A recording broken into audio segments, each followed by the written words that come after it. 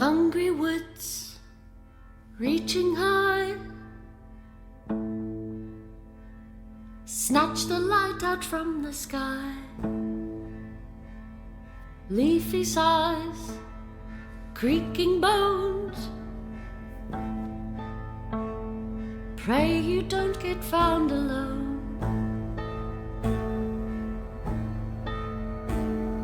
Crickly crack, the branches pop, it grows the night that never stops. The tree that leans with twisted grin, her limbs are thrown, her soul is sin. Underneath the crooked moon stalks the king on cloven hoof, in pale decay and empty gloom. He comes for you.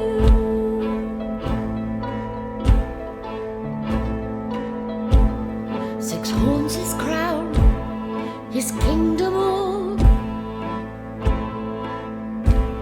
for life delicious heed his call. He carries six of sword and seal, once wayward souls the fallen kneel.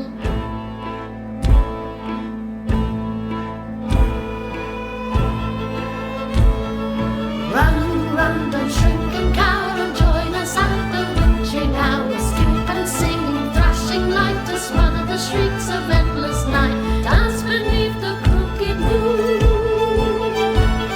and rising rapture hand in hand, from pale decay and empty gloom,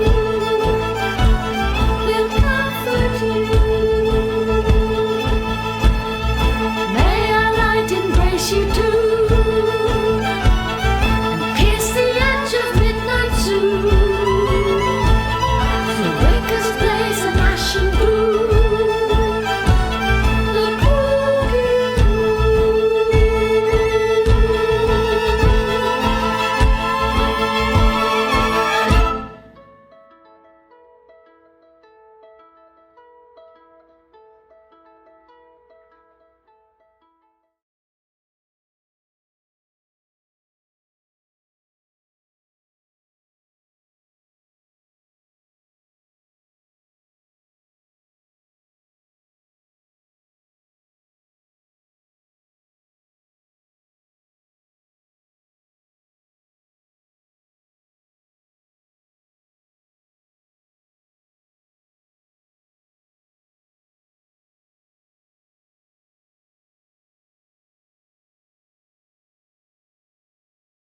Get it back in here. And no worries. This is what Session 0 is for. We'll get everyone adjusted. Right now, I've Yes, got sir. three hobos on my little side, so I'm gonna have to adjust some cameras and stuff. But cool. Let's see. You with us, Red Leader? I don't know if I've heard you speak yet. I want to make sure. Yeah, I'm here. Okay. My camera will be off for this session. I will probably have it on next session, but Okay. I'm trying to load Foundry on a Apple device. Is that acceptable, or is it going to kick me out? I run it on Apple. It should be fine. Do you Yeah. have Chrome or Firefox? Safari sometimes has issues, but Yeah. They only That's have like amazing. browser. they only have minimal to moderate problems every week. it'll like I said, it'll be PC, and I'll have camera on next week. I'm just traveling for work right now, so I am out of my normal setup. But Oh yeah, I no. promise I'm not going to be an asshole all the time. Oh no, you're not even being an asshole right now. You're totally fine. I totally understand. Since you are playing Alder, I know exactly where you're going to be in Discord, so I can adjust from here. It should be pretty easy. For everybody else, I'll just adjust as needed, and I believe I've got. I gotta see individual names here. So I know I got Hobo here. I've got Jack here. Cool. I got Shale, and I've got. Is it Vila or Vela? Is that how you pronounce it? Vela, I Vela. think. Okay. You think? You came up with the name. It's So it Latin, I think. It took me till yesterday, showing somebody the characters that we were all playing to Yeah. finally get Hobo. I'm like, it's H. I'm like, Oh, no. I'm playing Hebo, and I'm like, I tried not to I'm like showing point this it girl. out I'm like, too much. I'm to totally kind of fucking give you missing guys it. that Everybody reveal. else is seeing it, and I'm totally missing it. It's right in front of my So good. eyes. I'm telling her. She's like, oh, because I see the bow. And it's like, and also I'm like, oh Jesus, it's Hobo. Yeah, at first when I saw H. Montgomery Bow, I'm like, that's an interesting name. And then he said Hobo. I'm like, Hebo. I get it now. I was You gonna had the- just you had leave the it, first, like, I get leave it, and then I'm like, God unspoken for a while. I should have not said anything. It would have been a great reveal later in the campaign. See, part of me was hoping that it was Himbo. That it was Himbo, and you were just gonna be like pure And then I thought, beefcake like- skeleton. I thought like Howard. I could have done Howard and like Hojo, you know. Howard by Bow. Howie. There you go. This is great, man. Yeah, for those of you who are in here, if you haven't figured it out, this is an interactive landing page. So all those things where it says Wicker Folk, Dress Conval, all that stuff, those are all clickable things that you guys can go to. And the Wicker Folk one will take you to your individual like tarot cards I made for you guys, and if you click on them, it'll pull up your character sheet. Cool. Yep, an easy way for you to like pull up your sheet if from the landing Thank page. you for having pop out. Oh yeah, of course. That thing is great. So Oh yeah. can't live without it. I will have to adjust the cameras probably a little bit later, just because when Millie gets in here, it'll change things a little bit. So we'll roll with what we got so far, but all good. So we'll be playing off of the pop out sheets then, right? Not D&D Beyond. I will leave that up to you guys. If you guys want to roll on D&D Beyond, preferably, we can do that. Or most people like to roll on Foundry, because I'm about to show you in a second, once I move the last of the cameras around in here and show you kind of what we're working with. Hey, 17 crew. It gave me a little check after I rolled history. It says use guidance. Oh yeah, so there's some automations and I stuff missed like Foundry. Yeah, I missed Foundry. Yeah, I missed Foundry too. that. As a There you go. player, for sure. Fuck. All right, cool. I'm about to pop on my virtual camera so you can see what that's you guys cool. will see, and you'll be able to see me. Hello, you see me? Hey, Arton. Hello, hello. Hey, what's going Hey. on? Yeah, so this is kind of how it's going to look on the stream and the recordings. That's why I was having myself grab each of your individual images here, so that way I could put you in spots. Like, see how when one person popped the camera off, it did adjust it? That's kind of what I was talking about. Yeah. You don't have to worry about it Correct. for session 0 too much, but that was a perfect example of what I mean. Yeah, I was testing it out. No worries. But I'll have you guys in your individual spots, so that way, people can identify who you are, your little character that's got your little image and artwork and stuff like that there next to your face. Also, the class you're going to be playing and your character's name, so that way there's a little bit of some connection to who you are and what you're going to be playing as. And there's going to be a separate thing that's just going to be on the recording that you guys won't see unless you watch the videos, that will have the same things, but it'll include your thread, the little your little symbol that indicates what thread you have, as well as your fabled tarot cards that you guys will be rolling for if you haven't already during session 0.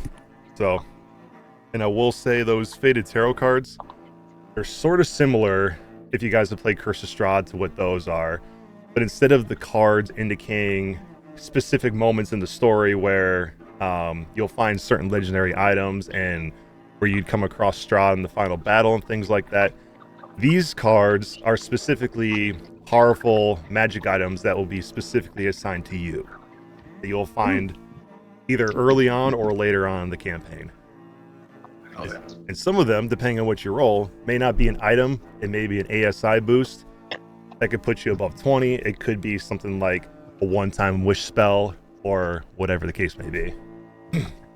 So you guys will be rolling That's those. fantastic. Yeah, you guys will be rolling for those today, and those cards will actually be introduced to you organically, probably in session 1, more than likely. But yeah, since we got pretty much everybody here except for Millie, we can go ahead and get straight into the session 0 part. So welcome everybody to session 0.5 of the Crooked Moon. How are y'all doing? Swell. Great. Awesome. Better than I deserve to be. I don't say that. That's not true. Awesome. He's right. Awesome. Well, I'm very stoked to have all of you guys here. I appreciate Duff reaching out to me and asking if I could run a campaign for you guys. I know the initial thought was to run Curse of Strahd, but I've had issues with that particular campaign, and I've had to try to rework the world a little bit. So I offered this one in place because I knew you guys were going to be ending your previous one pretty soon. So it looked like you guys are all game for it, which I'm glad because this is a awesome campaign. Yeah, I've really been wanting to play this one for a long time now. So yeah, I'm really excited. It's Awesome. gonna be sick. Strahd is just like a kooky idea. Yeah, I don't think anything that we were. Yeah. I think we had joked around about trying to do an all bards run of Straw. Oops, all bards. Only bards? Yeah, that'd be a good one. Or only gobs, goblin bards. Yeah. Oh, you just elevated it. I like that. Oh, you really did. Of course, yeah. But speaking of the campaign, obviously I know some of you guys have heard of it, and some of you know a little bit about it. Maybe some of you don't know anything at all, but what do you guys know about the campaign so far? Like, I guess we could go kind of in order with who we got here. So, like, Red Leader, what have you heard about the campaign? A little bit from Duffy. He and I are buddies and actually next door neighbors, hence the joke about where he moved to. But Oh, nice. read through it. Seemed like people are having a really good experience with it on Reddit and other D&D forums. So I was like looking forward to it. Have limited experience. I've ran a couple campaigns for other friends back in college and whatnot, but looking to get back into D&D a little bit. So excited to do this as long as you guys are okay with me having training wheels a little bit. Oh yeah, no worries. I am welcome to all experiences, whether you're a veteran, probably more of a veteran than me, or if you guys are brand new to this, it doesn't matter. All are welcome. So if you guys like horror, this is the type of campaign for you. A little bit different style of horror than maybe what you guys typically run into, since folk is not really something that's touched on too much in D&D. What about you, Hobo? I love the concept of gothic folk horror, and folk horror just in general is something that like captures the attention. I live kind of in the crux of Western Maryland and West Virginia, so we get a lot of like cryptid stuff around here. Mm-hmm. A lot of it feels as though it's tailored to this area for me, and so it's just something that I've Mm-hmm. really wanted to get into. So everything that I play as well, though, will have less of a serious tone to it. But Yeah. I am interested to put that juxtaposition to work and have the really terrifying stuff happening, but still have maybe a less than serious reaction to it sometimes. Not to say that I will take it less seriously, but Oh, of course, Yeah. of course. Hello, Millie. Nice to see you again. Hey, you're here. He's here. I'm sorry, y'all. I don't know what call went super late. No worries. We will forgive you this time. No worries. Glad to have you here. We were just starting to get into the session 0, so you didn't really miss much. You know how to get into Foundry, right? Yeah. All right, sweet. Yeah, go ahead and take your time and do that when you can while I adjust some cameras. But now that you mentioned the folk horror trope, Hobo, that's what's really cool about this campaign, in my opinion, is it does touch on a lot of folky horror tropes, not just one particular kind. You have various different kinds. You have like Southern Gothic. You've got more of your like Strahd type Gothic. You've got you're very much your farmer, like chiller of the corn, midsummer, over the garden wall type of themes, like wrapped up into one campaign. As you guys go through different parts of the story, you'll get different themes to it, which I think is really cool. And you mentioned the cryptids. Another really cool thing is, I would say about 90% of the monsters in here are all new monsters you guys have not encountered before. And they're all, and most of them are based off of actual folk monsters that they talk about out there, like haints, like the hypno wolves, different types of yetis and things like that. There's all different kinds of monsters from different things that come from different folklores, whether it's Native American, Southern Gothic, European folklore, or whatever the case may be. They pretty much cover as much as they can and touch on a lot of different topics. So if that's what your stick is, then you'll definitely get that in this campaign. Nice. What about for you, Jack? Yeah, no, I mean, I've been playing for a while now. Yeah, just joined up with this crew halfway through their last campaign, after playing a couple one-shots with them, and as we started to wrap up and started to talk about doing something else, it's like, yeah, I want to run it back with y'all. And now the more, this is my first intro to Crooked Moon. I haven't run it or played it before, but the more I looked through the content and was building characters, the more excited I got. So yeah, awesome. Yeah, there's the species and the subclasses here are, like you saw already, there are obviously some new concepts, and I think they touch on some really cool ideas that Wizards of the Coast has not touched on. If you guys weren't aware, this is a Legends of Avantris third-party content that they created off of their YouTube series called Edge of Midnight. So, and what's cool is a lot of the main protagonists or antagonists, however you want to look at them, in this story are based off of their actual characters they played in that campaign. So you'll get to meet their characters that they played in that. So if you're familiar with that campaign, you should be familiar with some of the people you'll meet. So yeah, I'm glad it's going through the subclasses and stuff got you some excitement for it. And I think you picked a really good subclass. I've been waiting for somebody to pick a Sinner Rogue. all right. And they're cool. I'm sure you look. Somebody was definitely gonna have to play one. Yeah. We were all talking about it. Somebody has to, and I was the last one to kind of join and pick a, go through everything. And I was like, if you don't play this, I'm playing this. You better lock it in, because I didn't really know what else to play. And it just seemed like wait, is this the first time somebody's played it since you've run Crooked Moon? Since I've started running the campaign, yes. I do plan a Crooked Moon campaign on Tuesday nights, and I play with a Sinner Rogue, and that's why I got some exposure to them, and I was like, man, I'm surprised nobody's picked one yet. They're so awesome. Yeah, because you've been running Crooked Moon since we played Strahd, right? Yeah, I started one. We were close to the point where our campaign fell apart back then when I started it. It was right after my move. Yeah, they just hit session 40 last night, so they've been playing for a little bit.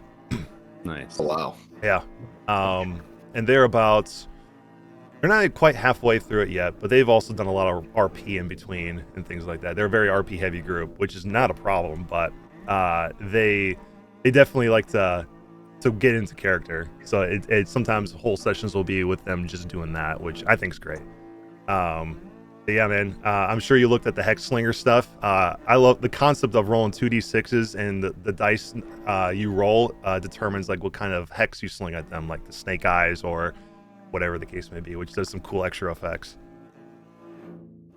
So I'll be intrigued to see how that plays out. I do have a whistle bard in one of mine, and their bardic inspirations that they can do are really cool too. I'm sure you read into that, right? The Handy Haints, yeah. Yeah, the Handy Haints. She runs the Grump a lot, which is definitely hurt my monsters quite a bit. So so it'll be cool to see you throwing that out there too. But cool. What about of course, Millie? What about you? What do you know about the Crooked Moon? Absolutely nothing. Absolutely zero. Outside of that, it's folklore, horror, which I love so very, very much. And I just love the theme from what I've kind of put together. I've read nothing about it at all. I'm just trying to roll dice to see if it transfers over to Foundry real quick. But nothing. I'm just excited.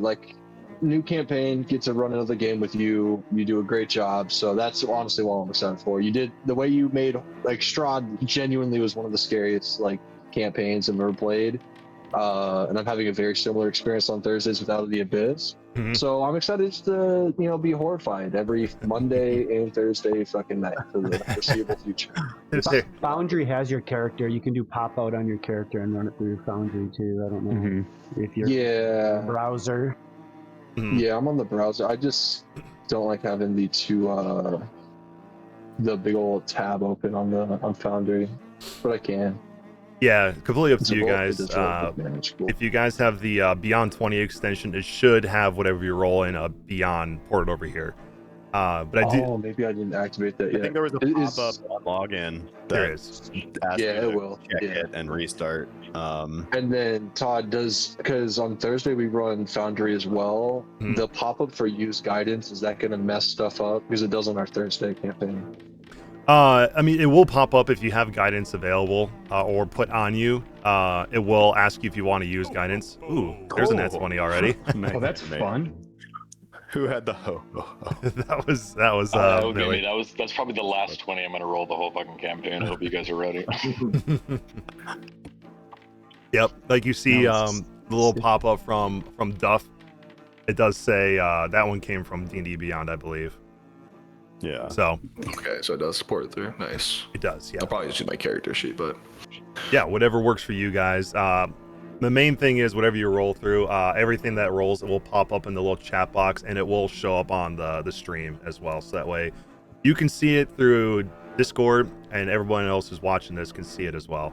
Don't have a big audience who watches it, so it's not like a huge thing, but I do the recordings and things like that, partially as like exposure for myself for the SPG things I do, but also the recordings and putting them on YouTube, I found has been very helpful for groups to go back and watch videos to like remind themselves of little hints I've dropped, rather than remember to take super notes. helpful for Strahd when it's someone who missed a session, they can rewatch the session and see what happened. Yeah, exactly. Cool. Glad to have you back as well, Millie. For Shale, what about you? What do you know about the Crooked Moon? Yeah, I don't really know much anything about it. Obviously saw it posted up. You mentioned all the different subclasses and races for it, and I hopped on a couple sites and just saw the depth. I mean, you talking about the monsters, mostly all being different, is really cool. Looks like it was from whatever outside source or whatever that is close enough that they got it, approved and on D&D Beyond. So it's pretty exciting to do that. Yeah. I've done some horror stuff before on like Aliens, and like Agent Green or something like that, whatever it's called. And yeah, TTRPG horror stuff is super fun and exciting. I find myself terrified, but also like totally loving it. Any weird, creepy little thing is just like really amplified in my own mind. So yeah, super excited about the subclasses and classes that we all did end up picking them. Gonna play it through. Your experience with it. So yeah, I'm ready. Yeah, absolutely. I will say as well, since you mentioned it, when it comes to the monsters and stuff like that, one thing other than the fact that they are based on a lot of like real folk legend monsters and stuff like that out there, another cool thing that they did for the majority of them is all these monsters do have a way to exploit them, meaning pretty much every single monster, including like the bosses you guys will go up against, do have a weakness that you guys can discover about them to actually turn the tide of battle for you.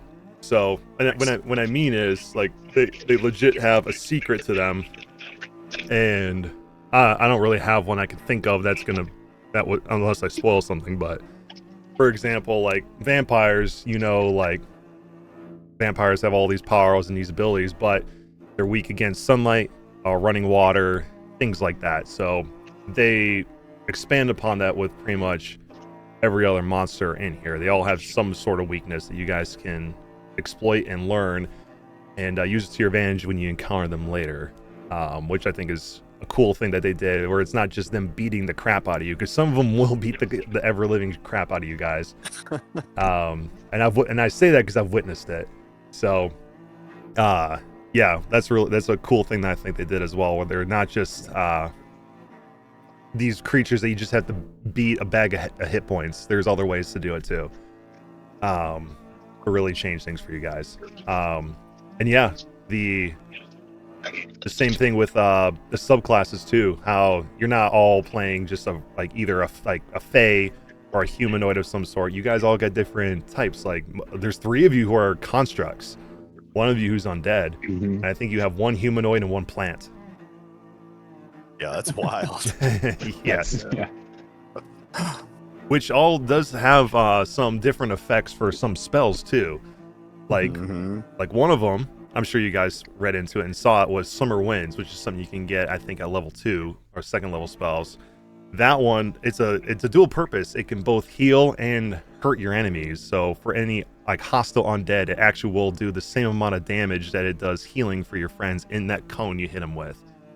So it's a pretty cool little spell. I plan on staying mostly growth based for that spell, I think. Yeah. Yep, exactly. I think that's a spell that clerics and druids mostly get. Yeah, the other one I was looking at was Wicker Druids, and yeah, they both had access to it. So yeah, the Wicker Druids are fun too. Like their Bewitched Effigies, where you can give it to somebody, or actually the Bewitched Effigy does like an area emanation effect things for people, 3 different things, or you can give them a token and actually cast touch spells through the token, which is pretty cool, especially as a druid. And to making a weird little voodoo of a thing that then you have like advantage or whatever against it, and that you can keep it or you can like hand it off to somebody that can go run and fight it, which is kind of tricky, but in the right situation, probably pretty sweet. Yeah, I mean, I've seen people play Wicker Druids. I played a Wicker Druid at one point, and I would just, like, before we were about to go into a known battle, I would hand 2 tokens off to people, the ones I wanted to make sure stayed alive, and then I'd kind of hang back, and when their hit points were dropping down, I'd just cast, like, Cure Wounds through the token and heal them from afar, which was really helpful. Yeah, I was considering doing that, and for flavor, like, having the totems be, like, pieces of my flesh. Because I am an Gnarlborn, so it's like I break off a piece of the wood, imprint something on it, and then like toss it to you guys, and it's like take of my body. Right? Yeah, that's that is a cool concept you can do. I think I was my Gnarlborn, because I play a Gnarlborn too, and I did that. It's like Gnarlborns are perfect for druids or something. But I was going to be a spider. Right, weird. Or druid. Silkborn. Oh, it's Silkborn? Yeah, I was looking at Silkborn too. It would have been, oh, give me my sticks. Give me my sticks. Yeah, exactly. I haven't had anyone play Silkborn yet, but I've heard they're a lot of fun too. Yeah, what about for you, Duff? Yeah, not a whole lot. I know it's the folk horror. I know the Adventurous guys are pretty out there. I was under impression it's kind of Fey-ish with like how things operate. It's definitely outside of like the normal Forgotten Realms. And yeah, the folk horror. I don't know. I'm just thinking like Deliverance mixed with like The Witch. Yeah. I'm very excited for, because I enjoyed the Strahd, that more like kind of classic horror. I'm excited to see this one where it's just like maybe just looking at the background. It's all good. So. Yeah, and then the fact that all like the domains, like nothing's born, everything it just like comes into existence. I find that very interesting too. Yeah, that's that was something I was about to get into after a talk with you guys about what you know. Druskenwald, the area you guys will be playing in, is sort of like a land between the living and the dead, where both the living and the dead kind of coexist together. Which is an interesting place in the way that the whole concept behind it and the story of how it came into be is really cool. It's kind of like you said, like a Fey-ish type of vibe with a little folkiness to it. And there's the different provinces everybody's from that all have different what do you call it, biomes to it. Like if you actually click on that little thing in the middle where it says Druskenwald, that is actually the Druskenwald map. And you can see all the different provinces that are here. And there is 13 provinces. And as you can see, the whole land of Druskenwald is shaped like a crescent moon. Which is pretty cool. The concept behind it. Oh, yeah. But yeah, so clearly you guys all played together in your previous campaign, right? Okay. Everyone except Red Leader, Yeah, Red Leader. I was gonna say first time, but looking forward to it. Okay, cool. Then what we'll do is, since the majority of you guys know each other, and some of you know me, but a good majority of you don't. I'll go ahead and introduce myself so that way you guys are aware of who I am. I'm Wereraven. You could also call me Todd, Wereraven the DM, Dungeon Master, that asshole over there, the guy who's rolling all the dice against me and making my life a living hell. Whatever it is you want to refer to me as, you can call me that. Stop. I'll answer to anything that you guys want to call me. And what I'll be playing is every creature, every environment, the wind, the people, the monsters, every bit of things you guys will come across and interact with throughout this campaign. So in a sense, I'm a player myself. I'm just the player that you guys are all trying to go against the whole time.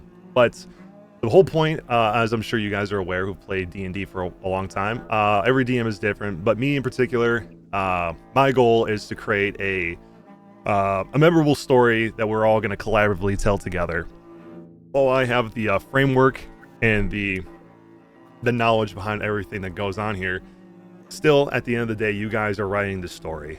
So, and it's my job to facilitate that for you and present challenges along the way that may kill your character, hopefully not, knock on wood, or make them experience things that they may never want to experience again. Especially in horror type campaigns, there's a lot of that kind of stuff.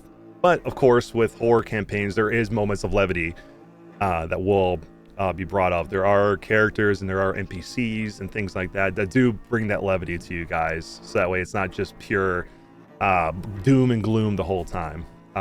Even in Strahd, when we played, when me and Millie and Duff did, there was moments of levity in that too, even though it was very heavy in its theme.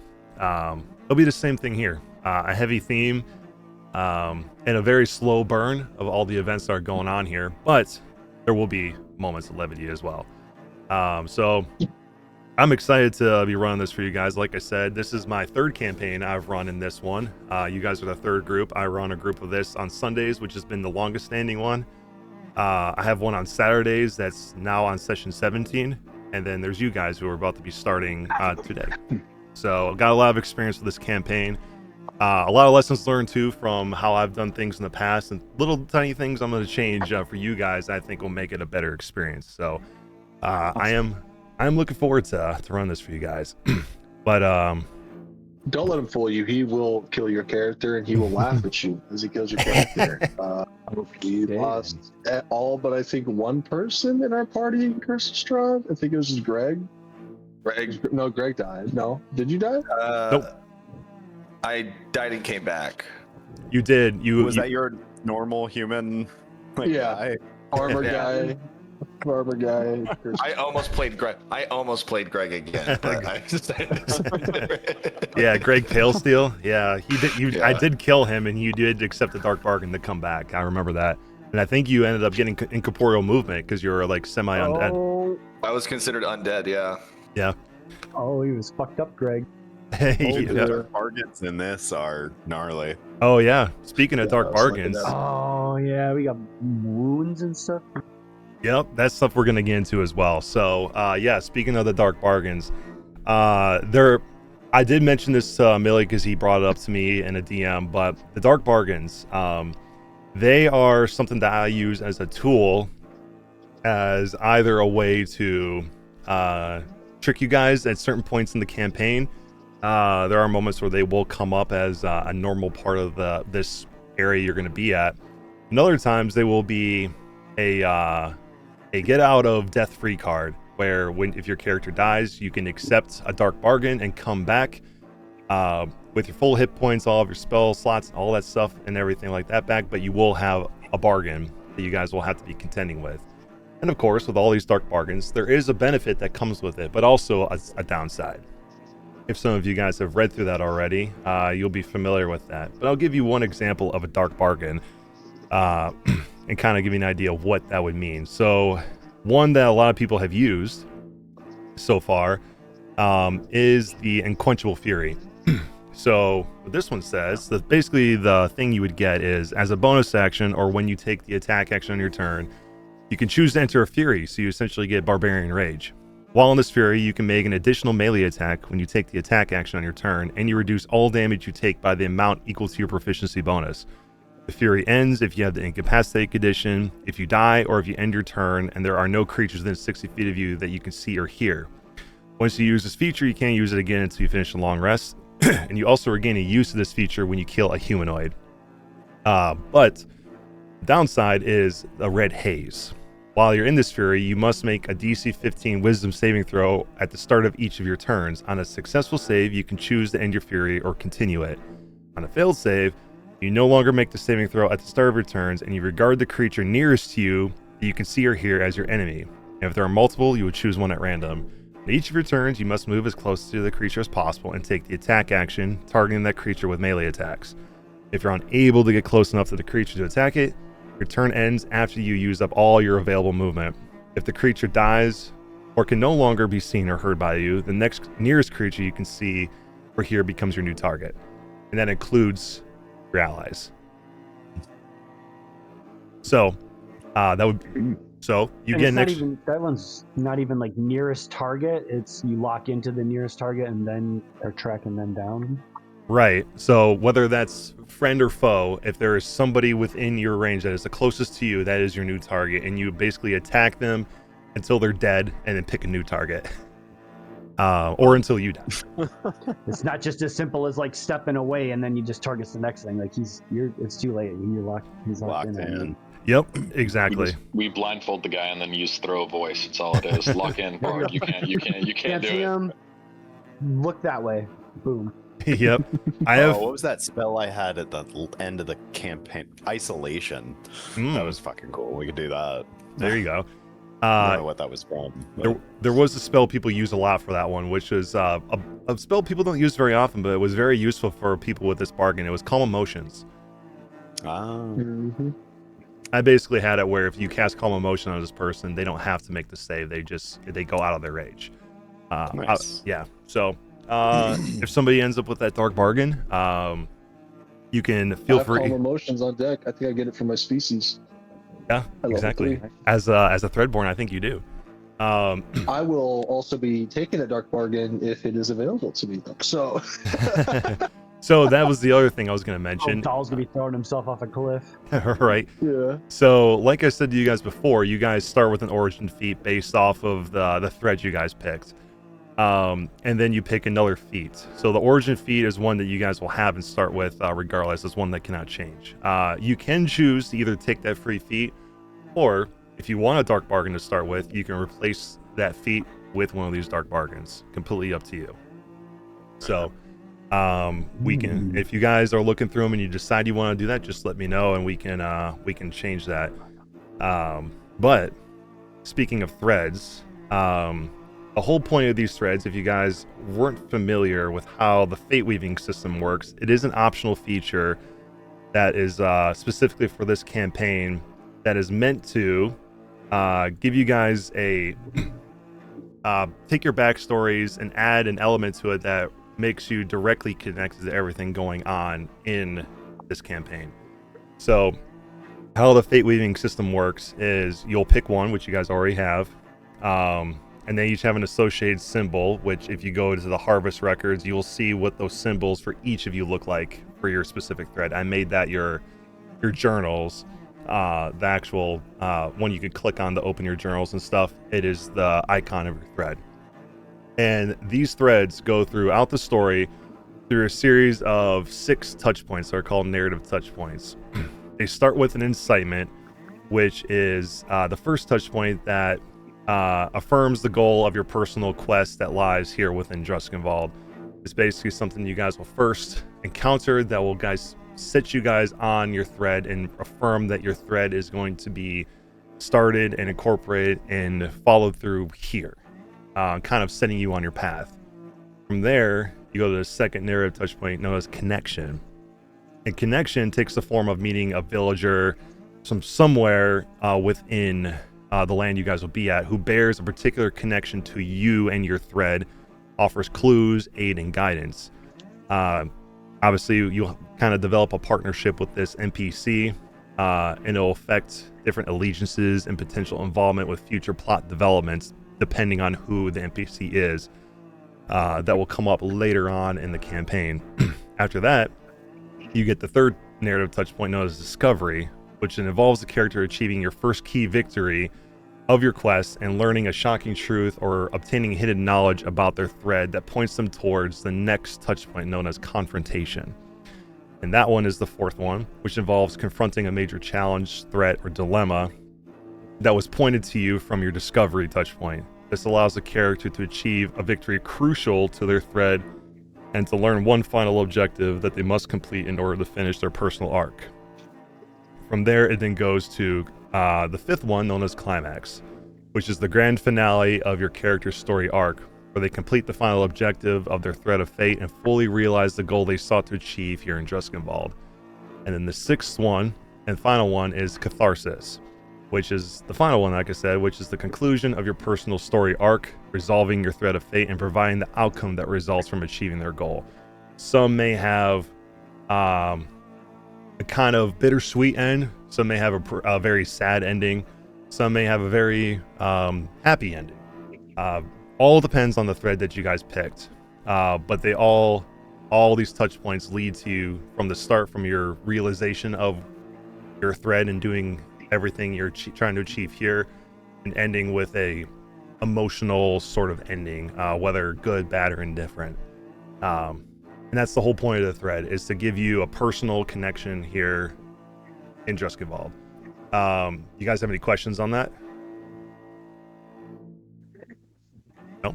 Cool. Is there an order of like the accomplishments of those threads that like makes more or less sense? Or are like fates interweaved? Will like I learn something from Jack's thread that weaves into a point in Pestis's thread that like gets me closer to reaching the climax or challenge in mine? Or are they kind of like independent and we'll find them when we find them? They're more independent of each other for the most part. There are some that will happen at the same time as others, like in the same location and things like that, mostly in the beginning and at the end. But usually the ones like your discovery and connection touch points tend to be in some of the larger areas that are sort of separate here in Dreskenwald, where some of you may have this discovery touch point in the same place, just in different smaller places within the same area. Some will be completely far away from each other. Some of your threads will happen, like your discoveries will happen sooner in the campaign. Some of yours will happen a little bit later. But you guys will pretty much all have your starts either in the little prologue portion or the first chapter you guys do. That's when all of you will hit your incitements. And then all of your climaxes and catharsises will happen at the same time at the end, the very last chapter. Now, if you guys decide that you want to go beyond the main story and actually go to level 20, then your catharsis will happen at the end at level 20, where I'll just extend it out to that point. Otherwise, all that will occur at level 14 when you guys complete the main story. But that's completely up to you, depending on how you guys feel throughout the campaign. If you guys want to continue to level 20, I will say level 20, all the whole area, the whole last part is mostly a I would call it like a big monster hunt type of thing, where you guys will be fighting some pretty major legendary monsters towards the end. And I have brought one of those out for a one-shot before, and I know they are a doozy. But completely up to you. There will just be a lot of big epic monsters you guys will come across. Some of them you'll encounter in the campaign that you guys won't necessarily fight until death, but you'll see them. So completely up to you guys. But to answer your question, no, there won't be like a touch point that you will hit that will lend information for somebody else. It may by proxy say like, oh, I discovered something here that taught me something about a place that I need to go to, and one of you may have something there that's important to you, like maybe your Fated Tarot card leads you to that place as you guys discover what those cards mean and things like that. So they may be a means to an end for other things, but no thread connects to another's. They're all differentiated from each other. Does that make sense? Perfect. Thank you. Yeah, of course. And I don't know if, do you guys want to share what threads you picked? I know I threw the threads out there with the ones that were picked, but do you guys want to keep some of your personal threads secret above table, or do you guys want to mention those? I mean, I think a lot of us have shared them already. Okay. Yeah. Cool. We've been having, massive side discussions about character creation and stuff. So. Oh, there you go. Cool. I'm pretty sure everybody knows mine already, but yeah, the thread of deliverance. Yeah, that's the first one. I haven't had anyone pick that one yet. I've had on all three of my campaigns, I have a thread of malediction and a thread of apocalypse. Liberation's a new one, but that's a good one. That I think is perfect for Jack. Then there's Rapture, which is a new one too. I like that one for Shale. I think it's a good one as well. And Rejuvenation's one that's in all my campaigns as well. But that's a perfect one for a druid. So that will be. I'm excited to see how you guys interact with those threads and which you guys theories you guys come up with for those. And then one thing I wanted to also touch on was there is some optional features that I encourage you guys to use. We don't have to, but I'll mention them that are specific for the campaign that lend more to the horror trope in here. There's two of them. So one of them is called Lost in Isolation. And it says the Crooked Moon assumes that the only means of traveling in and out of Juskavald is through a very particular way of getting there, which you guys will discover here soon. Additionally, once the characters arrive where you're going to be and meet certain important protagonists, this particular Lost in Isolation is something that the main antagonist uses to prevent you from leaving the province you'll be in. And this particular one says 3 little points for Lost in Isolation. So one says in the mist, sort of lending towards the Curse of Strahd a little bit. So it says no magic such as plane shift or teleport can transport a creature beyond the borders of Juskavald without being shepherded out by some powerful force. Also Crooked Grasp, which physical and magical travel out of the province you'll be in is made impossible by ancient wards. When a creature tries to exit, it gets lost and ends up being teleported to a forest within the valley you'll be in. Additionally, there is Cut Off. Any attempts to communicate magically with creatures outside of the province you'll be in will automatically fail. That doesn't mean connection with your god, if you are like a clerical or a paladin type, but any like person outside of where you're going to be that you may know out there in like other provinces you're from, any magical communication will not work. So that's one. The second one is called Fear of the Dark. And it says, in a horror campaign requiring all characters to deal with the aspects of night that instill fear in humanity can increase the tension and dread. You can use the following optional rules to limit certain characters' features to make the sleeping hours more horrifying. If you wish to implement them, be sure to discuss them with you guys, which I'm doing now, ahead of the campaign to ensure it enhances the fun for you guys. So these are called All Must Sleep. While in Juskavald, characters who don't need to sleep during long rests in other realms must sleep to stave off exhaustion, though they can still resist magic that might put them to sleep if able.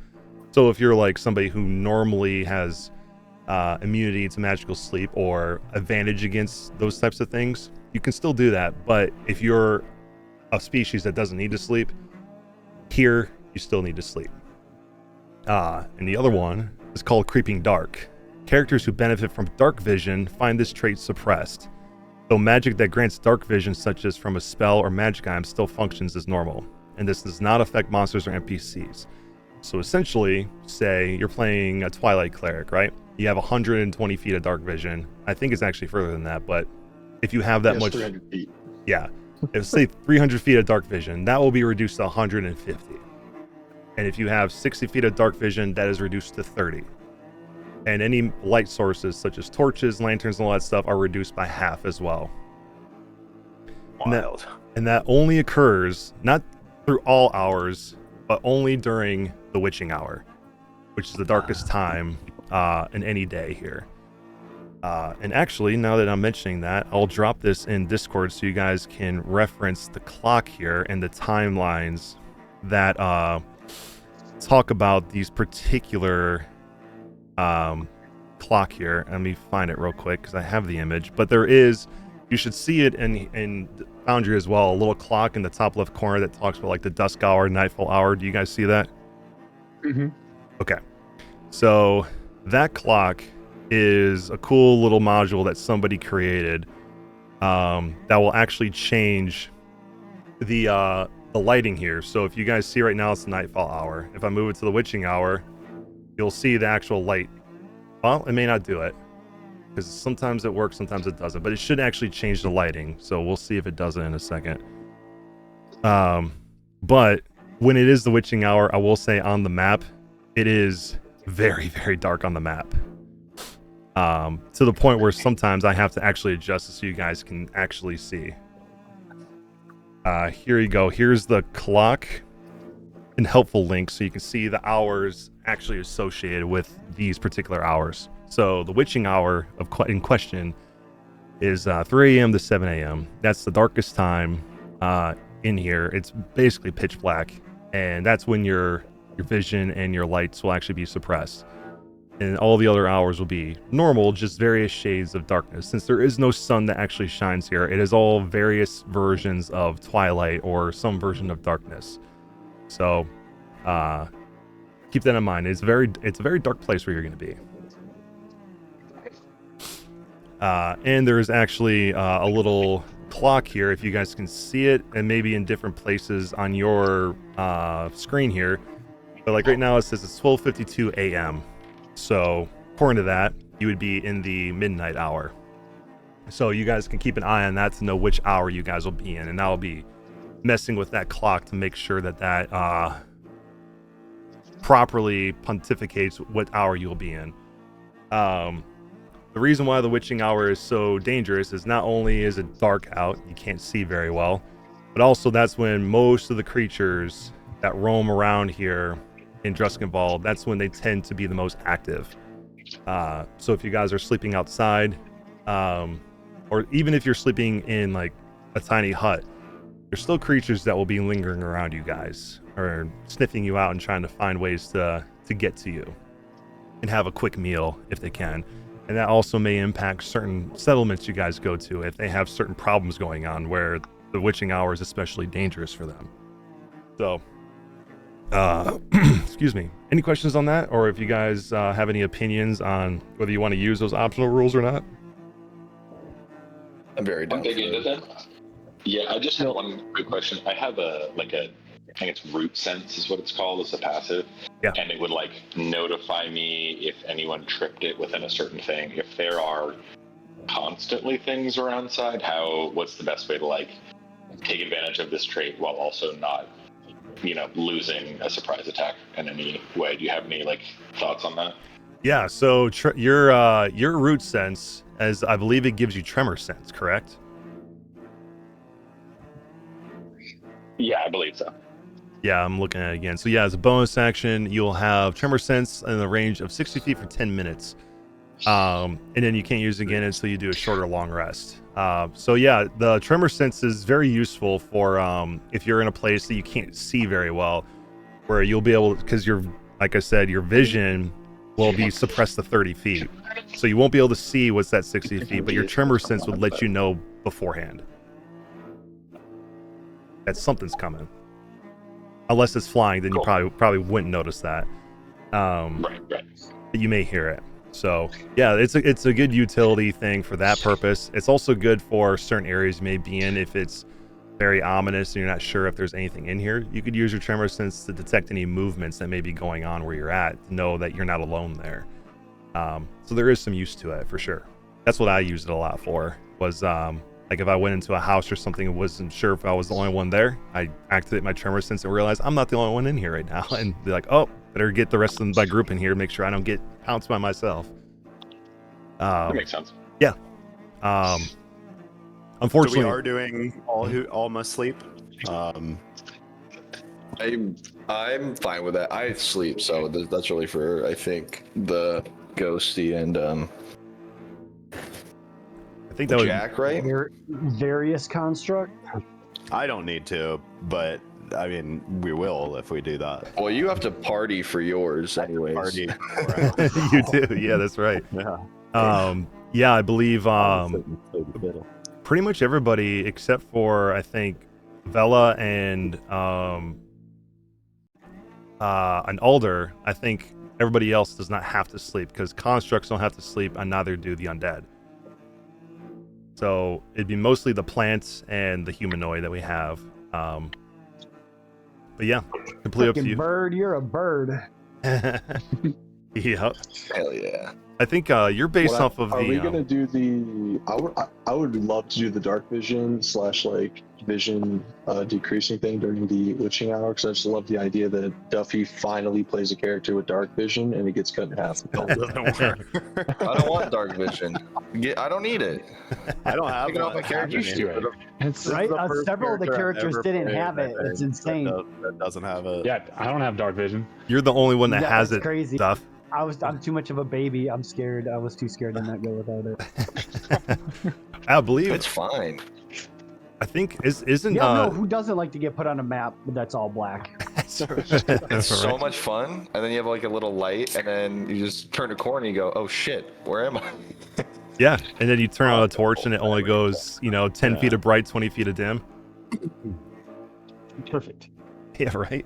Really lends to the spookiness, right? But completely up to you guys if you guys want to use that or not. Doesn't have to be decided right now. For sure. Okay.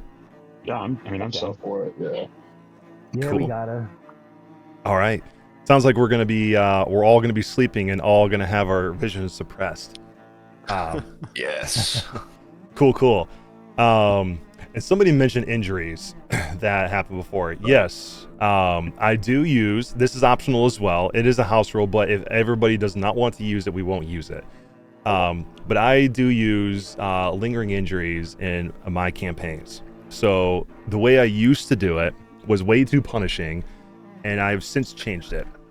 So it is here in Foundry as well under the Journals tab. It should be called the lingering injuries with a PDF that I created in there. So I'll kind of go over how it works. So that way it's not new news to you guys. But the way it works now is instead of it being anytime you take a critical hit or drop to 0 hit points or fail a death save by 5 or more, there's other ways to avoid it now. So you can only get a maximum of 3 now instead of just an endless amount, because I had one group on my Saturday group where they got 6 lingering injuries in one combat. It was not good. So I've limited it to 3 maximum, and you can only get them under the following conditions. So if you do take a critical in a hit combat or on one character, sorry for the 3. On one character total throughout the whole campaign. There are ways to get rid of them as well, but yeah, you'll only ever have 3 at max. So if you have 1 and you pick up another one, you'll have 2 and you'll remain at 2, and that's per character. So it won't be per combat, because the lingering injuries will linger so long as you guys have them. So there's 3 ways you can possibly get them. So one is a critical hit, to which a creature must make a Constitution saving throw, and a DC is it starts with an 8 baseline plus the maximum of the base damage die. So let's say you get hit critically by a dagger. Their base damage die is a D4, so your DC to avoid lingering injury would be 12. Now, if the base damage die is a 12, you got to beat a 20 in order to avoid it. So, and that's only if you get hit by a critical hit in that case. If you pass the Constitution saving throw, you don't get a lingering injury. If you fail it, you'll roll on the lingering injury table and see what you get. And it's based off of the damage type you got. And I have different rollable tables for each damage type. 20 different types of injuries you can get. The other condition of how you can get it is if you roll a nat 1 on a damage dealing saving throw, which a creature would then make another Constitution saving throw against the original spell's DC to avoid it. So if you're rolling that one for let's say like a cold breath spray and the DC was 14 and you roll in that one, okay, roll a Constitution saving throw DC 14. If you fail it, you get a lingering injury. And then the last one is if a creature is dropped to 0 hit points and the negative damage that goes past 0 meets or exceeds half of your total HP. So let's say you had 20 HP, you were at 5, and you took 16 points of damage on that hit. Obviously, the 5's taken out. You have 11 more that goes into your negative. It doesn't kill you outright, but it goes past half of your max hit points. You would then get a lingering injury automatically that way. So if you get hit really hard, you'll get a lingering injury basically if it drops you to 0 and goes past half your hit points but doesn't kill you outright. Now, with that being said, there are ways to stave off your lingering injuries. Each lingering injury has a way of fixing it, get rid of it entirely, or there are ways to mitigate it or help stave it off for a little bit. And that would require either proficiency with medicine checks and rolling a medicine check, or having a healer's kit to do the same thing. And the DC would be associated with the number of the lingering injury you got. So if you rolled a 1 on, say, fire damage, and you want to try to hold off their lingering injury for a little bit, you roll a medicine check. DC will be 1, so it's easy to take care of it, and it will suppress it for 24 hours, or decide to lower the requirement for getting rid of it. Completely up to you which one you want it to be. Now, if you fail your medicine check, and let's say the lingering injury was a 10 on the dice, you can attempt medicine checks up to a number of times equal to half of what that number was. So if you rolled a 10 on your lingering injury, you can attempt to roll a medicine check 5 times in order to help this person out. If you fail all 5 times, well then for that day, they have to deal with the injury. Does that make sense? Yeah. Okay. Mm-hmm. Cool. And then to give you an example of a lingering injury, if you guys know where the rollable tables are, you'll see a big red folder that says lingering injuries, and they have all the lingering injury types. And I will say I'll have Red Leader, or he's not here actually, he had to leave. I'll have Hobo do this. Pick a damage type you want, open up the rollable table, and just click draw result for me, and we'll see what you get. Just give people an idea of what you could possibly have to deal with. I will say the lower the number you roll in the D20, the worse the injury is. And some of them are pretty brutal. Yeah. Yeah, they are. He's rock. Yeah, they are. Yeah. They're worse now than what they were before. So I've made the way of avoiding them easier, but if you get one, they hurt more.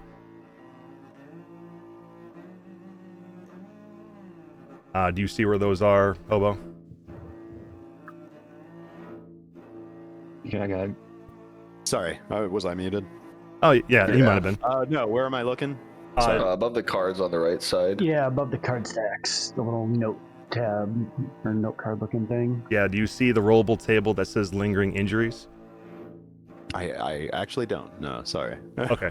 So do you see like the thing, like the chat bubble on the right side? Yeah. So if you go down, if you like hover over all of them, they have something. If you go down, there's a thing. It's like 3 lines with the dots. Sorry. Yeah. All right. I'm gonna go psychic. Okay. And Go for it. We'll read yours and Jack's, since Jack rolled one as well. what am I gonna do? Draw a result. Yep, Here we draw a go. result. Just clicking things. Okay. So for Jack's, he rolled on the acid injuries. He rolled a 15, so he get a scarred hand. It says your hand stiffens into a cracked, brittle shape. You have disadvantage on sleight of hand checks, and only 3 days of rest cures your hands. So it would impact your sleight of hands ability, and have you a nasty looking hand. But otherwise, 3 days of rest gets rid of it. So not too bad. Yeah, I like that the rest is just built in and not too long. That's good. Right. And then for Hobos, for his psychic, he got outcome doubt. And it says, you never trust the result of your actions. Once per turn, you must re-roll a die, but must take the second result even if it's worse. And only 7 days of rest cures that outcome doubt. So you're gonna have us roll these Yes. when it happens? Nice. Yes. If you get a lingering injury, I will have you, because I don't want to be responsible for what injuries you guys pick up. So, Don't worry, guys. I'll save you. and all I The ask wisest is, among us.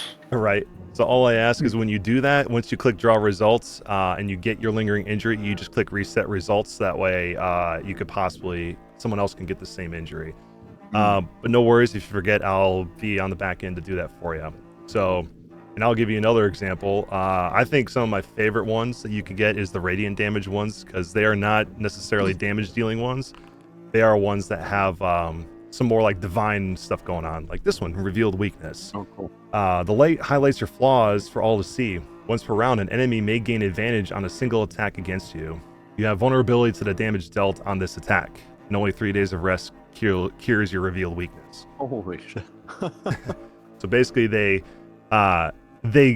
look at you and are able to discern a weakness on you because of some divine intervention that is making you question things. And then, like, I think the rolling a 1 for Radiant, that one's called Absolute Revelation.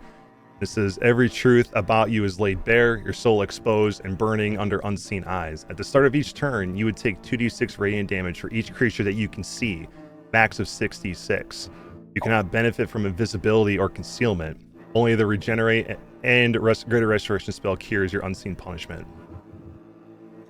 So in that case, you would need to both get a regenerate spell put on you and a greater restoration spell cast on you to get rid of it. Oh, wow. So don't roll ones. Yeah. Oh man. Yeah. You're So gonna be quite injured. I think I'm gonna change my free feat to skill expert and take expertise in medicine. hey, it's completely up to you guys. But yeah, so those are Once I get to level 6, I can help you guys out. Yeah, and don't worry. I already have a +7 on medicine to start, so I'll probably just take skill expert and then I'll pass on the free feat I was going to take. It won't help until 5 anyway, so Yeah, I will say too, the lingering injuries do not come into play until you guys have reached level 3. When you guys are level 1 and 2, they do not come into play. That is way too punishing. So once you guys get to level 3, all bets are off. And also of note, creatures that have legendary resistances cannot get a lingering injury. Though, if you do cause a potential lingering injury on them, they won't get the lingering injury, but it will expend one of their resistances.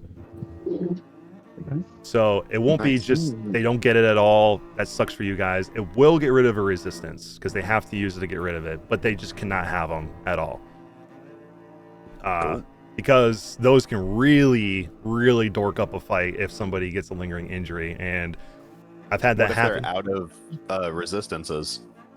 Then they will take the damage you dealt with them, and instead of double the damage, it'll be doubled the double damage. Oh, okay. Right. So, Todd, have you played with a pestilence monk in this campaign? Nope, I have not. Okay. No, I'm excited to see it. Okay. I'm looking forward to your. Monks are underrepresented. It's a good Kai.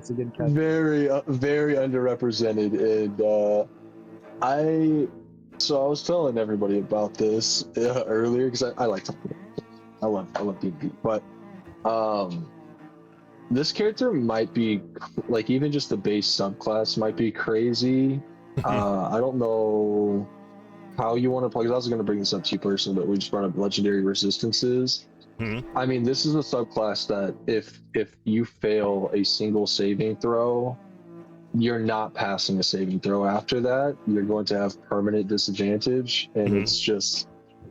So I didn't know how you wanted to play legendary resistances because I went online and I looked up some forums, and like the base consensus is like the subclass is very, very strong for various reasons, but specifically in like big boss fights, like it can kind of you know, when I'm able to force 5 saving throws, and if you miss the first or the second one, you're just going to burn 3 legendary resistances in a single turn. Yeah. The fight's now redundant because now you're going to get hit with Banish and you're gone. Yeah. Or some stupid spell.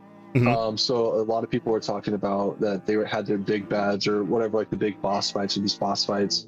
It was like a legendary resistance per that turn that the players were in, as opposed to per a saving throw. Yeah. So I just want to throw that out there to you because if you haven't played against or played with somebody with this class, it is very much especially with us being able to go past 20 with feats. I mean, it is going to be, I'm telling you right now, I'm going to have a 24 con save on my stunning strike. Yeah. So I'm just telling you right now. By Yeah. completely overpowering his monster. Right. Yeah. Yeah, that too, but Doesn't it look is too like you scared, fail one man. save. Yeah, you fail one Normal save. character guy, you know? No. Right. You know, like legitimately, like the consensus is like you can play this character with. This class is very strong. Like I've been looking through it, it's very, very strong. You could give me no pluses, give me 14 as my stats across the board, and it takes me hitting one hit, and you're not. There's no immunities that matter. I bypass immunities at like level 16 or something. Mhm. And it does like nullify some fights. Like it's a really strong class. So Yeah. I just wanted to bring that up in case there's some stuff for you to think about with this, because I am also a big geek with numbers, and I'm gonna try to hit 30 decks or 30 fucking wins. So. Oh yeah. No worries. What I'll do then, we will run it as it is written for now, and if we come across a moment where that comes into play and it really like dorks up a fight to where it's like all these fights are basically at the mercy of Pestis and him deciding if I fail a save or not, and it burns up my resistances, then yeah, we may change it to where it's a resistance per round. But for now, we'll leave it as is and see how, and we'll play by doing ear. it per turn because obviously, like other people want to have like their saving throws and shit like that, right? So that was like the consensus is like certain, like per turn, like on my turn, if you burn one, you just pass all my saving throws for that turn, essentially that way. Because it's the same thing with spellcast. Spellcasters aren't casting multiple spells per turn, typically, anyway. But yeah, it was like a common thing. Because I saw it and I brought it up we have a side Discord that everyone's in. I brought it up like this class is like really fucking strong. Yeah. And then I was like, I looked it up online. That's the workaround that a lot of people have had. So just like the first fight after like level, I think it's 5, like the whole thing is online, and it's a disgusting combo that only gets better when I get 3 for flurry of blows, because I could force that save every single unarmed strike. It's not even limited to per turn. Yeah. So I was going to bring up the idea of like maybe that level 3 feature of I inflict poison being like per turn or 1 per turn versus on every single unarmed strike for free with no focus point cost might be, I don't know. Like I wanted to kind of baseline this class because it is very, very, very strong from just what I read through and like the general consensus online. So yeah, I still want to play because I love monks, but it's kind of crazy. Just telling you right now. Yeah, I hear you. Like I said, we'll play by ear with that. If it ends up being like just Pestis against the world, then we'll change it so everyone else has the ability to fight the big bads that you guys will come across. But for now, we'll leave it as is, and we'll kind of play test it and see how it works. Yeah. Okay. But I do like the ability that since most things are D&D things as they typically are immune to poison, you have a way of working around that. So it's not really poison's not something they can rely on. Oh hey, you're level 16. You bypass immunity to poison. It's like, oh, okay, yeah. Here's disadvantage on everything you do. Oh, here's stunning strike saving throw. Disadvantage on that, by the way. It's a 25 save. Oh yeah. Fun. Oh yeah. Oh, I mean, here's 4 more. Like it's just crazy. It gets really, really fucking absurd. Oh yeah. And the whole combo costs like 2 focus points. So yeah, I just wanted to let you know, like, hey, if we need to nerf this fucking class, so everybody can have a dandy old time. Like last campaign, I just got done playing a pugilist, and it was a lot of fun. I'm not gonna lie. Yeah. But grappling everything and their mom got a little fucking crazy from time to time. Right. When the big bad, like our last campaign ended because I grappled the big bad, and then what spell did you use, by the way, Nick? What the hell did you cast on him? That was great. He casted this spell I've never heard of. Radiance. Yeah, he blinded, can't teleport, you have nothing. And the big bad because he was just in the cone or in the cylinder. And I just grappled him in there, held him there. Hey, pass this fucking plus 17 advantage athletics check to get extra. We're doing contested athletics checks for the grappling so rules. you took a 5.5 character and then played with the 5.0 rules, which totally changed the way that works. So well, even then it would have been a 20. It would have been a 23 save at disadvantage from the class features. Like it was like no matter what, it was going to be really, really dumb. The class is just really strong. I see this not the same issues, different issues in terms of forcing everything you do to have disadvantage for free is just. Let's break it. Yeah. Okay, let's break the fucking game. Let's break it, dude. Let's just see how much we break it first. Yeah, that's Once you get past 12, anyways, your character is supposed to be strong. It's Whatever Yeah. makes Sky have less fun, I would Powerful. like to have. yeah, no, Just shut them down. Hey. Dude, I'm just grinding in these message boards at night trying to figure out ways to still break it. oh, trust me, Yeah. like, I'll That's vote me. for a -5 to Kai's attributes just across the board. I might need it. Needs the challenge. yeah, hey, look, they built these subclasses to be strong, and they are strong. Yeah. Pretty much all of you guys have some very strong abilities. Like, even like Yeah. College of Whistles Bard has some very strong Bardic Inspiration abilities. Your Pestilence Monk does. The Harvest Domain has some really powerful abilities too. The intrusions from the Cultist Wizard that Duff's can't going to be wait to dealing see with. Yeah, right. Yeah. Yeah, those are going to be fun. that is fair. Like every species. But we're living in subclass of this Horrorville thing is in crazy, constant yeah. night, so not going to be easy. Oh yeah, yeah, Seeing exactly. it 15 feet ahead of us. Yeah, and I will say, I mean, there's a reason why they built them this way, because some of these monsters can absolutely wreck your world, and I will say that from experience. And having ways to circumvent that is good, because not all these monsters just can hit you with just smacking you with a blunt object. Some of them will find ways to circumvent your ACs and things like that. So and if you ask anybody in my other Crooked Moon campaigns, they'll say, like, you know, I built this character to be almost unhittable and he still almost killed me. Well, I used something completely different. Like, my AC was 25 when I used Wood Woes, and he still almost killed me, and he didn't even hit me once.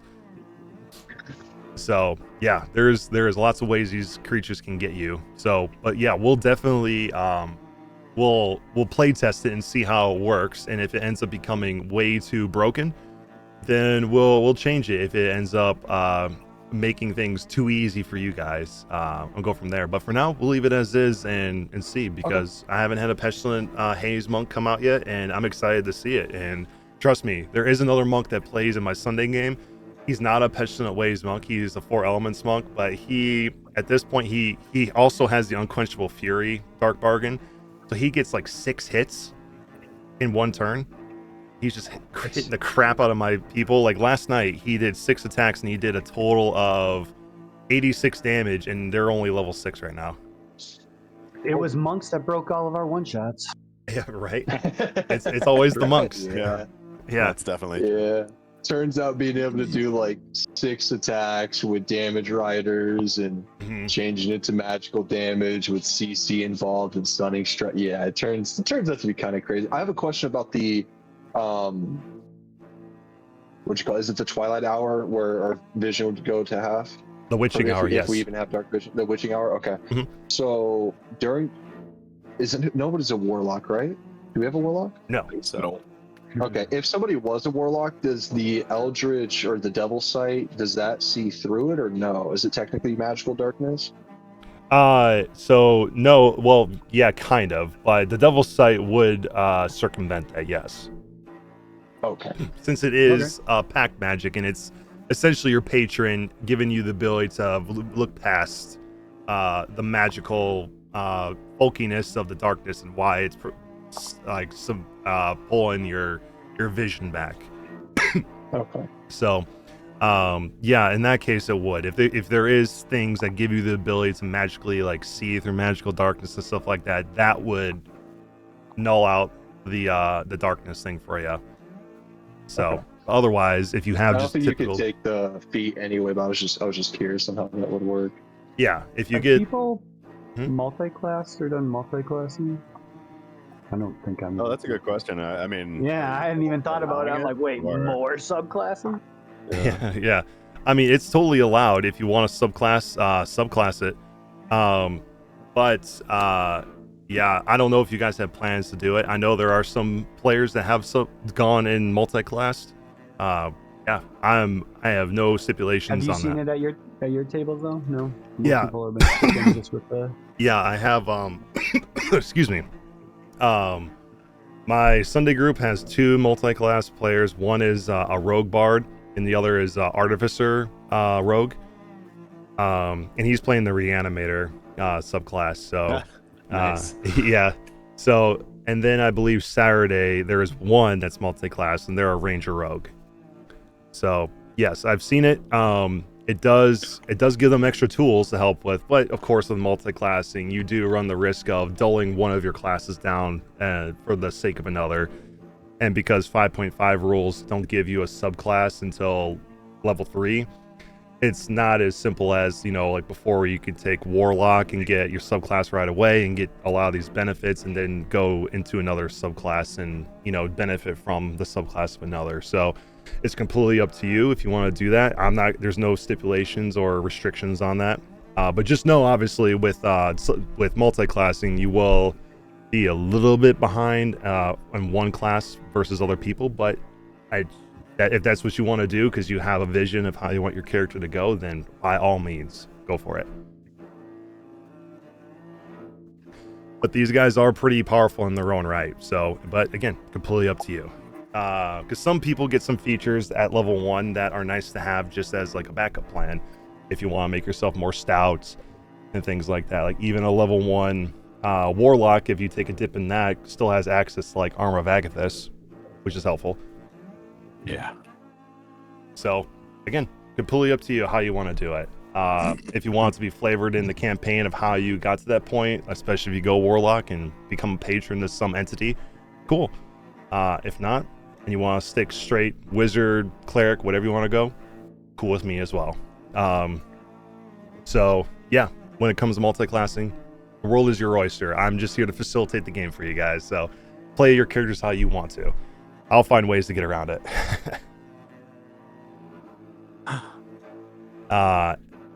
With that being said, what was the next thing I was about to go into? Yeah, so obviously I already mentioned the theme of the campaign, talked about the monsters, talked about the Fate Weaving Threads and the additional rules, sort of the give you an idea of the tone of the campaign, if it's not super obvious. It is very roleplay heavy and very combat heavy in certain moments. There will be times where we'll be playing through certain sessions where it may be mostly roleplay. Unless you guys incite a combat, there may not be a combat in that particular session. And another one where it may be the majority combat. Especially if you guys get to certain chapters where you guys are going and looking for the big bad, there might be a lot of combat that leads up to that point. So majority of the session may be that. But there is a lot of that. And this campaign is not really a sandbox campaign. There is some sandbox levels to it where you guys will have autonomy to do whatever you want. You guys will always have that, but there is a flow you guys will follow, because I could say, yeah, you guys can go to, you know, the forest where you guys are going to have the final fight at, but you guys will not survive that if you guys go at level 3. But generally the way the book is written and the story is written, it does follow a flow. It does sort of have a railroadiness to it, but it won't feel like it. With both. Yeah, it won't feel like I get it, because you're a train hopper. But yeah, it won't feel like a railroad to you guys with the way it flows. But just know that there is the way you guys flow through it. There is points you guys will reach. And the way it works is there's no XP in this. It is all milestones. So basically through each chapter you guys play through, the first one you guys will play through, which is mostly considered the prologue, it'll start you at level 1, and by the end of it you guys will be level 3. From there, each chapter you guys play through after that, with each different place you go to, that once you complete that chapter you'll get a level up. So after the first part, once you're level 3, once you complete the next part and go there, you'll be level 4, so on and so forth, until you get to the final chapter, which you guys will be level 13, and end the campaign at level 14. Unless you guys decide to go beyond that, then you guys will go into that last fight at level 14 and then go into level 20 beyond that. but that will be completely dependent on what you guys want to do after that. But just know that a lot of the themes they touch on is obviously folk horror. They have some Southern Gothic, very Victorian Gothic. They've got some very like undead, like ghostly type of themes. They've got some disease and rot and things like that in there, and very folky feelings to a lot of it in various different ways. There'll be a lot of investigation, survival type themes in it, moral choices you guys will have to make, and some tragedy you guys will come across that may determine things and make some impacts on later things. Even though there is some railroadiness to it, your decisions will change how other chapters go in minor ways, where it will feel different than maybe if you made a different choice, it may feel different. So there will be, your choices will have an impact, even though there is some railroadiness to it. It does have mostly a serious tone to it. And of course, like I mentioned earlier, some levity in some moments there, but prepare for a lot of heavy themes in some parts, some things that aren't necessarily red lines for people, but some things that may be harsh when you look at it. There's some themes in it that are very harsh, and it'll be up to you guys to decide how you want to go about it. And there will be some situations where you guys think you're making the right decision, but you're actually not. And it'll put you in some moral dilemmas there. So, any questions on that, or any questions or concerns about that? No. Cool. No. Sweet. Just prepare for that. Next thing I want to get into is your guys' particular characters. So, I know a lot of you guys got most of your characters done. Were any of you guys still working on your characters? Mine needs to be reloaded. I think. Mine didn't save the first time, so I need to reload. Okay. I made some slight changes. Okay. I didn't add the fee yet and stuff. Okay. The only thing with mine is some of the like random starting equipment and port over, like bullseye lantern, stuff like that. Gotcha. Have you checked by chance in your inventory? Have you looked in your backpack to see if it's in there?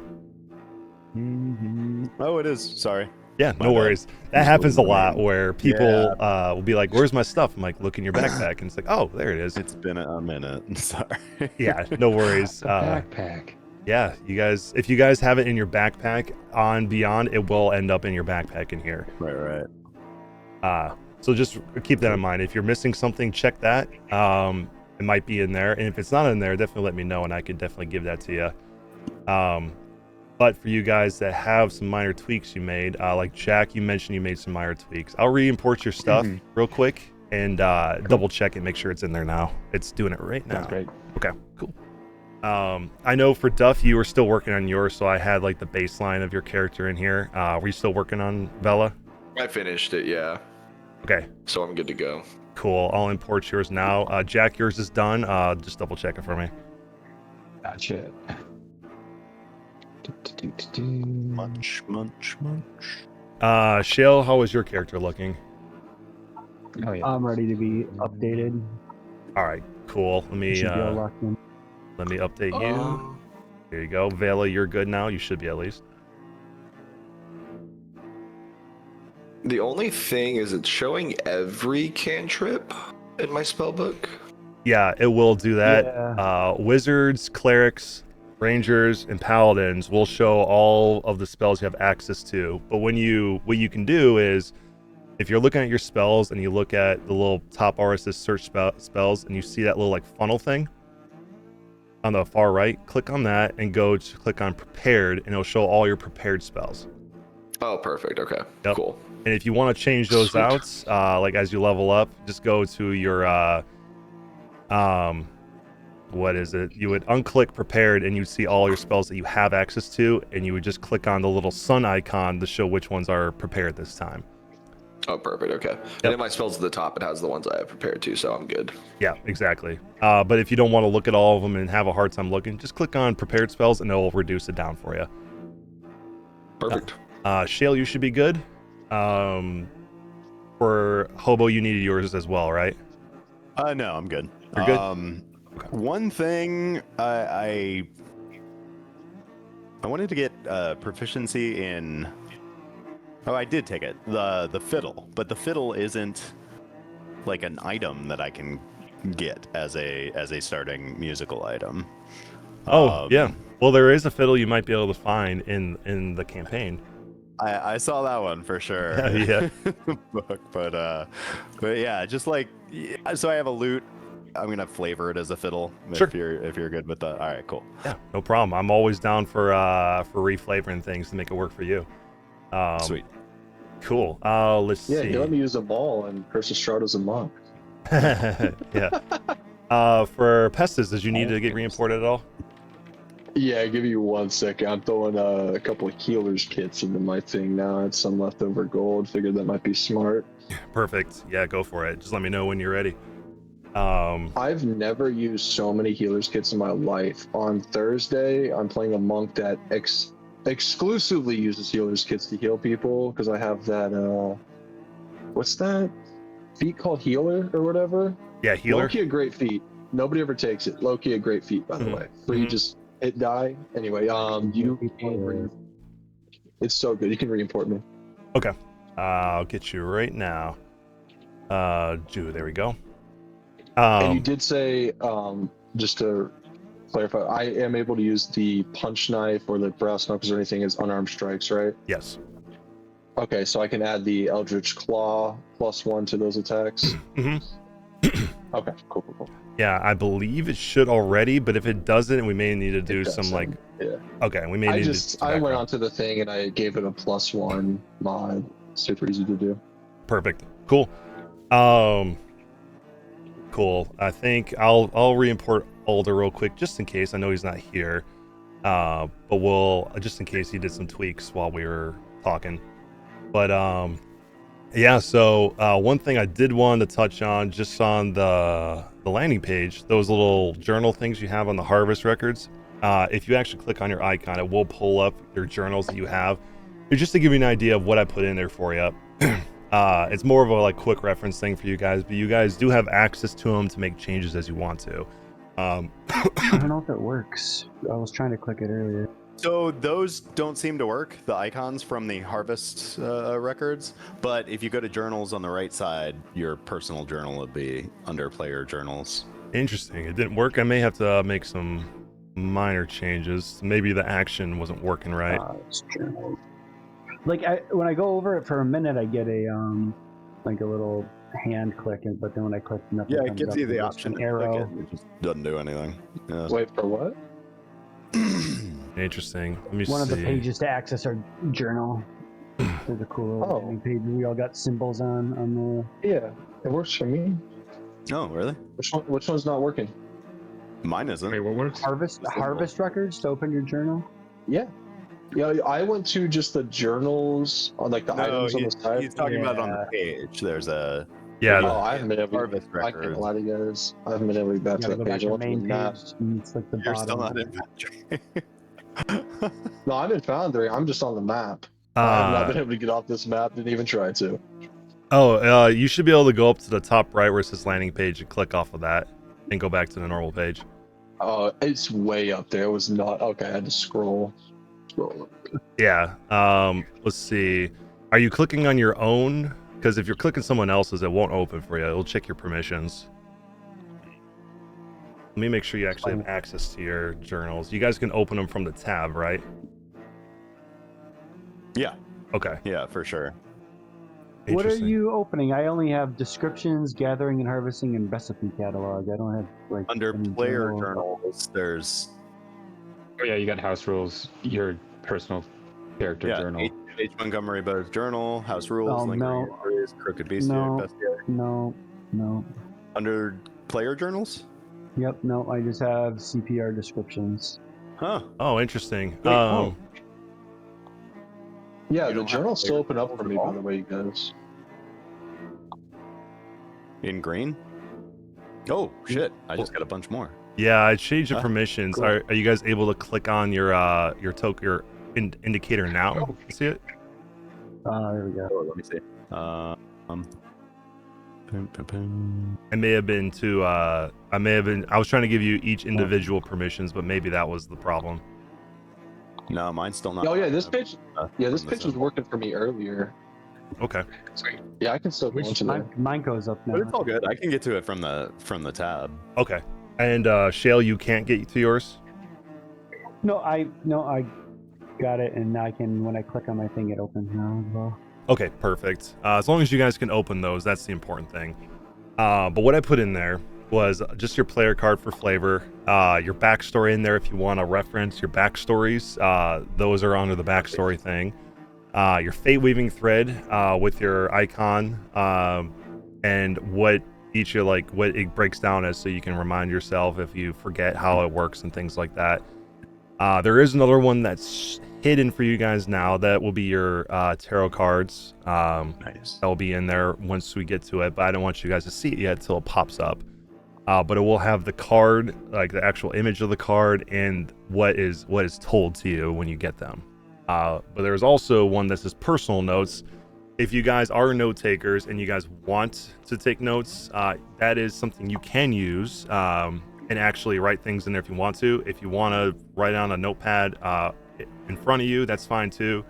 Completely up to you. I'm not going to prevent anybody from taking notes. The recordings will be a good thing for that. But if you are a note taker and just want little things for yourself, that's an option for you guys to use. This other one down here, this is the Crooked Bestiary. If you click on that, this is a living, breathing document. So as you guys are encountering different monsters and learning things about them, I dig that. you will see them in here, and it will give you their background and their secret if you discover their secrets. That way you can always reference back and say, oh yeah, I remember Very these cool. things are weak to this. You know what I mean? Sorry, where was that? That one, if you look at outside of the red box with the the Harvest bestiary. Records, yeah, the Bestiary. If you click on that, you'll just see the front page and then one that says Undead that doesn't have anything in it yet. But I will update that as you guys encounter monsters, so you can see their images and things like that. And if you discover things about them that can lend you into helping you later on, if you encounter them again, that will be in there as a quick reference for you guys. So you don't have to be like, what were they weak against again? You could always just go back and look. So Is it metagaming if I look up, if I'm reading up on cryptids and folklore? no, it won't, because they may flavor them a little differently in this. I know some of them are slightly different. Get myself some ideas of what we're dealing with. Yeah, so I'll give you one example because you guys might forget about it later on, and it might bite me in the butt. But I will mention one creature you guys will encounter later on, and I'm just going to assume you guys are going to forget unless you watch this recording later on. But there is one that's basically a reflavored Yeti, and it's called an Alpengrendel. And these Nice. things, like the I can't remember what they're called. They're like a heightened version of a Yeti in normal D&D. And they have like aversion to fire, I believe. These ones, their secret is aversion to faith. So their particular one says the Alpengrendel has disadvantage on attack rolls while in a consecrated area, or on attack rolls against a creature holding or wearing a holy symbol. Oh boy. So, Interesting. So it's gonna be like that, huh? yeah. So All right. there's some creatures that have, like, that's an example of a secret that they may have. But they all have various different things, flavored in ways that make sense for the area they're in. And even like the big bads, you guys, the legendary monsters you guys will fight, all have them as well. Cool. I just want to touch on that for the Harvest Records, so that way that's covered. So if you guys didn't know what was in there, now you do. It's more of a reference for you guys, and a note-taking thing if you guys want to use it. Other than that, there is quite a bit of some powerful creatures you guys will come across from the start pretty much all the way until the end. And you'll discover kind of the theme behind it. There's a lot of different themes that all tie together that you guys will be learning and kind of tying all the pieces together. But they all have different things that they could focus on for you. Different, some are just big lumbering creatures that will just beat you into oblivion. Some will have some ways of circumventing that and having lots of minions to fight you and weaken you before they come in for the kill later. Some will find ways to mess with your head to weaken you, or make some kind of deal with you to have leverage over you. Things like that. So keep that in mind. It will target weaknesses for individual characters. Some will be very strong against those particular creature types, while others will not be. So you'll have a lot of different things you will have to think outside the box maybe to encounter and deal with those things. So that's one. Make sure that was a point of known things, because some campaigns have a particular trope and you'll kind of know what kind of creatures you're going to deal with throughout the whole thing. These have themes all across the board. And I've thrown a lot of creatures at a lot of players, and it has not, I have not had a single creature not give somebody trouble at some point. So it'll be a challenge for you guys regardless. Even if you guys get powerful and make most fights a little bit easier, there are ways where they will still be challenging. So don't worry, you guys will be challenged combat wise throughout. But at the moment, do you guys have any questions about the campaign itself? Cool. Now, for any of you guys, is this your first time playing on Foundry?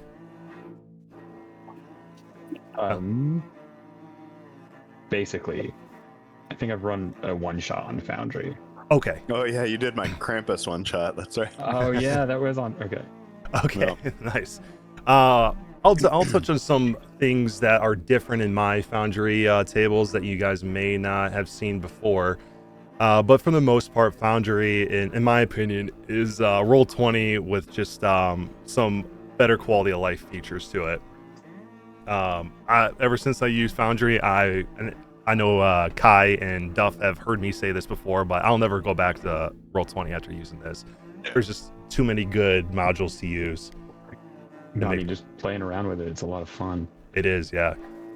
One thing I wanted to touch on, some of you may have seen this before, but it's something I like to use a lot, and I'll show you an example of it. Hopefully it actually works right now. Hopefully I changed it, but if I were to go in here and type something in the chat box, can you guys read that? Oh. Okay. Perfect. So can anybody read that? Let's see. No. Said it had symbols. Okay. That might be... Oh, I can read Kai's. Nope, not at all. Oh, why can you read that? That's interesting. Yeah, that is interesting, isn't it? But what that symbol is showing is that is me saying hello in Dwarvish. So if I was to pick another language... Oh, I knew Dwarvish, so that's why I saw hello below it. Yeah, so I you see that. so Speaking in common, so you can change did you to the pick? languages. Really, you I can know. read that That's one. sick. Yeah. Yeah. So if I were to do this instead, and this looks like more people understand this. Can more people read this one? Yes, I can I read that. can't. Okay. I cannot. So you should be able to, if you can read it, you'll see the symbols, but also the actual common word in it underneath. Yeah. So this is called Polyglot. This is a module I use to create a little bit of immersion if you guys come across That's really something, that you guys may not understand the language necessarily, and you can see what it actually looks like on the item you're reading it off of. And those who can actually read the language, like in this case, when I said hey, that was in Gnomish. So if it's written in Gnomish, those who can read Gnomish will be able to know what I'm saying to them. If you can't, you Wild. can't. Yeah. So that is a feature that I have on here. Holy shit! You have 126 modules going. Yes. That's awesome. Yes, I have a lot. I'm a bit of a module whore, that's for sure. I love it. Yeah. Also, there's the dice tray here at the bottom. You guys can obviously see that's not normally native to Foundry. I don't know if it is anymore, but at least for me, I added this so you guys can do custom rolls on here. So if I asked for like, hey, just give me a luck check and roll a d20, and I were to roll it, or whoever rolls it, you should see a dice come across of the way I have it looking, and Ooh, I you, like those. yeah, and then you'll see Nice. obviously see the result. Those who've used it before, you obviously know that there's the different types of chats. Like right now, it's on public roll. There's always the private GM role. Private GM role is where only the roller, let's say it's Hobo in this case, you and me can see the roll, but no one else can. If you click on blind roll and someone else were to roll that, only I can see it as a GM. And then for private roll, only you can see that. So private roll is the only true private roll you guys will have. Blind GM rolls, you'll be sending it to me and me only. Private GM rolls between you and me. Public roll is for everybody to see. And the reason why I bring this up is because of death saves. What I like to do on my table for death saves is I like to ask the person who is rolling it to click either private or blind GM roll, so either only you and me can see it or only I can see it, depending on how you want it to see it. The reason why I have you guys roll those in the blind between you and me or just with me is so that way it creates that level of suspense for you guys in the heat of combat. So you guys don't necessarily know, like, oh yeah, he rolled a 19, he's good for another round. I don't need to do anything yet. I like doing it that way, so that way your party members have to think of, do I keep attacking the big bad or do I heal my friend here? That's how I do it. I used to do it where I would have it just be purely blind GM so nobody can see it, but some people didn't like not knowing what their roles were, so I give you guys the option. You guys good with that? Yeah, for sure. Oh yeah, Awesome. I love that. Yeah, I found whenever I've had people roll up public, it takes some of the immersion out of the moment. So, and immersion's a big thing for me. I like people feeling the moment rather than just it feeling gamey, if that makes sense. Yeah, I definitely see a lot of the gamey meta-ness taken out when that's going on. You've got that suspense immediately. Yeah, absolutely. And mentioning metagamey stuff, I know we're all human beings and we are prone to wanting to help our friends. I do ask if it's possible. I'm not going to be like a big like hit my gavel saying, no, you're in timeout now. Go to dice jail. But if you can, like if somebody's taking their combat turn and they're deciding to do something and they're attacking a creature and you know for a fact that creature has immunity to what they're about to do, let them fail forward and learn from their experience and possibly get punished for trying to do something that doesn't going to work. If it happens and you say, hey, don't use that, they're immune to it, it happens. We're all human, and I get it. You want to help people out, but I ask if you can try to reduce that if you can, just to give people the opportunity to learn and make, because sometimes that creates some suspense in its own right if you guys fail forward, you know what I mean? Yeah. I know there's some games I played in as a player where there were some players that were very, very bad about that. They were almost like controlling someone else's turn, and I didn't particularly like that. So I asked people to try to reduce that if they can. I know you guys are all adults, and I'm not going to treat you like anything else but adults. I know no. I read that and got nervous, but yeah, I don't think any of us are too crazy about any of that. We're here to have our fun and let the story unfold. Oh, By yeah. the way, guys, I just have to make sure because I know not everybody has this language. Is it coming through as normal or is it coming through as the language I'm speaking? I'm seeing what? Private GM rolls if you're real blind. Yes. Todd, it's not working. By the way, just so you know, when you do it, when we change it, yeah. What did mine come through as a little bit Normal ago? common. Just regular. Was it yeah. normal? It was common sign language. Yeah, because I immediately went to check Duffy's character to see if he had this language. I was like, there's no shot you chose this. Not a shot. Oh, here we go. ASL? No. I did not take ASL That this was time. mine. Was ASL. Try it. do have Now. ASL. Try it now. There we go. There we go. Yep. So I went and looked at the settings, and it said it was for GM only. So I changed it to all. Hmm. So if you guys try it now, you should be able to see different languages now. I'm not sure what's this one that Duff just sent. That one was deep That's speech. crazy looking. Yeah. Deep speech, gnarly. Oh, dope. I read cows. Oh, sweet. We know something. Ooh, mine's with now. Yeah, and that drop. I do this all the time on my Thursday campaign because my species speaks Celestial. Mhm. So I'd be just throwing Celestial in the chat 24/7. Like, yeah, it's so fun. Oh, that's cool. Yeah, That's way cool. there you go. But yeah, you guys can obviously see where the drop down is I there. like that. That's so cool. Yeah. Yeah, I'm glad you Are like you guys it. able to read all of them, or do you just get the symbol? No, just the one. I can only read. Did you send one, Cal, that said I read all set? Was that in a language? Yeah, that didn't. I tried, but it didn't do it. But I also use comprehend languages, but I don't know if that means I can speak it. No, so in the system, because I had comprehending languages last time when we had Curse of Strahd, and you're gonna have to. Well, I got it as like I can read all these, but when I picked a language that I didn't know, I think it just came to as common. Oh, Hmm. really? It didn't let me read all the languages when we did it. Interesting. It might be because you're comprehend That's really languages. cool. Yeah, comprehend languages. That's gotta be what it is. I cast it, and then I clicked apply active effects. Oh, nice. Hell yeah. Let me see. If I were to go to your active effects, let me see. All right, do you have it up? Yeah. If I were to disable it No. and make it inactive, what about now? Nope. Yeah, I got nothing. They immediately went away. Besides Duffman's gnome gang, because I don't know. They immediately went away.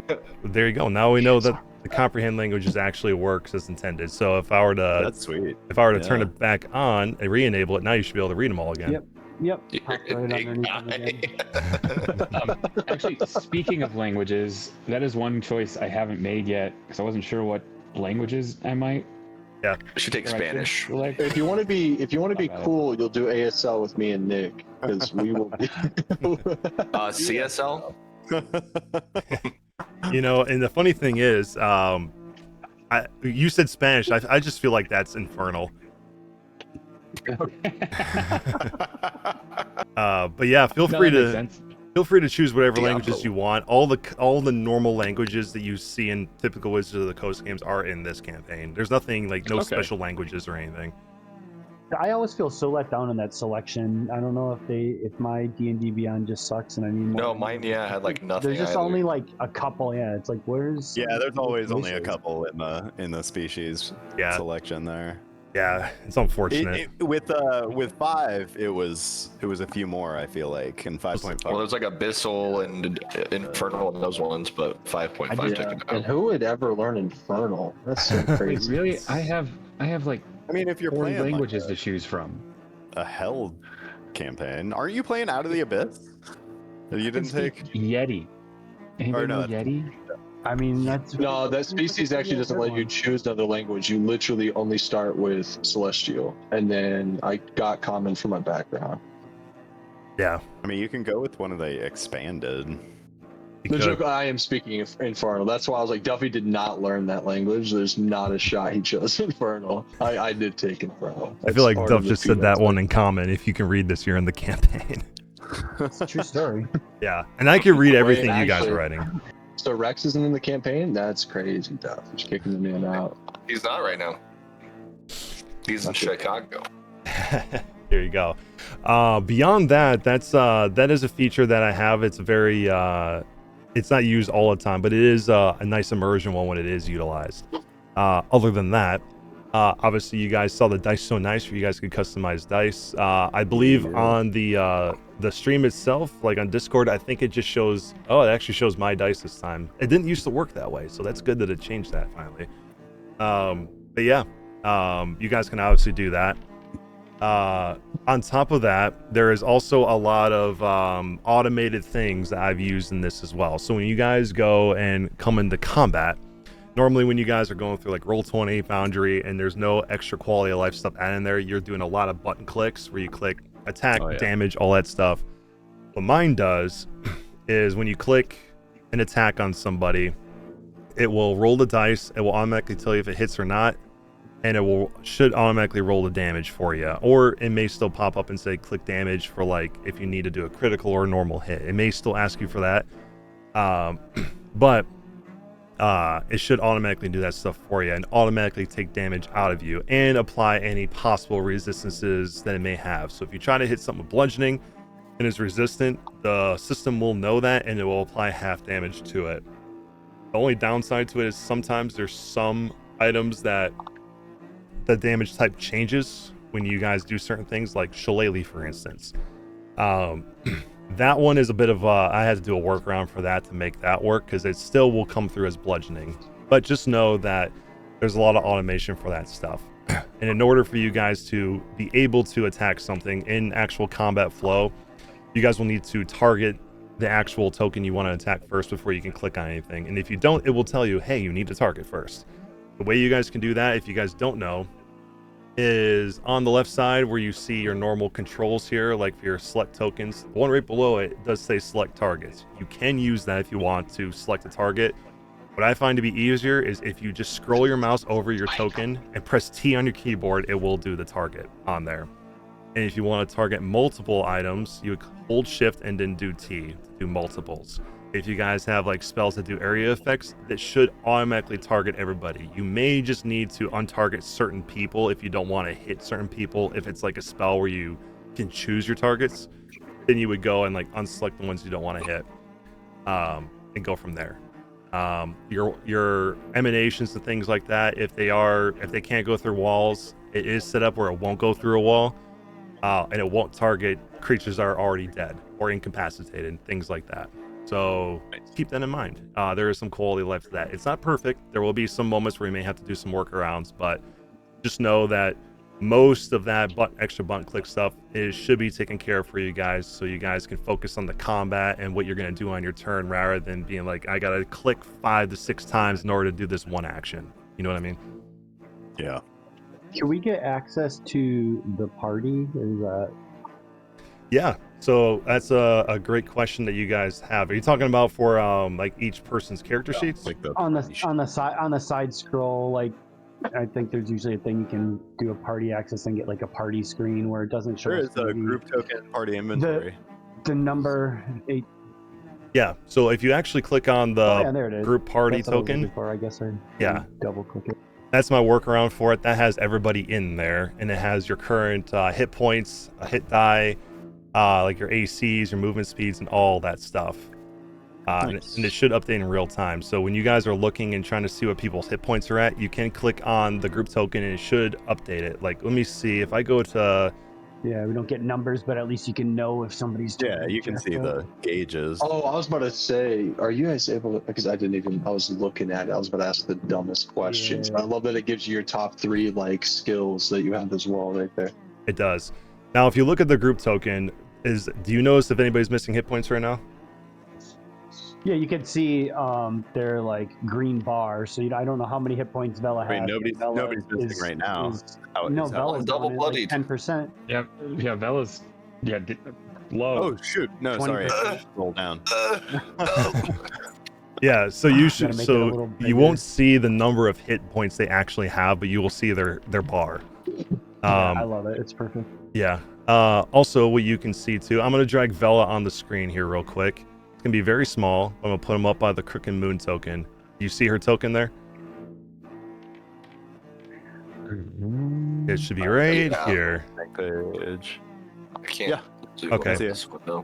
Yeah, We're put on the your landing page. put your mouse token over her token. You see what it says above it? What is that? Where Near. are we? Near death Near death. Yes. on the So landing page. yep, landing page. I'm pinging so you can see what we're looking at. Oh, yes, it is small. Okay. Yeah, it's a big Black on landing black. page. Yeah. Here, let me put a light source on. Oh, it's not going to work here. But if you scroll over their individual tokens, this works for both friendly tokens and enemy tokens. If you put your mouse over it, it will tell you their current condition. So Nice. right now she is near death. If I were to put her back at 8, that will change. You'll see the hit points go and everything, and now it's just Oh, barely yeah. injured. Okay. Oh, So- that's cool. Yeah. So you That is guys cool. I will, like that a lot. yeah. So you guys will be able to go Super to helpful. each things. Yeah, exactly, and go to like Especially as enemies. a cleric, I'll be popping through there. Yeah, We exactly. changed near death to double bloodied. I don't think I can actually change the name of that. It's a module that's like hardwired, I believe. But if I can change it, I will. Okay. Okay. Okay. But you should. Back to the last campaign. You're right. Now, if I were to put her back to bloody, do you see a thing here where you actually see an icon of like blood dripping? Yeah. Yeah, that's the bloodied Yes. icon. Okay. So, and that will happen once you get below half of your max hit points. So she's at 4, she's still at bloodied, but as soon as I put it to 5, it goes away. Got it. Yep. Will monsters have that too? They will. Status effects and stunned and all that jazz is Yep. on They will have status effects that you'll see. Like if I were to put the status effect on her of stunned right now, it will actually do a couple things. For one, it will actually, let's do blinded, because this was the one that's obvious. You'll see the blinded condition on her, but for Duff, since you have her on the screen, you should actually not be able to see around her anymore if you click on her. I mean, I'm still seeing. I just don't know if it's because it's like the background. It might be, Get yeah. off. But I'm getting attacked. It's okay. Full on attacked. Oh, but I will say, like, when you are like get conditions like that and you're on a screen that has token vision on it, this one I don't think has token vision. Your actual vision around you will go away. So you won't. Yeah, you'll it's be pretty able, awesome. yeah, you'll be able to see your Yeah. token, but not anything around you. And then once that condition goes away, you'll be able to see again, and you'll see a little thing that drops down says minus blinded, or like if I'm adding frightened, you'll see frightened come up, and you can see a little thing around her showing she's frightened. A little effect around her. You guys see that? Yeah. Kind of looks like spooky faces yeah. floating around her. Oh yeah. So, and if I take that away, that'll go away, and so on and so forth. I realize you guys may not be able to zoom in super close because I yeah, think I was like, Zoom can is I locked. zoom in or am I done? On this one, yeah.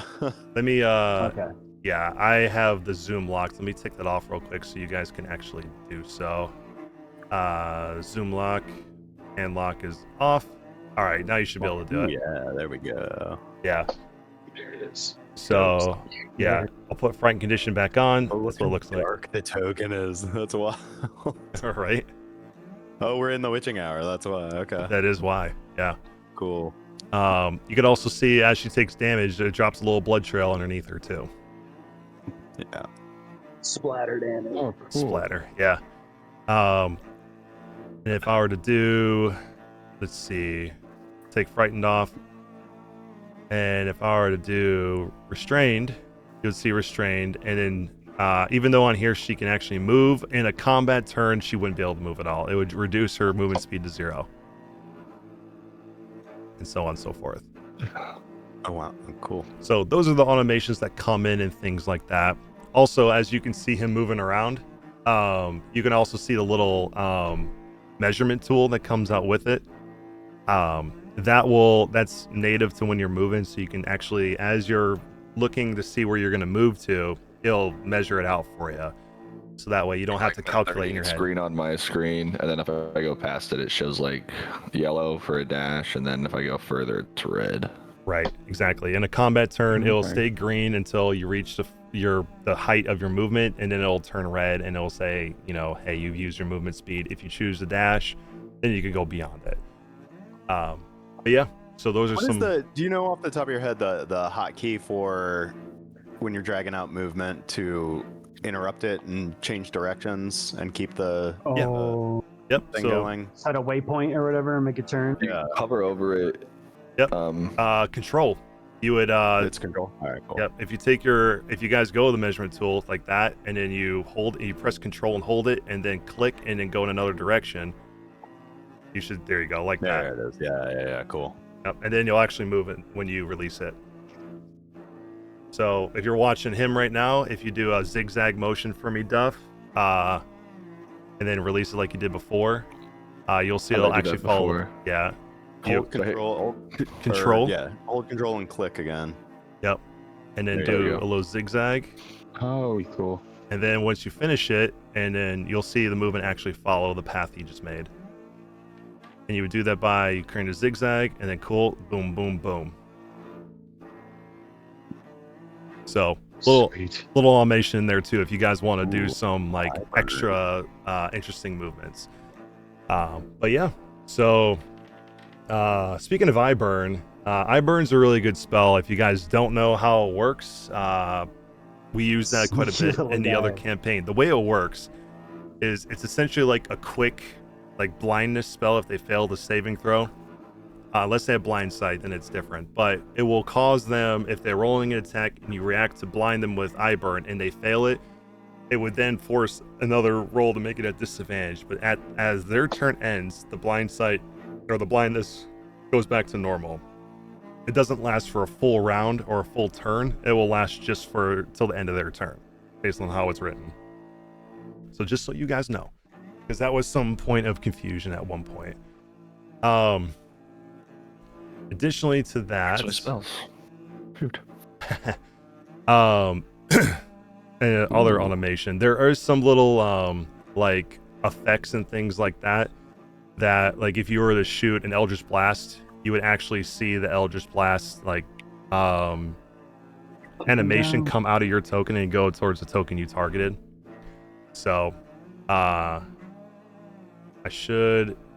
what I'll do too is I need to change the targeting. Now that I see you guys targeting, I need to change it to your icons instead of the colors, because that can get confusing. Smart target. Yeah, indicator portraits instead of colors. Now, if you guys click target on, there you go. Now you can see Shale has a target on him now, and Hobo does. You actually see your icons now of your portraits instead of your colors now. It's like just spamming me with this use of it. It's because people are doing stuff to you, I think. But it's only, you keep attacking me. Ah! Yeah, here. I will pull the, I'm going to take your token and make it disappear. Oh, near death. Bonk. You're saved. I'm dead. Yep, apparently. Roll for injuries. Right. But yeah, then I can clear the blood splats and make them go away if we want to clean up the map a little bit. But yeah, so that's kind of how that will work. We'll definitely see more once we get into combat, but there will be a lot of automation. It was kind of the point I was wanting to make, so you guys are aware that is what to expect, and it's not a perfect system. Other than that, we got some music on right now. If you guys are not familiar with this particular song, I pulled it from TikTok. It was some like Appalachian, like detuned bass music that's supposed to feel very folky. But we do have music that is very specific to the campaign. I'll play one of them. I'll actually play the one that's from the first chapter you guys will be in. And it'll sound something like this.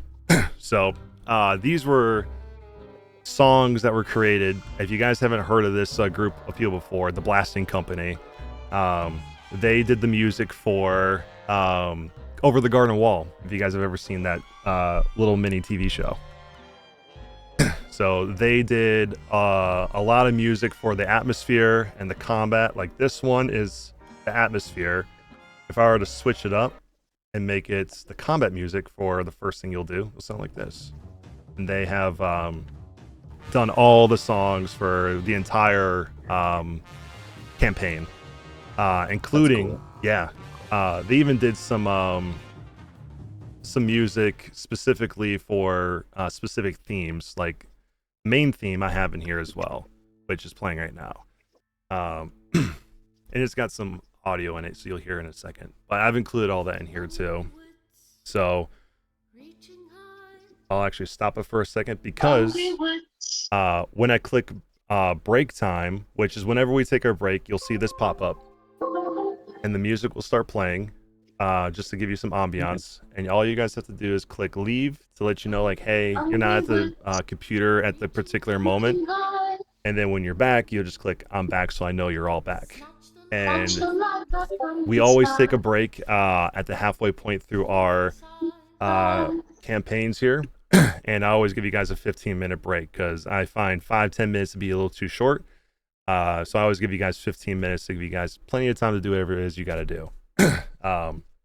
But this is what will pop up when we're doing that. And you'll see that returning in 15, that time will start to descend down and say like 14, 13 to give you an idea of, when our break is about to end. And it will pause the game. It'll prevent you guys from moving any tokens or doing any tomfoolery in the background while we're on our break. So just know that that's there. When we're taking our break, that will pop up and it'll play some music for you guys while you're waiting. Cool. You guys have any questions so far on anything? I think so. I'm sure we'll have some as we get into it. Yeah. Filter my spells. Okay. And click that little funnel thing and go back to the known ones. Yeah. Oh, so there's a bug if you've got a popped out sheet. Sometimes you've got to like reload and pop the sheet out again. Yeah. I've noticed that in several campaigns that like sometimes if you open a description or if you like try to funnel something, it'll work the first time, and then when you go back to do it again, it just won't work. Yeah, it's mostly the pop out. Yeah. But yeah, in Foundry natively, if you filter it, you'll see your prepared spells. It may not always work in the pop out, but yeah, I gotcha. But speaking of, if you guys want to use it in here and didn't want to use the pop out, if you go down to the very bottom of Foundry, you should see like a little thing pop up. It looks like a taskbar. You guys see that? You do? Yes. Okay. What I would encourage you guys to do is when you see that taskbar, if you go all the way to the right side and you see the little lock there, it should be unlocked for you guys. If you click that lock, it will keep that there. Oh, thank God. Yeah. So that. Oh, nice. Yeah, that's where your macro bar will be. And additionally, if you were to like open your character sheet and minimize it, it will be there. I've had. Oh, that's so nice. Yeah, I've had a lot of people, because I use that taskbar, minimize something, and they're like, I cannot find it for the life of me, and they just didn't have that taskbar locked out. So I would encourage you guys to do that, just in case something gets minimized and you can't find it. But you will be locked. It made me so mad. Thank God there's a workaround. There is, yeah. I think they added a lock feature because people were like, I can't use it. But yeah, so and there's right next to it, you should also see the some cogwheels next to it that will pull up like game settings and things like that. So if you guys need to adjust things in like the core settings for like your performance modes, your frame rates and things like that, you guys can go in there and change that for yourself. So that way, if your computer's struggling to work Foundry, you can always adjust the settings for yourself. Additionally, if you want to change your taskbar and make it look different, all the way in the game settings, if you scroll down to taskbar, you will see like taskbar main color. You can change it to whatever color you want, and things like that. If you don't want it to dock the macro bar, you can change that too, but I have it where the macro bar is in there for everybody, so that way it's not an issue, and you know where it's at. There should also be, instead of you guys refreshing, I believe this will work for you guys too. Do you see next to the macro bar like a set of what looks like 3 lines, as well as like a mute volume button? Okay, if you click on those, do you see a pop-up that says like reload application? Yep. Okay.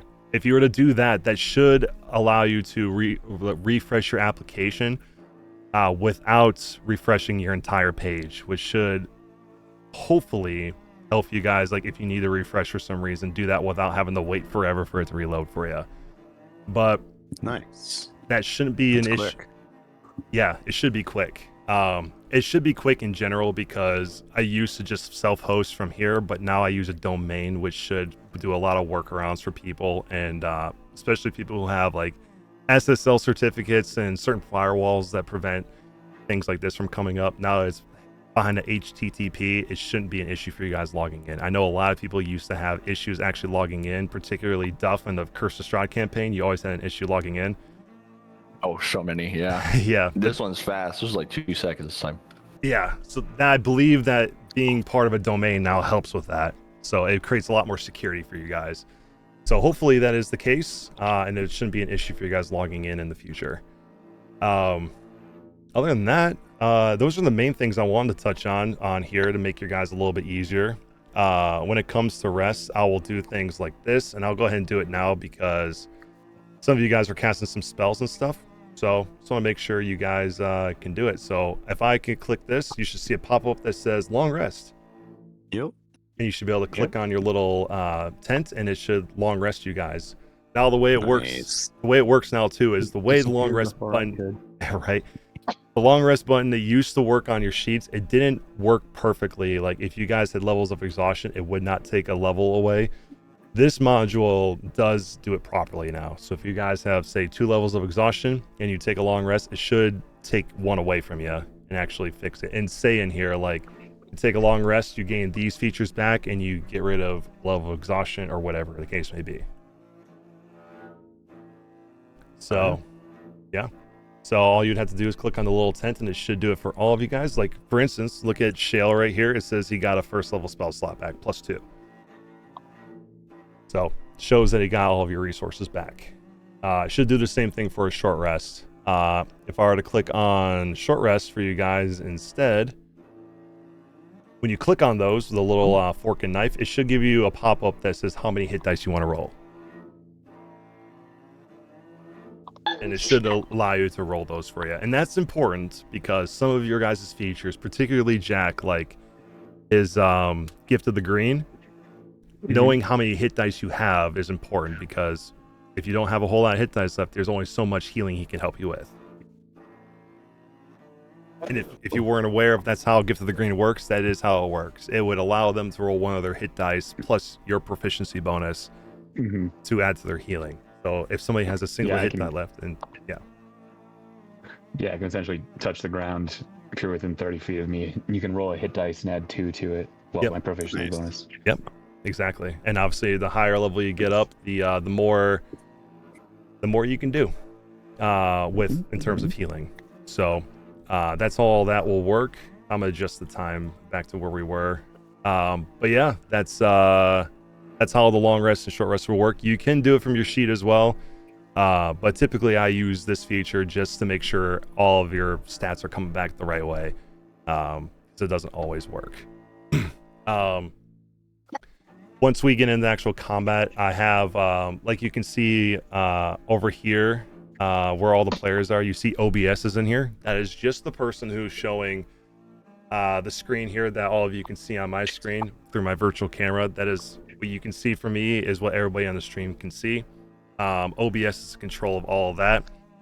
As you guys are moving on a map, OBS also has ownership of your tokens. So as you guys are moving, the camera will follow you around and it will adjust the map accordingly to follow you guys. Same thing in combat. When I change it from combat view, it will move to each individual person. Like it's your turn, it will pan to you. It'll have a little indicator underneath you saying, hey, it's your turn, and move around from there.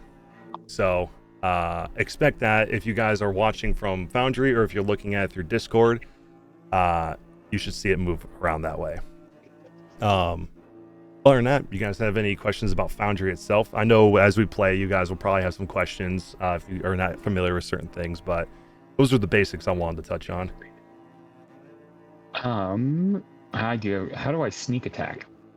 So what it will do is it will ask you, would you like to sneak attack on this if you hit? And you would just click yes, and it will add a d6 to your damage. So let's see. We'll actually do. Well, that's not gonna hit. I'm gonna actually throw just a random SRD token on here for you and give you a little like mock mini combat so you can kind of see how this works on the landing page here. I'm gonna put you right by this big wicker man. So Jack, you're gonna be right here by the fireplace. That's down here. All right. And I'm gonna grab a random bandit right here. I'll put you both in a combat tracker like this. And you should be able to see, you know where the combat tracker is in Foundry? No. Okay, so two swords. the 2 swords crossed right underneath the chat on the right. You should see a tracker there.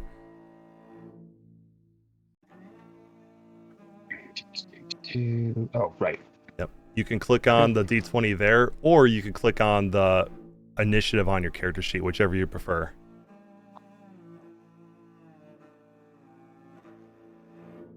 Okay, so in this case, you would go first. I'm going to change the combat view, and then I will begin it. And you can see on here on the screen, it actually shows the indicator underneath him and move to him.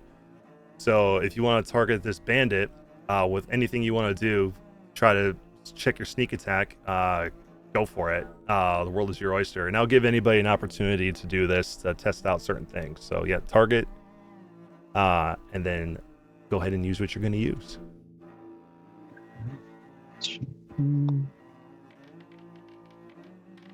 You want to target him first? He I did. think I did. Yep. 22 would Oh, hit. nice. So you should see a pop up for sneak attack. Do you see that? Nice.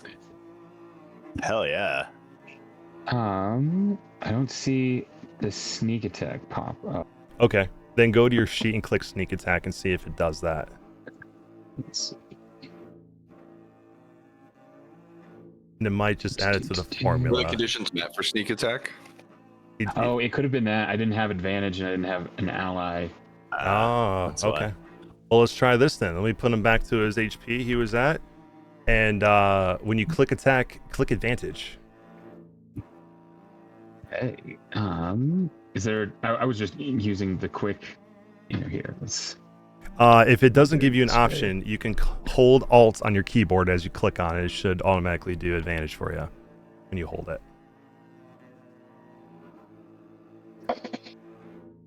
I guess let's try this just to see. He's giving blood all over There we my go. beautiful screen. I don't know if that does hit. I don't think you hit. Oh, it did? Yes, it did. Oh, and then hey, there it is. Yeah. Yeah, there it is. There you go. And then you could see in the damage formula up here, you did 15 points of damage on your attack. You could see it has a 2d8 plus 5 plus a d6, which you rolled a 5 on. Okay. Or actually, you rolled a 1 on. If you click on that little formula up here, you can see what you rolled on your particular dice. So your d6 was a 1. So Ooh, and you took Fate Gambler, so you've got heroic inspiration now. you do. Mhm. For killing him. You do. And That's actually, sick. and you know what's funny? It looks like it automatically gave it to you. If you look by Nice. your level, you Oh, see it you have a did. heroic there. Oh yeah. Hey, there it is. Yeah, there you go. So we know it works. Cool. So yeah, for your sneak attack, it should ask you if you meet the requirements for it. It'll say sneak attack, and you go yes, and then it will add Got it it. to your formula. Cool. Does anyone else want to try anything in particular, see how it works, or did you want to test anything else? I'd I'll love to check. beat the shit out of a bandit. Why not? Sure. Here, let me. Did you want to try anything else, Jack? I think that's all I really All right. was wondering about. Cool. Hopefully that answered your question. It did. All right, awesome. I will leave you there so you can see. I've got little old Pestis here. Just a little guy, Oh no! Oh my The god! littlest of guys. The littlest of guys. the littlest of guys, Beautiful. with a big bandit Okay. standing here. I'll add him How here. far is? All right. How do I measure a ruler? Okay. Because I do need to be. What I want to test out is if the. What do you call it? The Eldritch Claw actually works. All right. Well, it's your turn. You can move yourself closer and see if it works. Yeah, well, it's more Oh. so. Okay, so I'm 8 feet away right now. I'm gonna go back. Is that 15? Yeah, I'll move him a little Uh, closer so he's about 15 away that's from you. It actually tells you above their head when you target. That is so Yeah. hard, man. Okay. Right? So, okay. So let me try this real quick. I'm gonna do like test a normal honor strike if it tells me no. It didn't tell me no. Okay, so and that's baby. That's a how crit. it starts the campaign. That's two now. Nice, man. Well, you did a punch knife, not an unarmed strike. Yeah, they're both 5 feet. Okay. I thought you were looking for specifically that. Never mind. Yeah, you're good. You're good. And you Because said I do wanna- you've already done the formula for your home rule crits. Yes. Yeah, I'll So have to make that. Yeah. yeah, so the crits here will do it'll do your first damage rolled, but then the additional damage you roll is just gonna be maximum. Max. Yeah. Cool. Yeah, that one was I love plus it. 16. Yes, exactly. Yeah. So yeah, I want so critical hits to I feel didn't like mean to crit blow hits. him up into a blood mist. Can you throw another one up there real quick? Yeah, 'Cause I yeah. think Eldritch Claw increases the. Does it add? Yeah, adds another d6 of damage. So I just want to see if that's applying when I do these. Okay. Yeah, go for Target it. myself. Apply active effects. Eldritch Maul is on there. You have a tattoo. Yeah, that's all you chose for my common magic. Yeah, he chose to use his Or money for a uncommon. tattoo. Isn't that just embroidery for you? I forgot to That's put beyond a common an item. No, it's not. It is indeed a common magic. Common? It is a common item. Yeah. Oh my Yeah. gosh. Yeah, completely when he forgot asked him, like, to you. take that item. All right, let's Okay, see. it does. Yeah, it Okay. did. Okay. Yep. I mean, you can only use it once per day, so it's not like he's doing it every. Yep, I see it added the extra D6 in there. So yeah, it works. Yeah, You just gotta okay, target it's yourself perfect. for it. Just a better version of the wraps, honestly. And then I can get wraps later. I get to use my arms as magical damage as well. Yeah. Just nice little down. Okay, cool. Could you turn on? Wait. Is the map already on the? Gosh, I put the clock behind this whole sheet. Witching hour. So could you throw us on a map where that would actually affect us, where the vision gets cut? Because I did take for my feet Infernal Pact, so I do have like Devil Sight. Okay. Let's I see. took it for resistances, but if I'm able to actually see it at night, that'd also be cool. Yeah, let me find a map that I can put you on here. All this blood. There's so much blood. Just blowing up bandits, man. All right. Okay. What can I show you? Yeah, I'll put you on this one. I mean, because you guys will use this map later, but it'll work for now. So I'll change it to this. We'll change the music. Let me throw some tokens on here. I'll throw you all on here just for the heck of it. Oboe, the Jack, the little old Pistis, Shale, and Vela. All right, let's see if we can adjust some lighting in here. I'll put at the dusk hour. End this encounter real quick. I'm not sure if it's gonna do it, but we'll see. You throw a different creature in here. Why not? Let's throw an owlbear in here. I'm so tiny. I'm so small. Fun. Yeah, let's throw a little owlbear in here and see how this works out. All right, I threw you guys all in a combat encounter. You guys can roll your initiatives, and we can go from there. And I'll throw some topical combat music in here. Oh, zoinks. Oh, the owlbear's gonna kill us all. The Oh no. owlbear Oh, may or no. I can have the owlbear attack to see how it works. Just to we'll go through a little mock combat.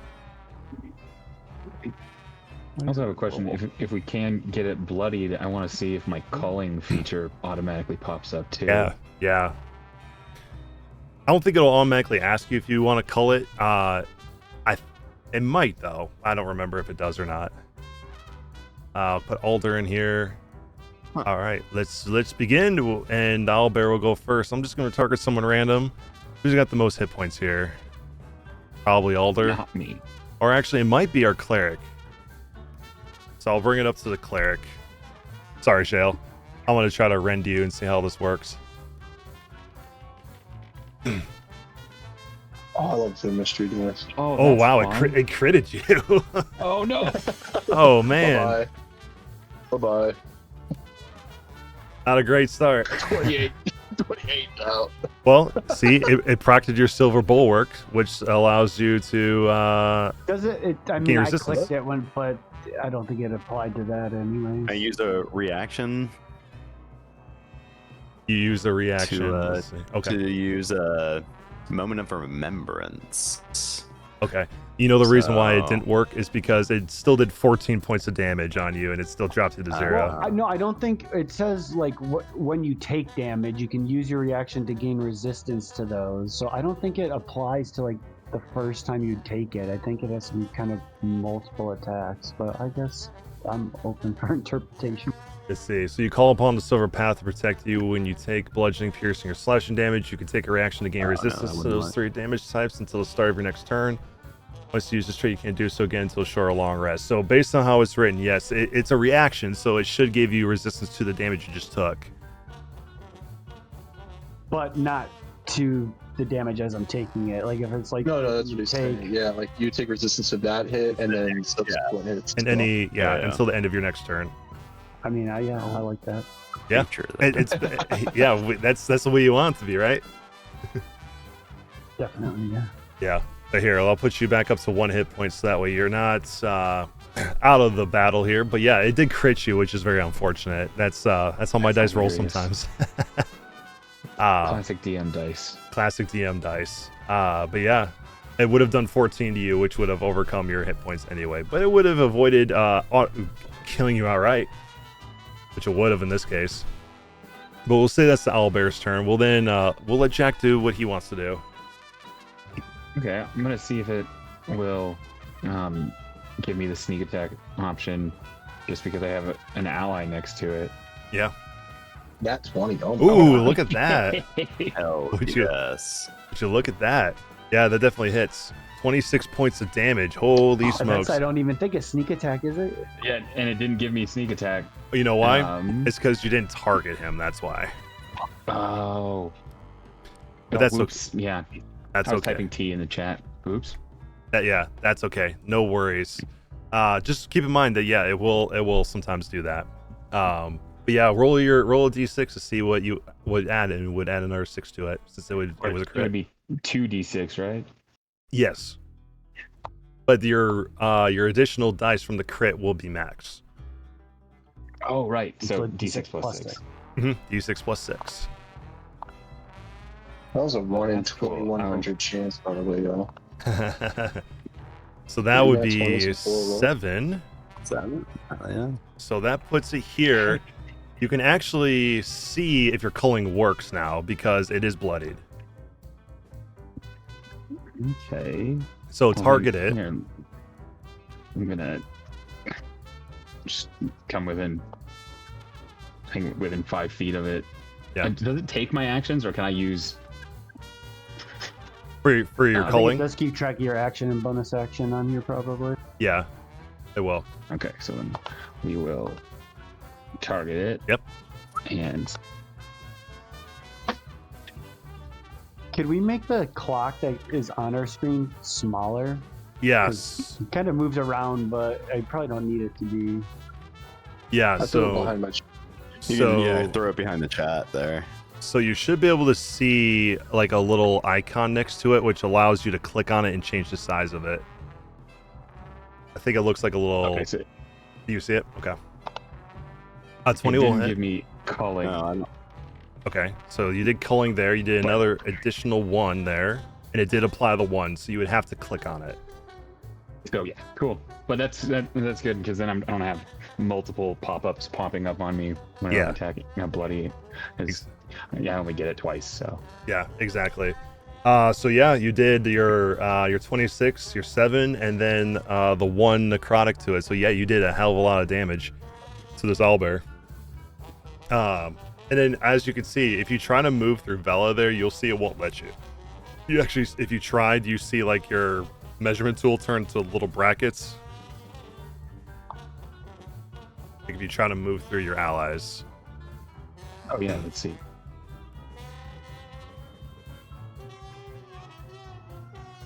Oh, are we not doing move through allies at all, or?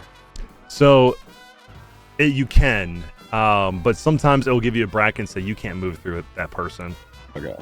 But in this case, it looked like you did. So it looked like you fixed Yes. it. Because normally, if you can't go through something, like if you try to go through the owlbear, it shouldn't let you. Yeah. Okay. Yeah, you see how it turned the brackets there? Yeah. So if you see your measurement tool turned to little like dashes instead of a straight line, it means you can't move through that space. Cool. Got it. All right. Was there anything else you wanted to do before we let No, someone that else? Okay. Yeah. All right. Cool. We'll skip Alder since he's not here. We'll let Shale take a turn.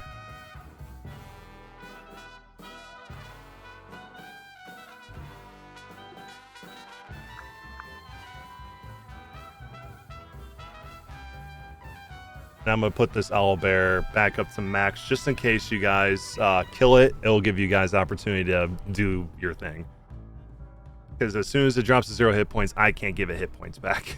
I have to drop another owlbear on here.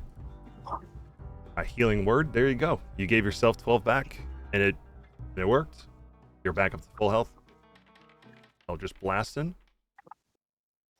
Boom. There's a little Eldritch blast effect. 23 will definitely hit for 6. It did the 6 force damage. Now, if I were to move him here and you did the Eldritch blast again, here, go back one more. Do it one more Eldritch blast at him, and you'll see the little the effects. Because there it was really close, but if it's distance out, you'll see it actually elongate out. If this hits, it doesn't hit, but you see how it still goes out but misses it. Oh, cool. Yeah, try it one more time and see if it hits, and you should see it actually hit the owlbear instead of go off to the side. There you go. Now it actually hits the owlbear. That's cool. Yeah. Burn them all. I'm blasting, baby. Blasting. Eldritch blasting. Cool. Did you want to try anything else, or are you the bestest to try? I think I'm pretty good. All right. Bestest, do your Because, I thing. mean, even, after 20 sessions, we'll still be like, how do I do that thing? Right, exactly. Punch I just have knife. to punch him. That will hit. Oh, look out for the dice. And there's the Nat Eldritch 20 again. tattoos. Let's go. Oh. Broken, dude. This guy's Dang, broken. 36. 36. What Jesus. the hell's wrong with you? How are you doing that at The level level 1 character. And it added, and it's, so you see it says a d6 plus 4 plus 6 plus a d6 plus 6 plus a d6 plus 6. So that include your Eldritch tattoo as well. Uh-huh. Yeah. Oh, Jeez. yeah. Yeah, that was a hefty hit. Yeah, but That little guy packs a punch. Near death? He's not dead yet? No, this owlbear's cracked. I'm running. He's at 3 hit points. He's about to get cracked. This owlbear's. Oh, I love that I can go in, like, Little corners. you guys can't see this, but I can, on each individual scale or square, mine's broken up into like 9. So Yeah. yeah, it's like No 3 way, little really? boxes. Like I could go in like your box right here, or like over here, or like over here in the middle of you because I'm so small. Yeah. I'm gonna have fun playing this tiny little fucking puppet. Oh my This, god! All right. this little doll.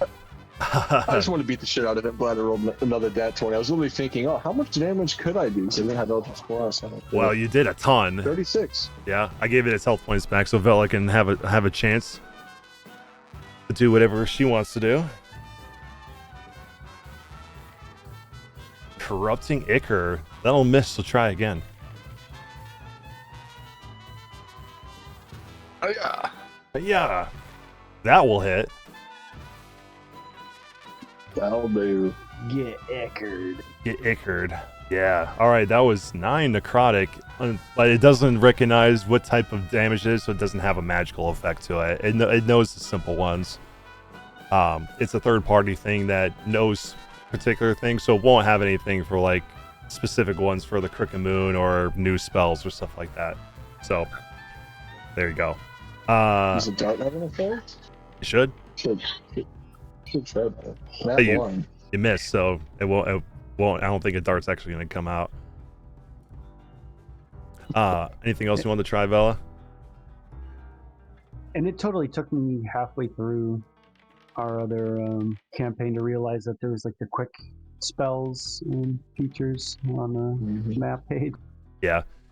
So your pins and needles, it did make the save. It automatically rolled it for me. It was your DC was 15. It rolled a 22. So nothing happened to it. Damn. Okay, well, that's all I have. Okay. We'll let Hobo take a shot at what he wants to do. Right. We are going to bonus action first. Do a little dance of death here. Nice. Rattle them bones and give myself advantage. Yeah. Let's see. I've got to make a DC 15 charisma check first. So let's go ahead and roll that.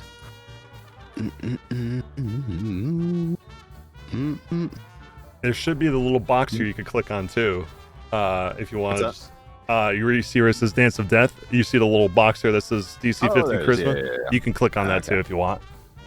I don't know why I'm trying to do everything the hard way. Okay, so I fail that, so I don't get advantage on my Yeah. In this case, you win. All right, no worries. All right, we're still gonna go and not Bardic. We're gonna do. Yep. And remember to there you go. Yep. Yep. We're gonna Starry Wisp. Sorry, Wisp. I think And that doesn't hit either. Go ahead, try again. See if it hits this time. All right. This isn't a real combat. There's no stakes in this. Yeah. No, sir. That will hit this time. That will hit. All right, good deal. For 5 radiant. Right, 5 damage. All No, right. no so animation on that one. Chance I'm actually dead. No, not technically dead, but in this case, since we'll say you guys did a ton of damage, that probably would have killed it. That's what would happen if it died. It would just disappear and leave a big blood splat in its place. Nice.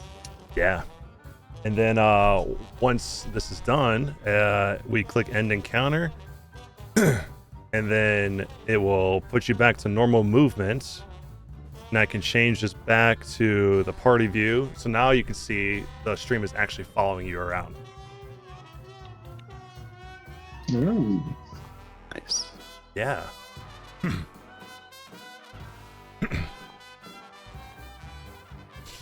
So yeah, that's the map's always gonna look like.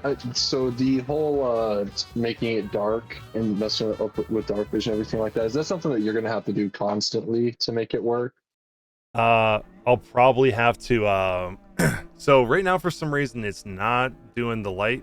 I'll keep adjusting it to see if it'll actually change it. But Looks let like me if it's making something you're it gonna have to distance for me here. say what? It's like hazy 50 some odd feet out right now here. Oh, the haziness is the edge of your vision.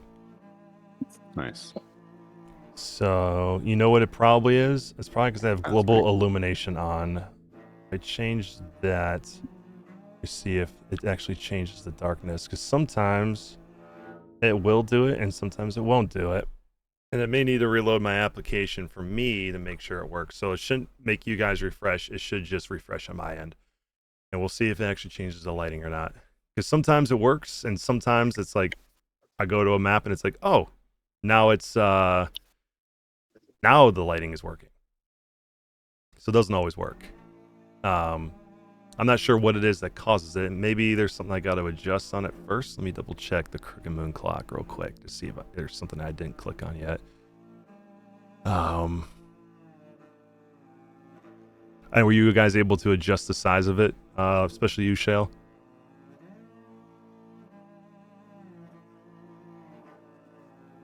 No, on the clock, I'm in. How do we adjust the size of the clock?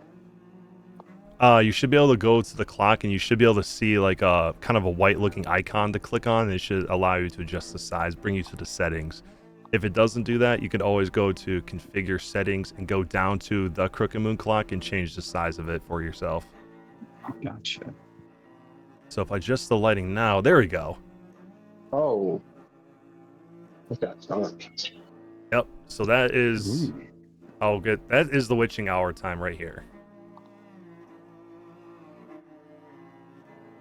And if I were to right click on you and turn your light sources on, it should not really work very well. What are you guys seeing right now? Is it just darkness? My game's reloading. I was changing a setting. Oh, it's pretty gray.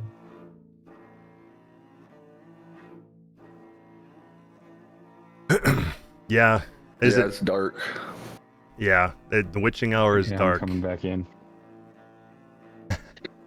Yeah, it's very dark. It doesn't always the light sources I've noticed don't really show very much whenever it's like this. Oh, Yeah, that's dark. And then I'll go through the different time settings as well. So this is the witching hour. This is the twilight hour.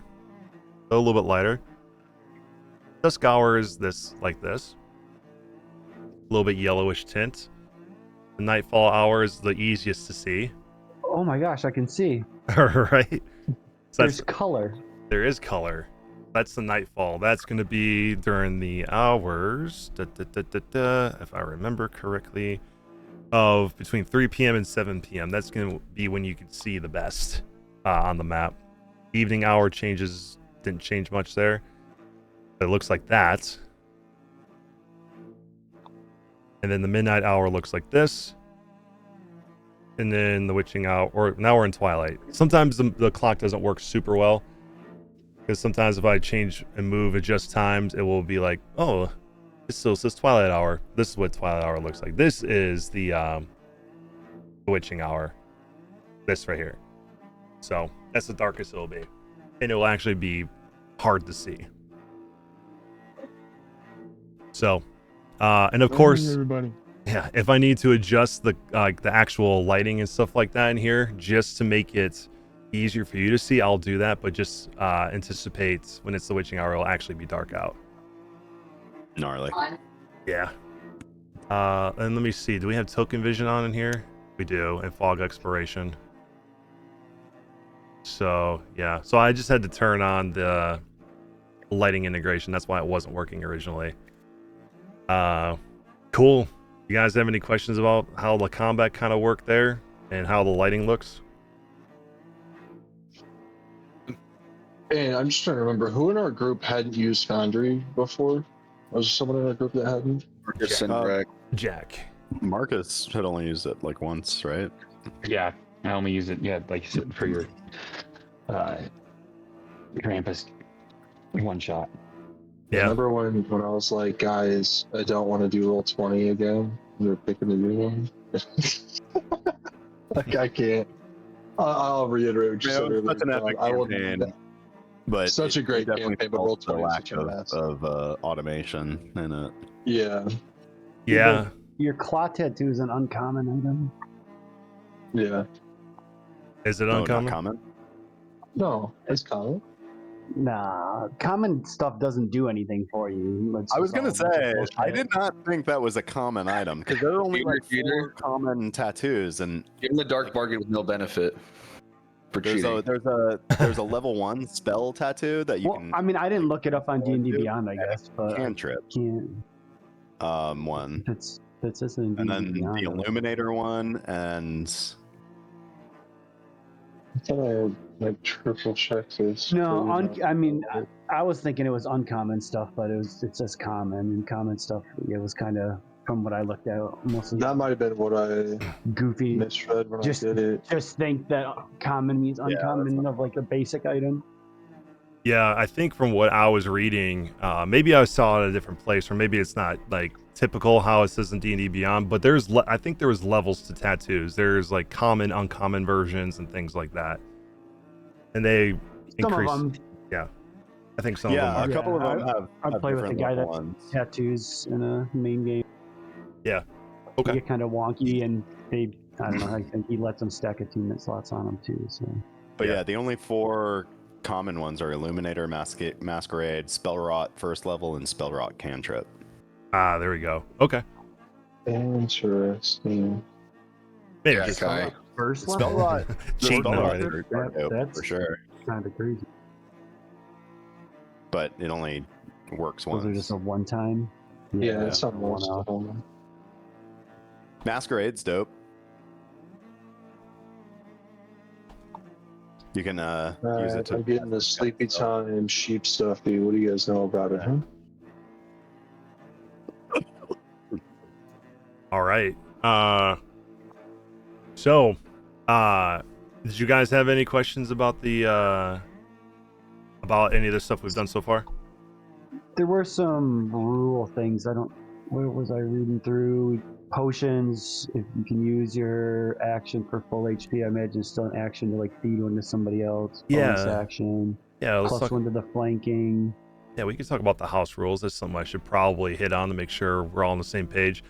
Yeah, for the potions, that was a rule that I had made before 5.5 came out, but now 5.5 natively says if you take a full action to administer a potion to somebody, you get the full benefit of the potion. Meaning, like if you gave a potion of healing, which is 2d4 plus 2, a normal potion of healing. If you take a full action to do that, it will give them just the maximum possible healing you can get. So if it's a normal potion of healing, they just get 10 HP back.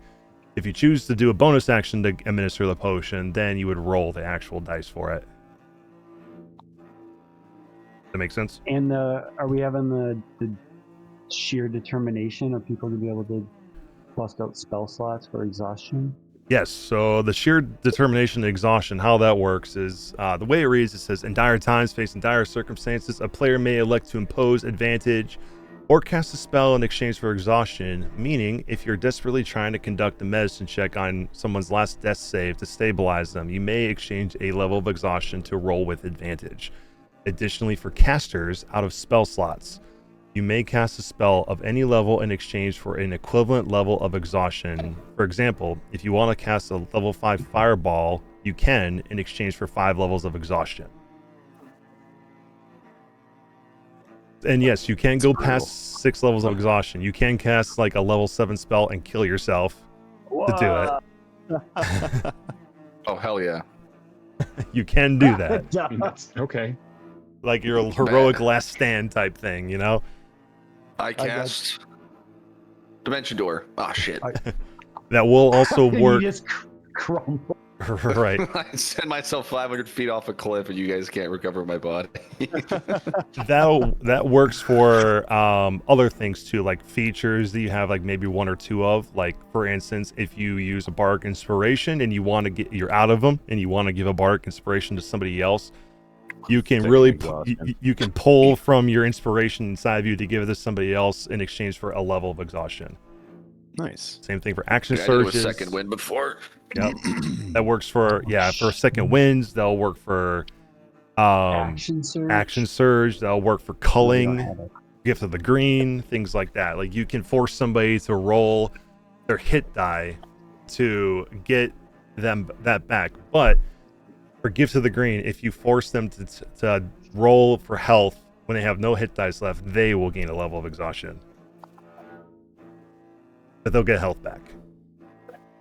So that is an optional thing you guys can use. That is a house rule that I allow people to do that, because some people are out of spell slots and they're like, I don't know what to do in this situation. Well, you can do stuff. You're just gonna possibly be slowly killing yourself in the process. The flanking applies to the enemies too, right? They are getting +1, not advantage on us. No, they do not get flanking. Only you guys have that. Ooh. Oh, they don't even get it? Nope. I've gotten kind of sick of the advantage on flanking stuff. No, they will not be able to take advantage of flanking. You guys will, though. Nice. Yep, and the flanking doesn't just apply to hits. To hit, it is for attack and damage rolls. Nice. Yes.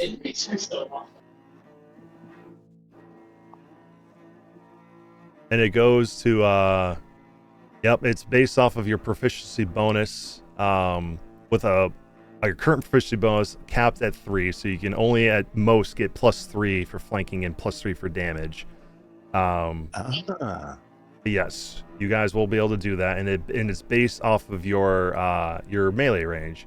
But if you can draw a line through your enemy between you and your partner, and it goes through a grid square that they occupy, that's flanking. So if you have 5 feet of melee range or 10 feet, if you have like a long weapon or any features that give you that extra reach, and you're in the range and you can draw a line through it, you got flanking. So I mean, it has to be like directly through it, or if it's like a corner. Just if it passes through a grid square that they occupy. So if they're a large creature and they occupy 4 grid squares, and you cross through a grid square to get to your ally on the other side, that counts. Does not have to be a straight line through. Just as long as the line goes through the grid square they occupy.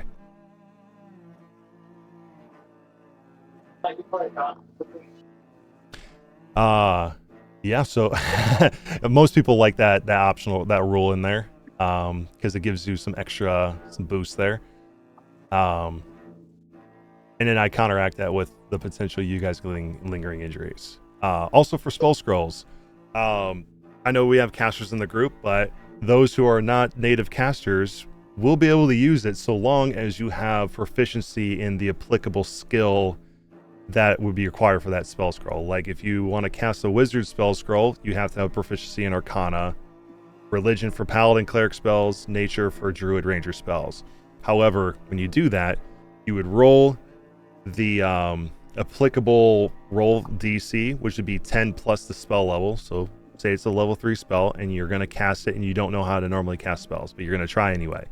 As long as you get 13 or higher, you will cast the spell from the spell scroll as normal. But if you don't make that save or that DC check, the spell scroll is still consumed and you'll have to roll on the wild magic search table. That counts for if you're a spellcaster and you're casting a spell that you don't have access to and it's on a spell scroll. If you have the ability to learn it for your class, that's different. Or if you have access to it normally, that's different. But if you find a wizard spell scroll and you're a cleric and you have proficiency in Arcana, you can cast it as long as you make the DC. Otherwise, we're rolling on the Wild Magic Search table. And I do have a very specific Wild Magic Search table for this that I made, and it is in helpful links. That are very folk inspired. I know it's a little hard to read, but they're in there. Like, for instance, if you did that and you failed and you rolled, let's say, a 99 or 100. Not a good one to roll. It says, the Crooked Moon notices you. You take 10d10 necrotic damage and a permanent mark appears on your body. Once per day, the DM may force you to re-roll any successful roll. Gosh. Or if it's not something as bad, you may get, let's say 17 through 18. A distant bell tolls. You and all creatures within 30 feet must kneel or be knocked prone. Strength save negates it. So, you can cast spell scrolls if you're not a spellcaster or don't have access to that spell normally, but know that there is going to be some checks in order to do it successfully. Besides that, we talked about flanking, the exhaustion. Resting and exhaustion recovery is the same as it normally is, though I also ruled that if you're going to go a certain amount of time without rest, you can go as many days without rest as per whatever your modifier is for your constitution. So if it's +2, you can go 2 days without resting. Once you get to the third day, you're going to have to start rolling constitution saving throws or gain levels of exhaustion. And if you succeed, let's say the first one's a DC 12. If you pass that one, the next day will be a DC 14, and it'll keep raising by 2 until you eventually fail one. So keep that in mind if you decide not to rest. Another thing that I have in here is a free action, and it's for examining a creature. And it says, as a free action, you can roll an applicable skill check to examine a creature and pull from knowledge about what you know about them. Here's the creature list type, and it tells you what skill check you would need to roll. You don't need proficiency in it, you just need to roll it. And then what the result is based on what you rolled. So if you got a 10 or less, you don't know anything about that creature. If you get a 10 through 14, you would know their general background information and their strength level or their CR. 15 through 19, you would know unique attacks and special traits. And if you get a 20 plus, you would know any resistances, weaknesses that they have, and that is descending. So if, let's say you rolled a 21 on Arcana, you would know the resistances and weaknesses and everything below that. Pretty much you would know everything about them. Nice. So you can choose to do that, to pull what you can to try to help yourself through battle. Besides that, when it comes through the moving through allies, since we mentioned that, you can move through your allies, the space that you move through with them in it, unless you have an ability to occupy someone's space, or if you're a certain size, that space will be considered difficult terrain, and you can't end your turn in the same space unless you have a feature that says you can. So can somebody move through somebody's space, attack in that space, and then move out and finish their turn not in that space? Correct. Yes. Additionally, for spell material components, I don't track every single component. I assume if you have access to that spell, you have the components, because it's too much to keep track of all the little doodads. The only thing I will track is things that have monetary value, such as diamonds, pearls, things like that. Those will be in the world for you to find, so you can be able to do things like cast Identify, or use a diamond for Revivify, Raise Dead, things like that. And obviously, most of those things don't get consumed when you use it for the spell. Some do, though. So But don't worry, there will be access to those types of components in the campaign, so that way it's not like, well, I got 5 diamonds to last me from level 3 to level 14. You know? But yeah, so that's really like, those are the main house rules that I have. Everything else is rules as written. But I also lend to the idea of rule of cool. If you come up with a really cool idea of how to do a certain action and there's no real rule for it, then if you give me a really compelling explanation of what you're doing, then I was like, I'll allow it, and you can go and do as you intended. There may be some checks applicable with it if you're doing something crazy, but know that the rule of cool does apply, unless there's a very specific, explicit rule that says you can't do something. But those are the house rules. I'm glad you mentioned that, Shale, because I was thinking about it, but then I forgot to bring it up. So appreciate that. Anything else you guys have questions on? Nope. I think that pretty much covers it. All right, cool. Yeah. Let's see. Is there anything else? Oh, yes. So Duff and Millie have already done this. For you 3 that are here, I need you to roll me a d20. Ooh. First official rolls of the campaign. It's true. Oof, that was bad. A 3.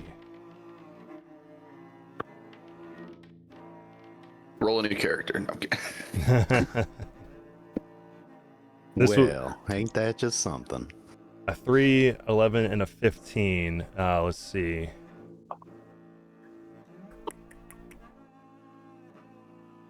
All right. That one's not taken for Bo. For Shale. That one's not taken either. For Jack. Okay, that one is already been rolled, so I need you to roll me a d6 now. Okay.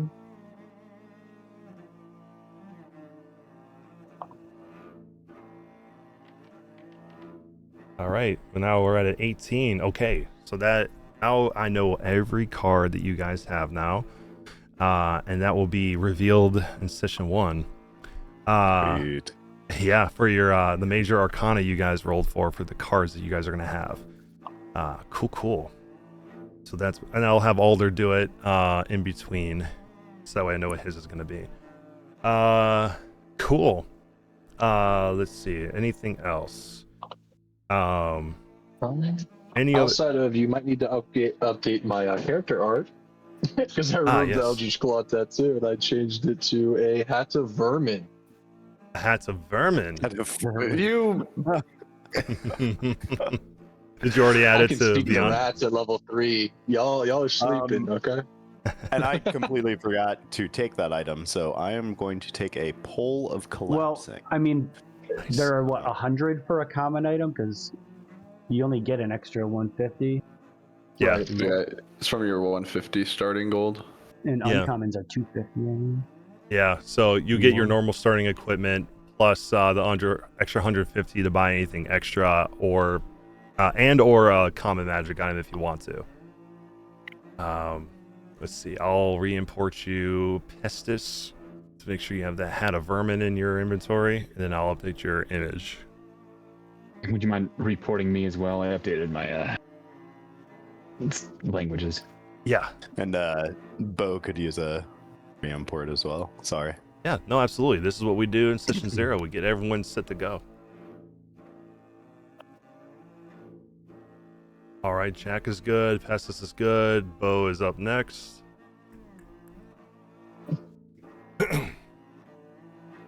Anybody else need a re-import? I'm good. All right. Cool. You good, Shale? Yeah, I'll probably have to add some like items or whatever. I forgot what I was looking at, but I'm good for now. All right, perfect.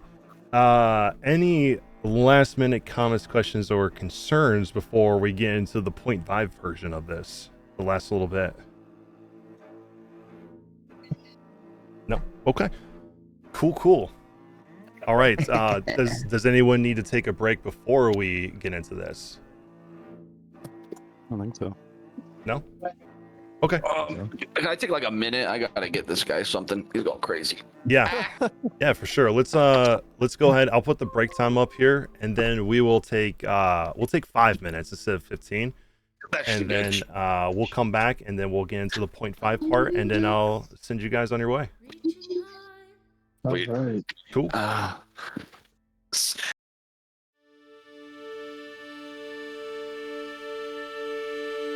What frozen fortune we meet again, where luster once glinted, so solemn and grim.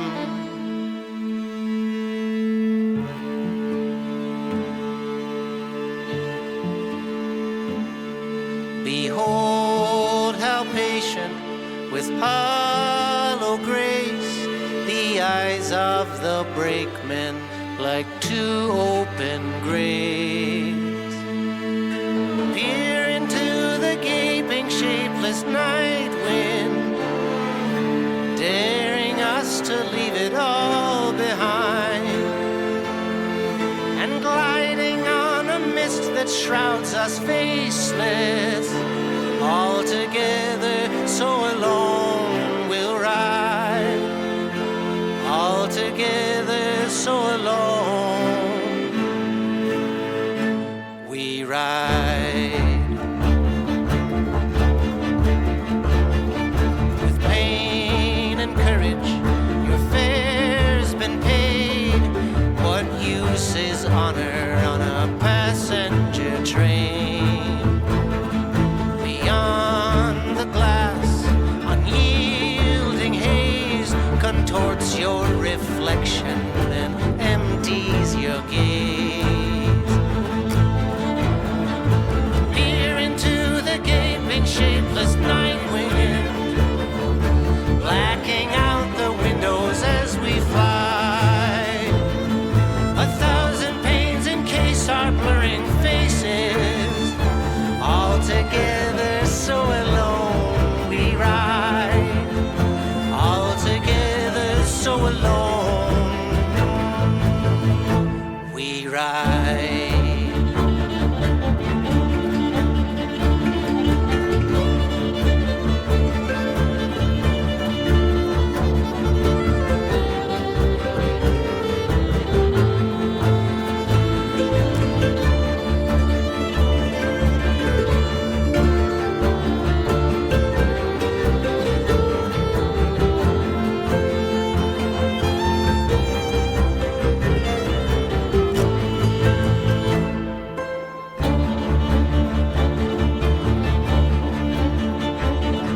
Through groans of steel, a hungry scream tears at the oil-soaked wall of black steam. And bursting through that roiling squall, the twisting blue ghost light thunders her call. Piercing through the gaping shapeless night wind, blacking out the windows as we fly, along the lonesome rails that shake us faithless, all together so alone we ride, all together so alone we ride, all together so alone we die.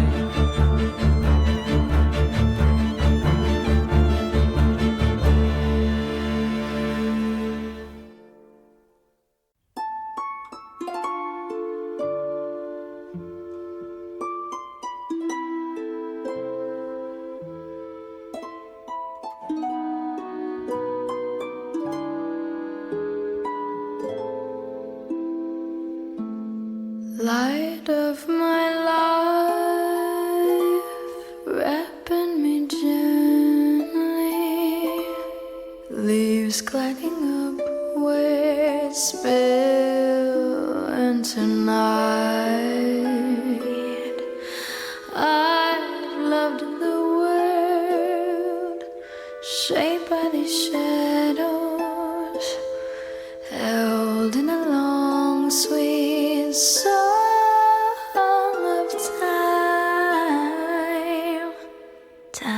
years spent with you under a sky framed by the trees, bursting with light. Time could have stopped there, but then the leaves shuddered still. Wind hummed along our beautiful world, moving to its own song. Fire rising, rest our breath away.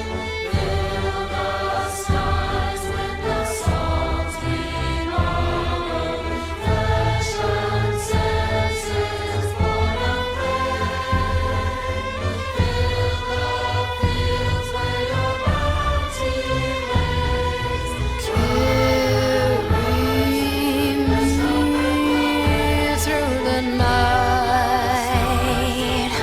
My glowing ember light his face so that I can.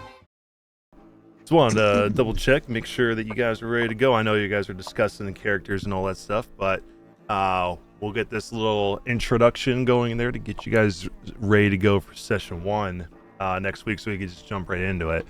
So before I do, just wanted to ask one more time, just to make sure, do we have any last comments, questions, complaints, concerns before we get into it?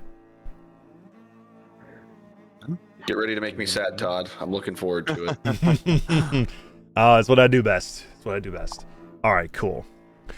Let me get to the page I need to be on. All right, guys, I'm doing it. I'm taking 10 con. Todd, reload me. We're doing it. All right, I've been convinced.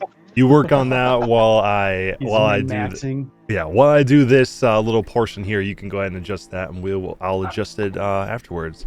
So, all right.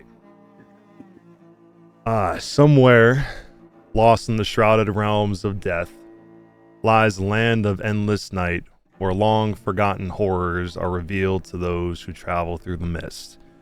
There, in a crooked house, lives a crooked man with a crooked grin.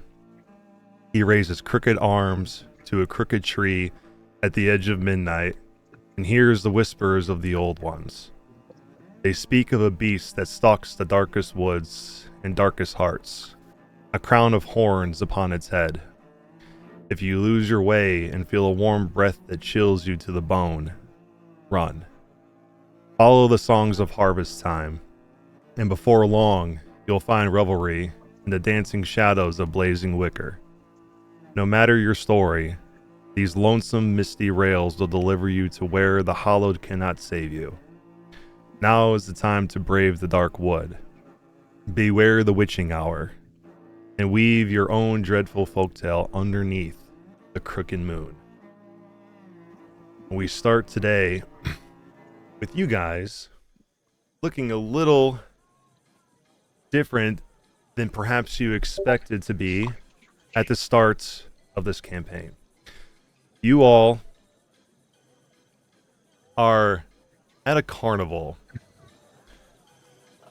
looking upon yourselves at this rather macabre carnival that you guys have been working at for various amounts of time for each of you guys, whether it's been since its inception or a new hand here at the Chuckles Carnival of Fools. You all are humanoid. Some of you working in various stalls, watching the people walk around to the different booths, buying their tickets to see the moments of Chuckles' moment in the big top, or going to the place with all the dolls that seem to have a shred of life in them, but oddly not sure how, or the ominous missing posters and spots of people who've come to this carnival but seem to get lost and are never found. Regardless of the circumstances, it's paid you a decent enough wage, and Chuckles, as ominous as he seems, and oddly enough, you've never met him, it pays you a wage. For Alder, since he's not here, he finds himself standing on a stage, humanoid, of course, but dressed as a tree with various paper mache bark and branches that he is moving and entertaining the children here that are watching the show, pretending to be a tree, a living tree, and showing his, as the seasons go, his leaves fall and regrow, the cycle of life as all living things must go through: growth, death, and rebirth. As he represents this tree and the seasons it goes through, he can't help but feel a little disgusted by what he's doing, representing the cycle of life in a way that seems like it's mocking it rather than savoring it or honoring it. Pretending to be nature, coin, seems odd to him, but coin is coin. Across from him is a little boy dressed as a doll. In Pestis's case, this is you. You're standing across this man that you barely know, dressed as this tree. You're dressed as a living doll, wearing burlap over your little body. You came here as an orphan.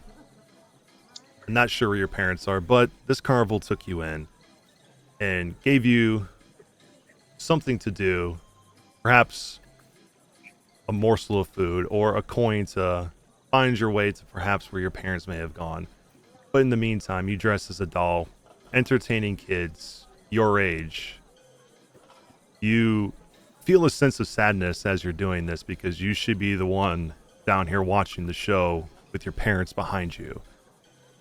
But instead, you're up here working, trying to make it through your youth, growing up way too fast than a child your age should be. But nonetheless, you enjoy pretending to be a doll with no life, even though you're giving it life. Pretending to climb this tree, play around it, and play with all the other woodland critters that are around this tree. The one person that stands out amongst the other creatures here. And in a way, it makes you feel out of place, but at the same time, like you belong here in a weird way. And you can't help, over the time that you've been working here and wearing this outfit, you can't shake a cough that you have. And you keep having these dreams at night since you started working here of a woman that you can't place who she is. You're not sure if it's your mother, that you're just remembering some distant memories, or if it's somebody entirely different. But every time you dream of her, you feel sicker. Almost as if you're growing homesick, or perhaps just growing sick. For Hobo, you are sitting at a stall across from this stage in a separate booth. You are, in one hand, playing with a marionette doll to make it dance for the crowd. And this doll looks like it's got different paintings on its face, almost like it has a representation of the dolls you would see at the Day of the Dead in other cultures. You're dancing it around, and in the other hand, you're skilled at playing your fiddle. So you hold it in the crook of your neck and you play your fiddle while you dance the doll to entertain the adults and the kids alike. You feel as if when you're playing this, the doll itself is delivering these people living their normal lives on the outside into a place of happiness and a place of joy from their mundane lives. And you almost feel in a way that if you master this even more and inspire these people with your song and dance, with your dolls and your instruments, you may be able to make them happy enough to deliver them into death when death finally comes for them. As if they'll remember the songs that you're showing them. And it'll be something that will stick in their mind despite all the muck and grime of life. You feel as if this moment will be something they'll remember. And it will pass them along into the next life and bring them peace. But at the same time, here at this carnival, you feel a little hair on the back of your neck feel as if death may not be so far away. You've seen the missing posters of people who have come here. You've seen the people pick up these dolls that seem to have eyes that move when they shouldn't. But you know it's a magical carnival. These are all things that people are accustomed to a place like this. It's macabre, it's strange, and it's meant to be. But still deep within you, you feel as if this is not quite a normal type of abnormal. For Jack, you're showing a feat of skill at another booth further into the carnival where you're having playing cards. You're having people pick a card, any card, and showing them your typical magic tricks that seem simple to you but blow the minds of those who do these tricks with you. But you're not a typical magician who does these cards and shows a number they picked. You have more skill than that. When you show this card, you don't just show it to them. You fling it across the carnival and possibly around people's heads until you hit a target on the other side, never hitting flesh or hitting anything other than this target. That's what pulls you apart from the other magicians, is not only the magic within what you're doing, but the skill to where they go and look at the target and see their number there, which makes it a feat of impossibility of how could you possibly have pulled their number when you shuffled it in the deck. Though with you can't help but feel every time you throw these cards that something attached to you in some way is guiding these cards across the way. You know you're skilled, and you know these cards are something you practice day in and day out, but you still can't help but feel that something not quite following you the way you normally are, a shadow, maybe a mysterious stranger that you can't see, a ghost perhaps, is guiding your skills, and it makes you slightly uneasy. But again, you know you're skilled. The uneasiness is just a temporary feeling. And you hope the more you work here, or at least to the point where you earn enough coin to do something else, this uneasiness will subside. For Vela, you are standing at another booth across from where Jack is. Again, somebody you've seen, but not somebody you really know. You are doing feats of magic, taking blades and putting them down your throat to the point where it seems like it's impossible for it to happen without harming you. You're causing fire to burst from almost thin air. You're pulling rabbits out of hats that shouldn't fit in such a small thing. You're making small pyrotechnics out of seemingly nothing. You know this is a simple trick of sleight of hand and trick of the eye, but every time you do this, you keep looking up at the sky as if part of you belongs up there.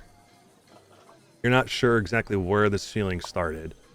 You do know it became more reverent to you since you started working here. You feel as if the moon up there is watching you at all times, as if beckoning you back to where you belong, which is strange because you're human. You've always been here on soil. You've never gone anywhere else.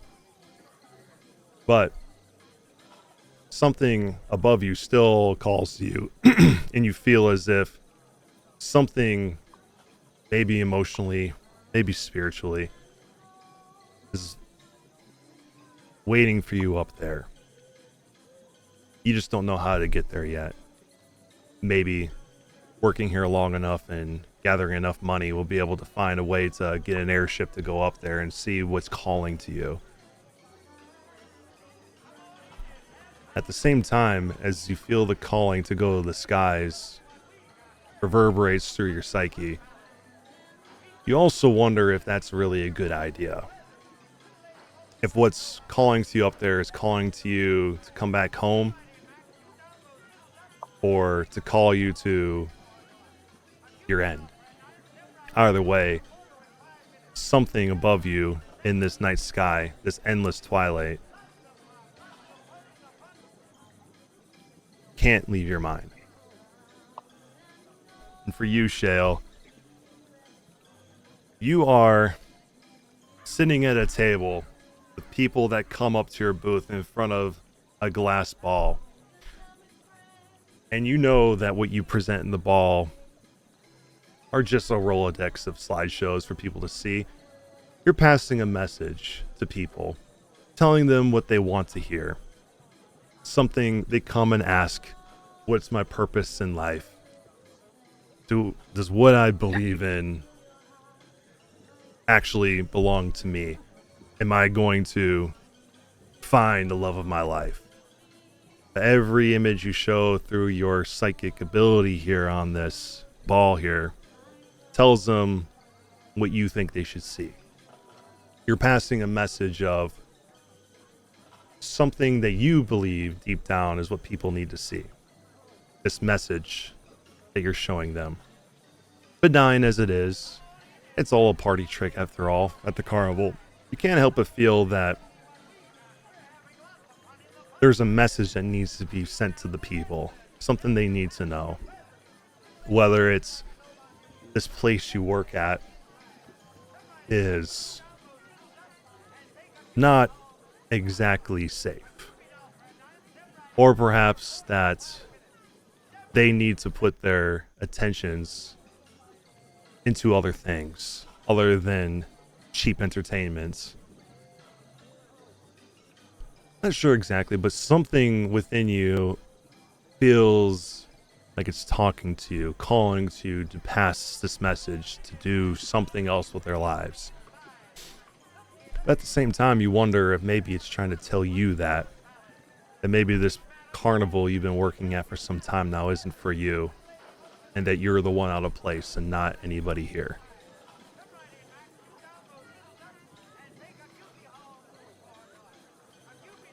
And then as you guys are doing your various entertainments for people throughout the night, you eventually come to a conclusion of the night where everyone leaves for the night and heads home, and you all find your respective tents, cots, whatever it may be, to rest for the night. For all of you here, you've met these other people. You don't really know their names. No one really here really takes the time to get to know each other. You are entertainment for the people, and you're nothing but a worker for Mr. Chuckles, who runs this place. Again, none of you have met him before. You just know you work for him. He works in the big top, the people who come here have seen him, but you have never laid your eyes upon him before. You've seen the other entertainers, particularly the Harlequin that plays with the tiger over on the other side of the carnival. Does tricks, gets the tiger to roar, to do various things to make people go, ooh, ah. Or the freaks in the freak show tent that do dress in various weird things or wear masks to look grotesque and monstrous. But something about this night in particular feels ominous. The night is quieter than normal. You hear the sounds of the cicadas on the outskirts of town. You know by morning you guys will be moving somewhere else to entertain a new group of people, but something about this night feels strangely off-putting to all of you. For Pestis, when you go into your tent for the night and you see everybody else who I just described head back to their tents, for the first time this night, you feel, even though you've seen them in passing, they feel more familiar to you than they have before. You're not sure why, but it feels as if something in you, perhaps had a revelation or something in you released to where they feel oddly familial now, as if you've seen them before. Not here at the carnival, but somewhere else. When you were younger, perhaps, or before you even took work here, but something is eating at you a little bit as, what does this mean? But it's late, and everyone's retiring for the night, so you don't bother them with this information right now. But you intend to in the morning. For everyone else, you retire to your tents for the night and go and get a well-earned rest and get ready to collect your coin in the morning and move along to the next location. But about halfway through the night, for Shale, you feel in your dreams that someone is trying to speak to you. Somebody warning you about something nefarious nearby. And you feel as if you need to wake up and leave. But when you wake up and kind of stir to figure out what it is you're feeling, the first thing you notice is the smell. It smells odd. It almost smells industrial. And it almost feels as if the air around you feels slick. Not sure if it's the humidity or if it's something else, but it catches your attention and you begin to head towards the front of your tent to look. Meanwhile, for Hobo, you also are stirred as you feel in your dreams like a train is coming for you to pick you up. But this train feels like it's not picking you up to take you somewhere that you want to go, but somewhere you've never been before, and it makes you uneasy. And it has you wake up in a cold sweat.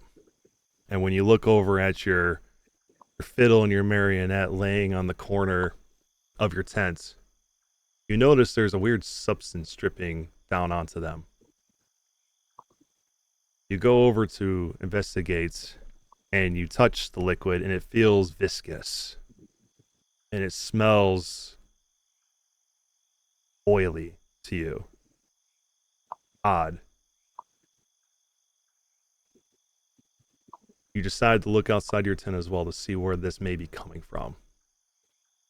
Meanwhile, Vela, you have another one of those dreams. The moon is staring down at you, and it's smiling at you with crooked teeth. And you're looking at the expanse of the sky all above you. But your attention is constantly drawn to this one spot where no star remains. You see there's nothing there, but you feel as if something should be. And it feels like you need to know why. But you wake up and you notice that the bed you're laying in is wet. And you're wondering, oh, did I wet the bed again from these dreams? You look down to see, but it is wet indeed, but the liquid is dark, black and viscous, which is odd to you, and you see the dripping from the top of your tent onto the spot there. You as well go outside to look outside your tent to see what is this dripping is coming from. Jack, you don't really sleep very well throughout the night. You toss and you turn from this feeling of uneasiness as if something is watching you or standing nearby that shouldn't be. But when you open your eyes, you notice that there's an odd light shining a shadow on the side of your tent, which is odd. It looks like the shape of you, but slightly off. But there's no light source in your tent to speak of, so how is this possible? You wake up to go look at it and you realize it's not a shadow at all. This is strange liquid that's almost imprinted your stature onto the wall, and it is seeping through the burlap. You as well go out to investigate what is causing this. For Alder, he feels as if the ground is groaning under an uncomfortable pressure in his room. He's always been connected to nature in some way, why he feels so macabre about dressing as a tree. But something about this night feels as if the land is recoiling to what is occurring, or what is about to occur. He notices that the muddy ground on the outside of his semi-open burlap of his tent seems to be darker than he's seen before. And he smells it too. It smells very petrol-y. He looks outside to investigate as well. And then Pestis, you wake up feeling as if something with all these people that you just felt earlier in the night, that you felt familiar with, as if collectively you feel their sense of uneasiness, and it stirs you awake as well. And you see that your doll outfit that you're dressed in is completely drenched in something oily. And you go outside to look as well. And when all of you poke your heads out of the tents at the same time, you notice that there's a light in the distance on the other side of the carnival. And all of you can see in your tent areas where you're all are sleeping. Others are sleeping in the tents as well. They have not woken to see what it is you've seen. But you notice all the tents are covered in this black liquid. And there's a trail of it all around the ground as well. And it smells like gasoline or something like that. And then that's when you begin to hear it.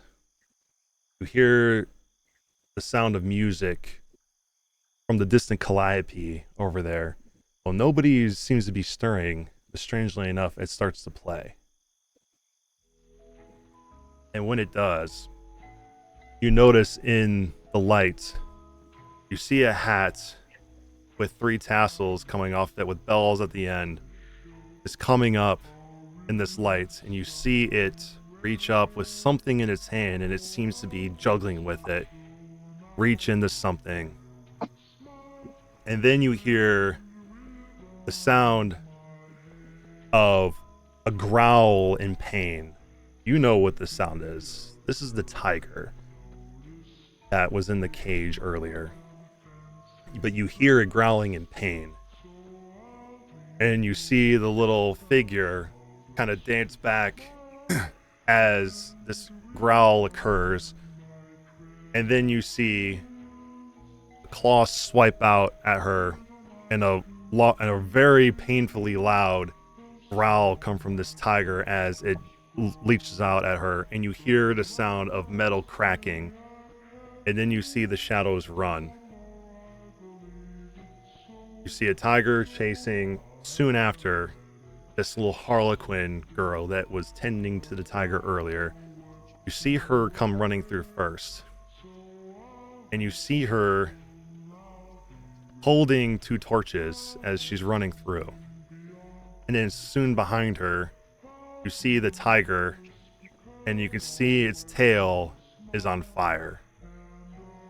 And as it chases her through the tents area where you guys are staying, you see as the tiger brushes against the tents, these tents immediately catch alight. And they run all through the areas, hitting all the tents through here, including the ones you're staying in. And the area around you is immediately lit up with fire. And you can feel the heat immediately coming through. And you're trying to find a way to get away from this fire, but the fire is too strong, it's too hot. You feel trapped in these tents. And then soon you see through the little openings in your tent as the fire is raging, you see the tiger eventually catch the girl. And then you hear the sound of squelching, meat tearing, bones cracking, as you hear this little harlequin girl begin to laugh maniacally as she's being ripped to shreds by this tiger, as the tiger continues to scream in pain. And then soon, more screams start as you hear the rest of the tents begin to catch its occupiers as they begin to burn. And then you soon see the fire come inside of your tents. No matter what you do, find an escape route. You can't escape the flame. It eventually catches all of you, and you feel the intense burn and the smell of your flesh burning as this fire takes hold.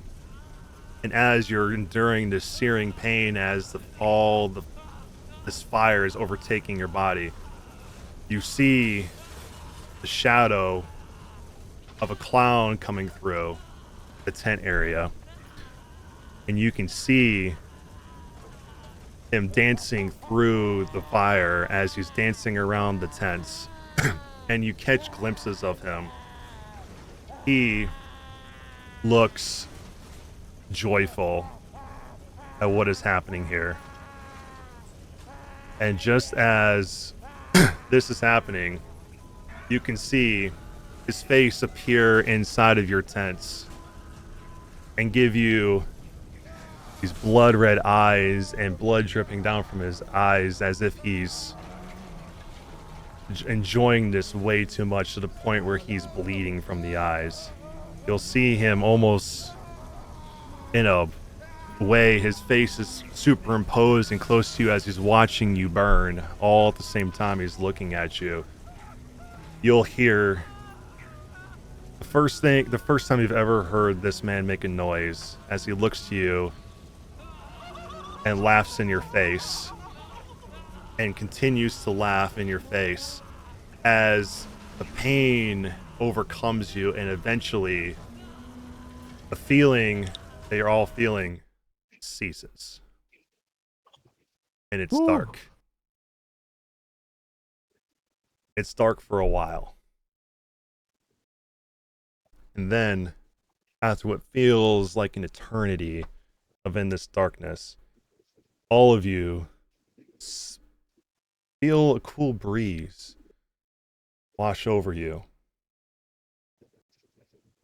And eventually you find yourselves lying on a wooden platform, which is strange. Because before you weren't anywhere like this, but you finally open your eyes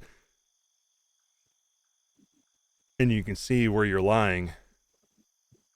Besides yourself, 5 other people lying here. And they're all waking up at the same time, rubbing their temples or cracking their necks or their shoulders as if they still feel the pain that they just endured. But as each of you sit up and look upon yourselves, you look different. For Pestis, you look down and you're wearing a potato sack? That's strange because your outfit that you wore at the carnival didn't look like this. And the burlap feels moist. You feel this like strange mucousy material all over it, as if the burlap is holding it back. And you still feel the sickness within you, but it feels comfortable now. For Hobo, you wake up and you look down and you look skeletal. But you can see the little symbols from your marionette doll etched on your bones. Which is strange because you were flesh and bone before. You know you just got burned to death, or you felt like it happened. It could have been a bad dream, but you look skeletal now. And you see a knapsack with a stick attached to it laying on your side and a fiddle on the other side. The same fiddle that you've seen, but scorch marks on it, but still intact. For Jack, you wake up and the first thing you see is a shadow standing above you, which looks kind of like you, but also not at all. It looks like you have straw sticking out of various spots on your body. You have cards sticking all over various parts of you. You're like, that's strange.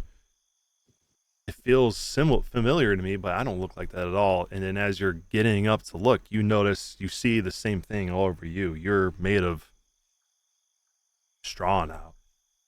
Burlap for clothes in certain spots. Cards stuck in various parts on you. You feel as if your head is made of something, not flesh, but maybe like a gourd or perhaps some sort of wicker. But your head feels strange and almost feels like as if there's nothing in there, but you can still feel thoughts in there. You feel hollow. It's stuffed with something foreign in you. For Shale, you wake up, and the first thing you notice is, as you move, it sounds like rocks crunching together. And you feel as if your skin is so dry. And you go to like rub it, but then you feel the coarseness of your skin as you look and you notice your skin is very stony.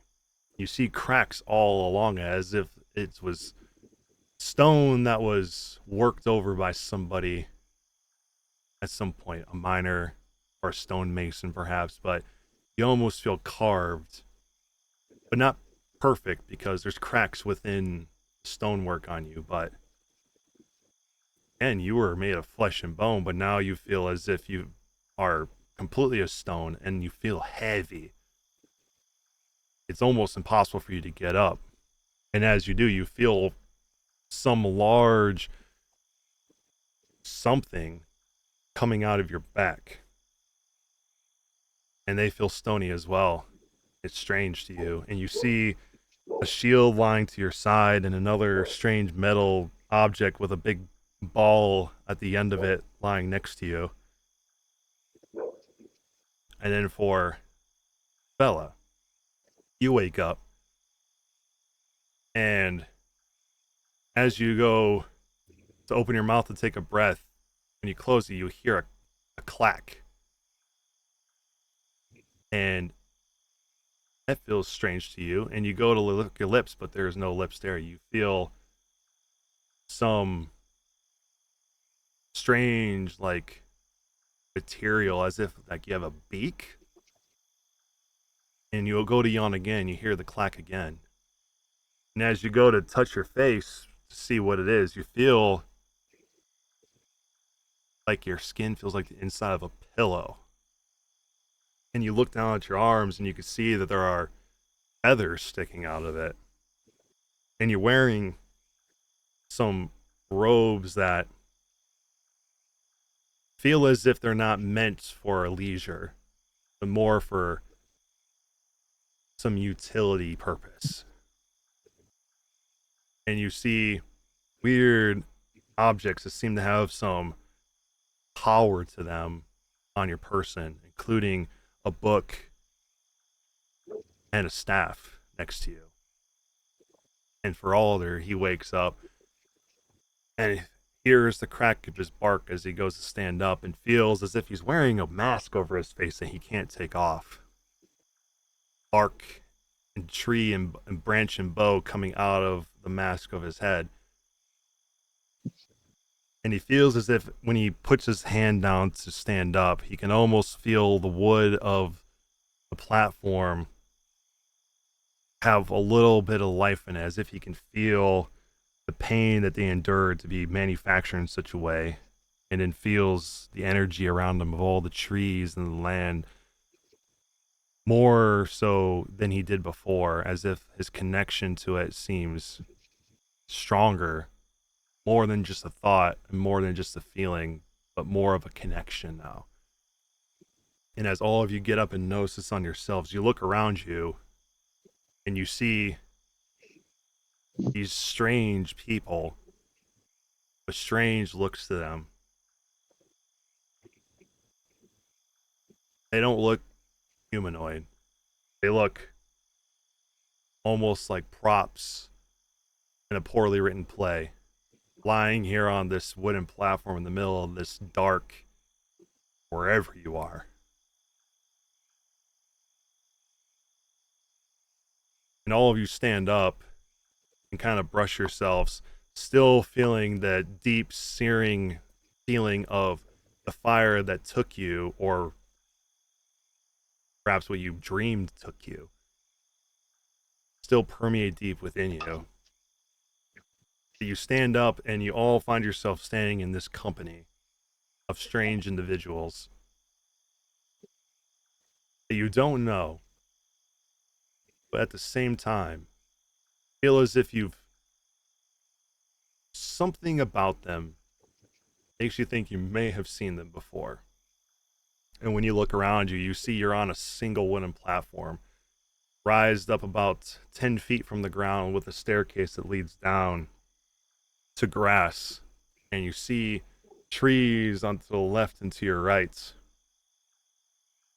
as if the trees are way too close than they should be together, as if they're hiding something within their darkness.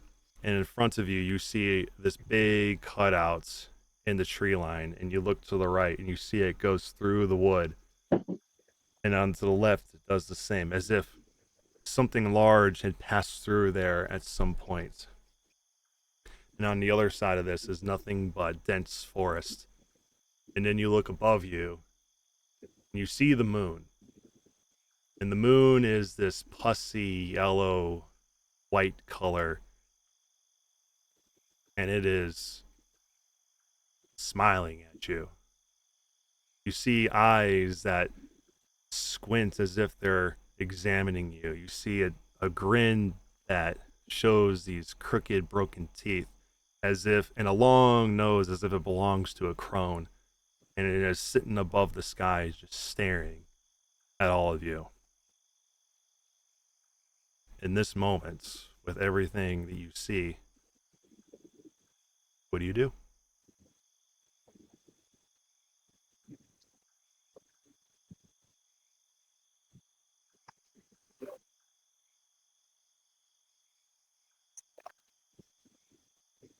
Try to gather myself. Breathe. Damn. I guess I'd stand up. I go, you lot. I feel like I know you, but where are we?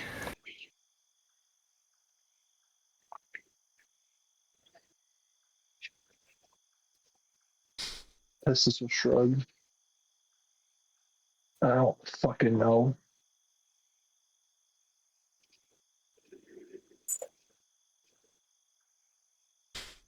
It's okay if you guys need a moment to collect your thoughts. This usually happens. Just dropped a nuke on my brain. So just so basically it's crowded woods and there's just a straight line to the left and right and a wooden platform in the middle, right? There's no other openings. Right. Yeah. There's just, it looks like a large cutout through the tree line, as if like maybe loggers had come through here many years ago and cut out this big cut through. And you see this wooden lone platform that you're all standing on. Nothing else surrounding you besides these trees and the grass below. Shell just kind of stands up and like starts to stretch all creakily. You see these big wings kind of stretch across his back, and he just kind of looks up and he's like, "The time of the harvest has come."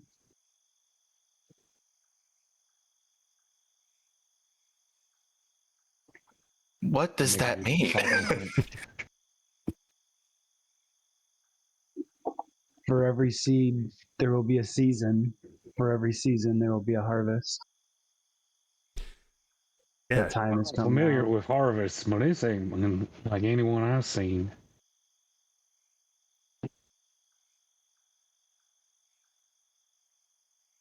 Yeah, Shale, when you say those things, it feels right to say it, but that's an odd thing to say because you never really cared about the harvest before, but now something feels different in you, as if that matters. As I if can you feel it in the wind. I can hear it in the trees.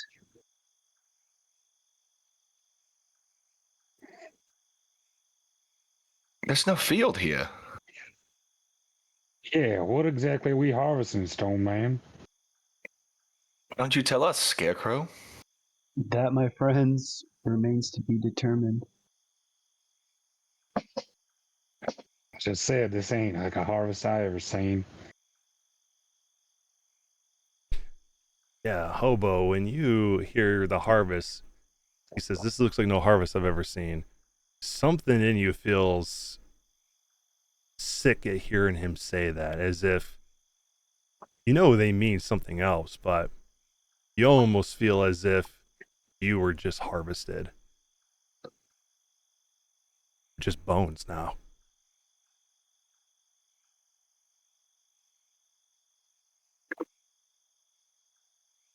I think you're muted, by the way. Oh my gosh, I've been talking the whole time. I was trying to say. I was like, It looked like you were Usually trying not to the say quiet Our something. mouth. Where's our mouthpiece here? Yeah.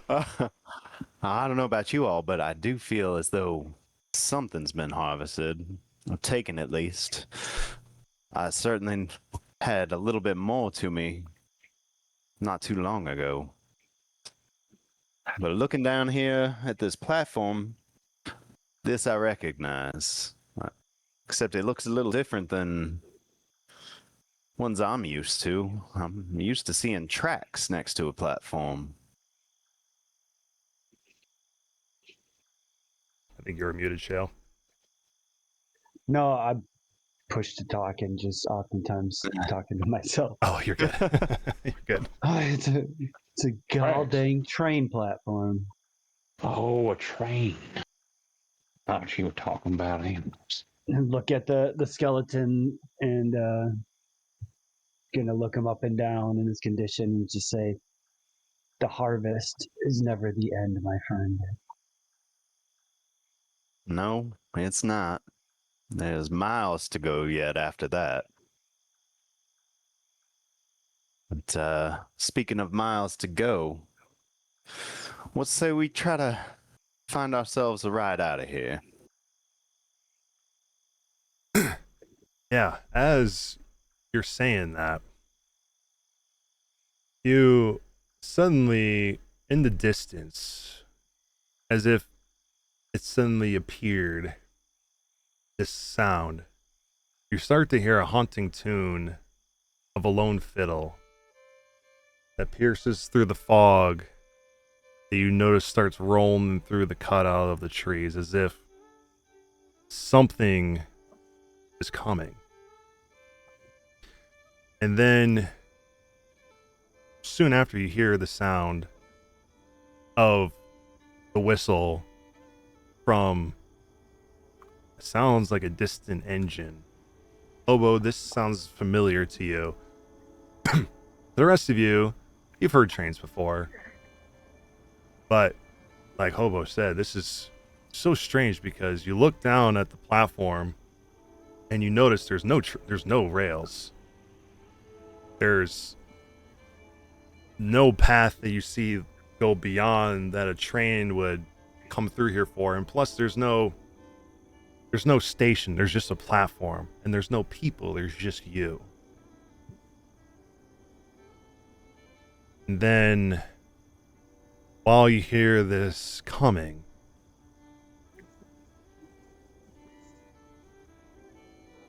Pestis, as you're standing here feeling and hearing what everyone's saying, talking of harvesting, trains and the like, and feeling, still trying to come to terms with what the hell just happened. You hear from the steps behind you, you hear the wooden steps begin to creak, as if something heavy is walking up the stairs.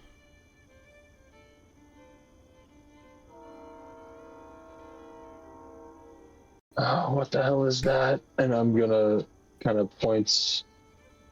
I'm gonna grab somebody's. What the hell are you guys wearing? Anybody wearing a long coat of some sort I can grab? Yeah, I'm not grabbing the guy. Yeah, I'm gonna pull your little long coat. Straps is hanging down. Yeah, I'll grab We one of got the coats. straps or a long coat and point towards the shit, direction of the sound. Yeah, you look back to where the sound is coming from. You can hear the music, or not the music, you can hear the steps continue to creak as it comes further up the steps, but you don't see anything.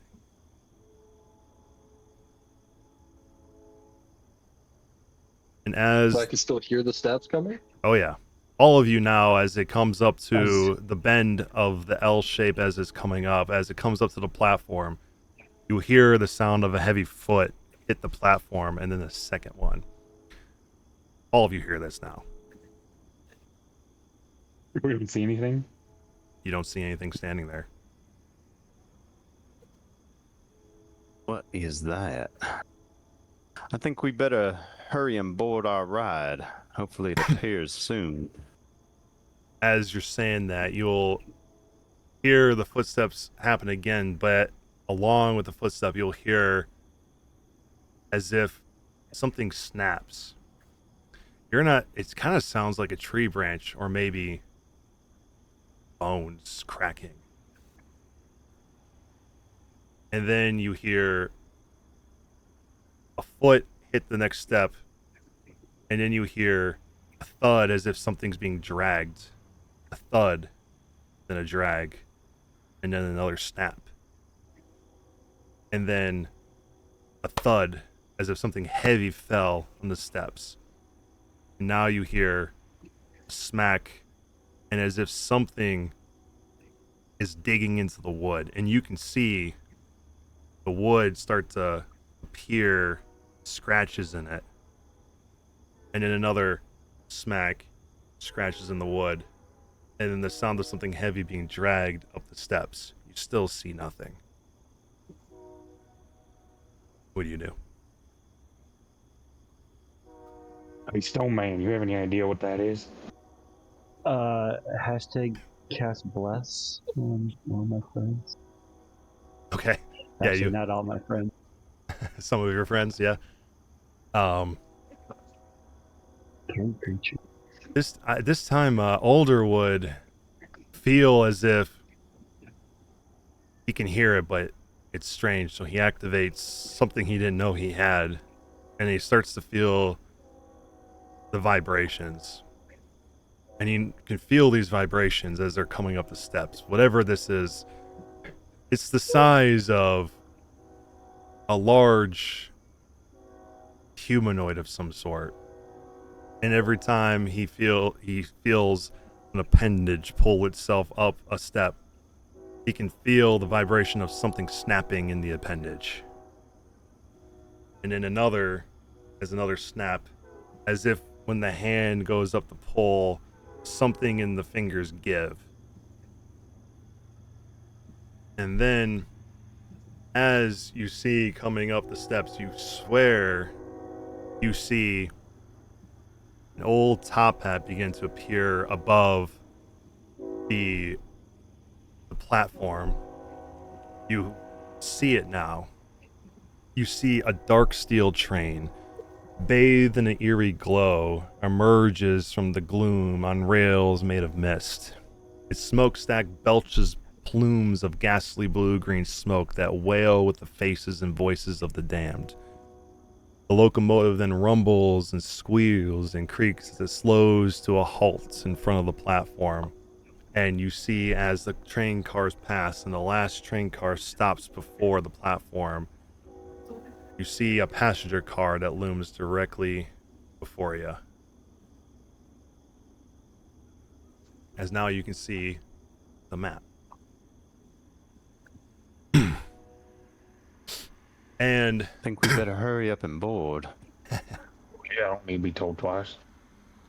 right, when one of you, I'm not sure who, but I'm sure one of you looks back to see this top hat. It's not there anymore. It is gone. And the steps have stopped. The snapping has stopped. And as the train car stops in front of you,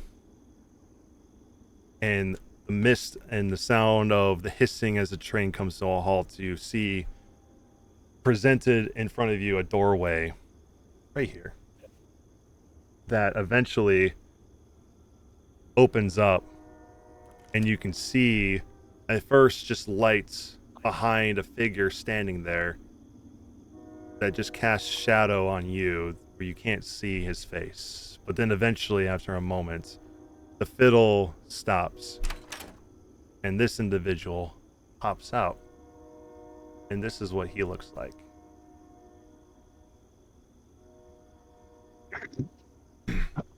And as he comes out, he looks at all of you and gives a little croak noise and says, "Welcome, friends, to the Ghost Light Express.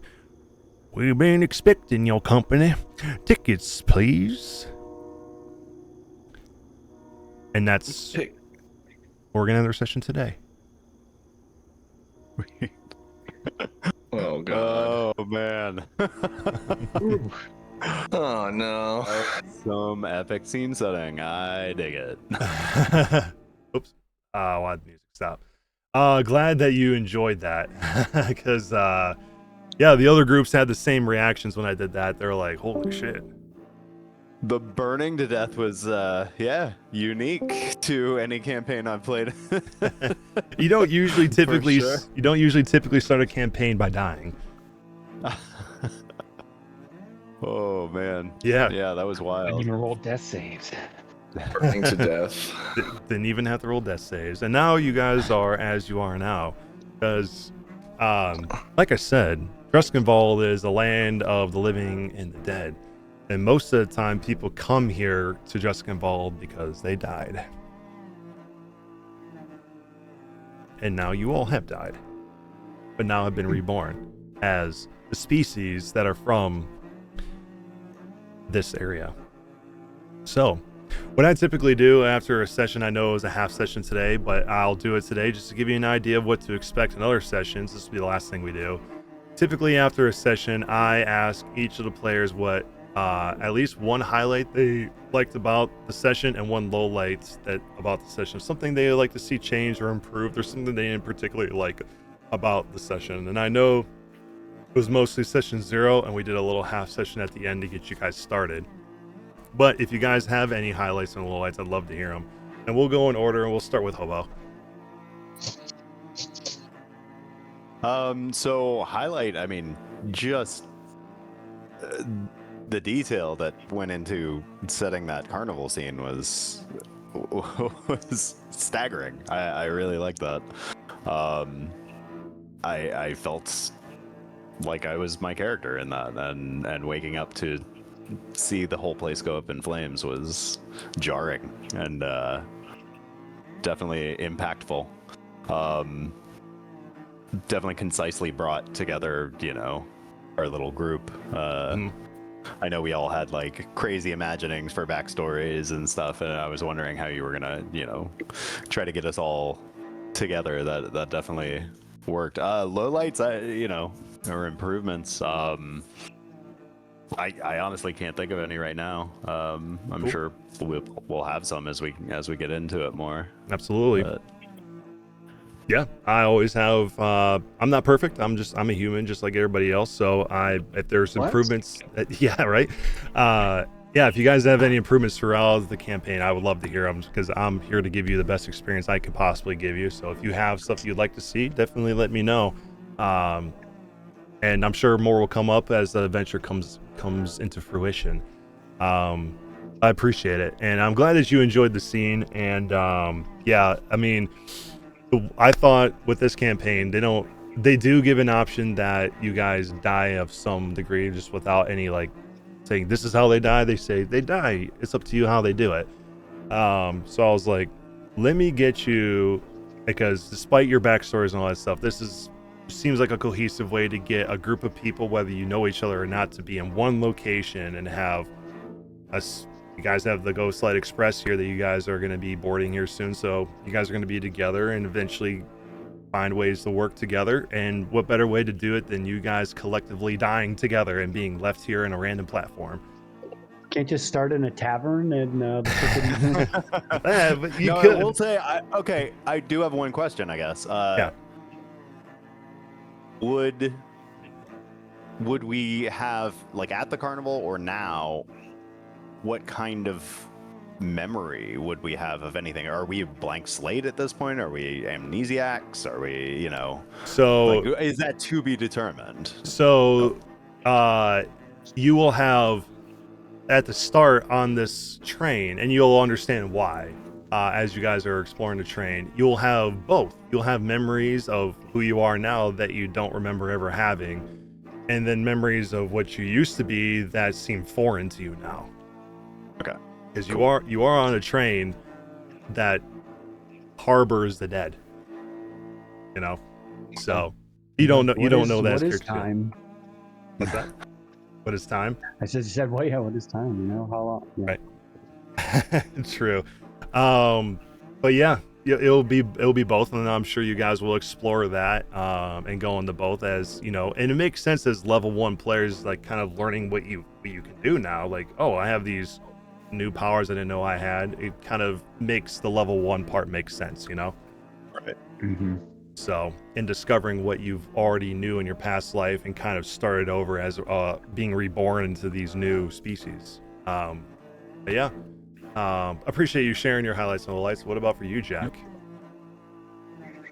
Oh yeah, I mean, I guess I'll even expand on what Bo said, and I mean, just the intricacies of how this is all set up. I'm pretty sure I said, "Oh shit, that's cool," like 12 times at least tonight. And so, like, playing online can be interesting sometimes, but like the immersiveness and like, it was all came together even with that little bit we just did there. So yeah, I would just say, highlight is like the setup, and I'm so excited to like to get to a full session to play like this. So yeah, absolutely. I don't know. I mean, I don't know if I can think of a low light. I'm just really excited this whole time. I mean, Good. Glad to hear that. I'm glad that you guys are enjoying it. I'm glad that you don't have to get on Duff's case and be like, he's good DM, trust me. And then I fumble it.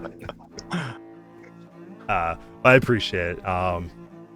I'm excited to run session 1 with you guys next week, and then you guys get to go through this train and start to learn about what's going on and getting to where you guys are going to go. As you start this part where you're in right now is the like prologue, the 1 through 3 part, but it has a tie-in. It's not just a random like, out of place beginning part. It makes sense why it's here. But I'll be excited to see what you guys do with the Ghostlight Express, where you guys are at. Got anything else, Jack? That's it for me. Awesome. Kai. All right. Highlights. Number 1, session 0.5. That's it. I'm very excited to be playing another one of your campaigns. This is, I'm sure Duff can attest, this is a very, very small sample size. Todd's very, he is a sick, twisted individual. There will be a lot of descriptions that leave you, and just so you know, Todd, send it all. I don't think anybody in here has ever had any issues with any grotesque descriptions and stuff. Send it all. But yeah, I'm just very excited. Like, highlight is just being back in it, being back in another campaign with you. Very, very excited about this. Low lights. I'll just call out tattoos aren't common magic items. So I had a fucking vermin now. That's a low light. That's just a D&D low light though. That's true. So, and then the other thing is just I don't know if actually let me check the stream thing.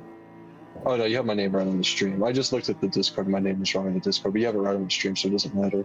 Oh, did I put it wrong in the Discord? It doesn't matter. You can leave it as that. It's funnier that it's misspelled. Okay. I see where it's different now. That's literally it. No, they'll leave it as is. It's funnier. Too late. I changed it. On the stream. Damn it. You can change it back if you want. No lowlights at all. No lowlights at all. I'm just excited for my Mondays to be horror filled again. Cool. Yeah, I'm glad to hear that. Glad to have you back. You and Duff, of course. Excited to see how I traumatize you guys next, even though now as you said, I'm a sick, twisted individual. True. I mean, I like horror campaigns. I'm not a sick, twisted individual in real life, just when it comes to D&D. Cool. Appreciate you sharing. What about you, Shale?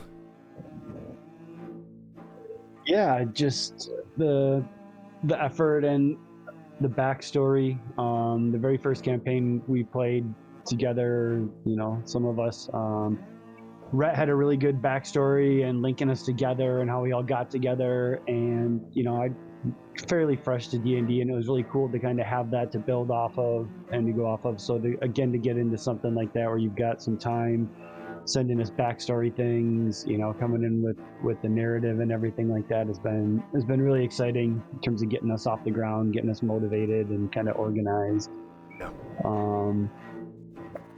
I guess low light, I'll just say, I have some innate spells and stuff like that, and it's hard to track on the page and in the kind of the quick features, but it's kind of minimal and whatever. So I'm not too worried about it, but excited to get this rolling and get us rolling and maybe knock down for real coming up here.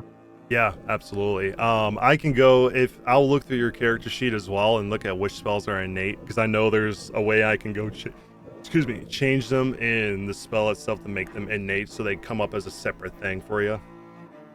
So I'll look into that throughout the week and see if I can tweak that for you, so that way it's a little bit easier to read. Yeah, and I guess if I have a free use of it, does it have to be the first one, or can I expend spell slots and like choose when I use a free use of it? Because certain ones, don't use a spell slot, so I do different stuff or as a bonus action. Right. Yeah. I think unless it specifically says it has to be the first one you use, I always interpret it as you can use your innate spell casting that doesn't use a spell slot at any time. It doesn't have to be the first thing you do. So, And you can also choose the, just so you know, when you click on this, like if you cast a spell, if you're going to use the innate one, there's like the bar on there that says use a spell slot or use the resource. You don't have to have that selected for the spell to cast. And then you can just keep track. Obviously Todd can do that. But there should be a button there. Beyond, are you saying? No, on Foundry. Yeah, like when you cast your spell, it'll ask you to consume spell slot, and if it's not like auto prompting it, you just unselect it, and it won't use your slot on your. Yeah.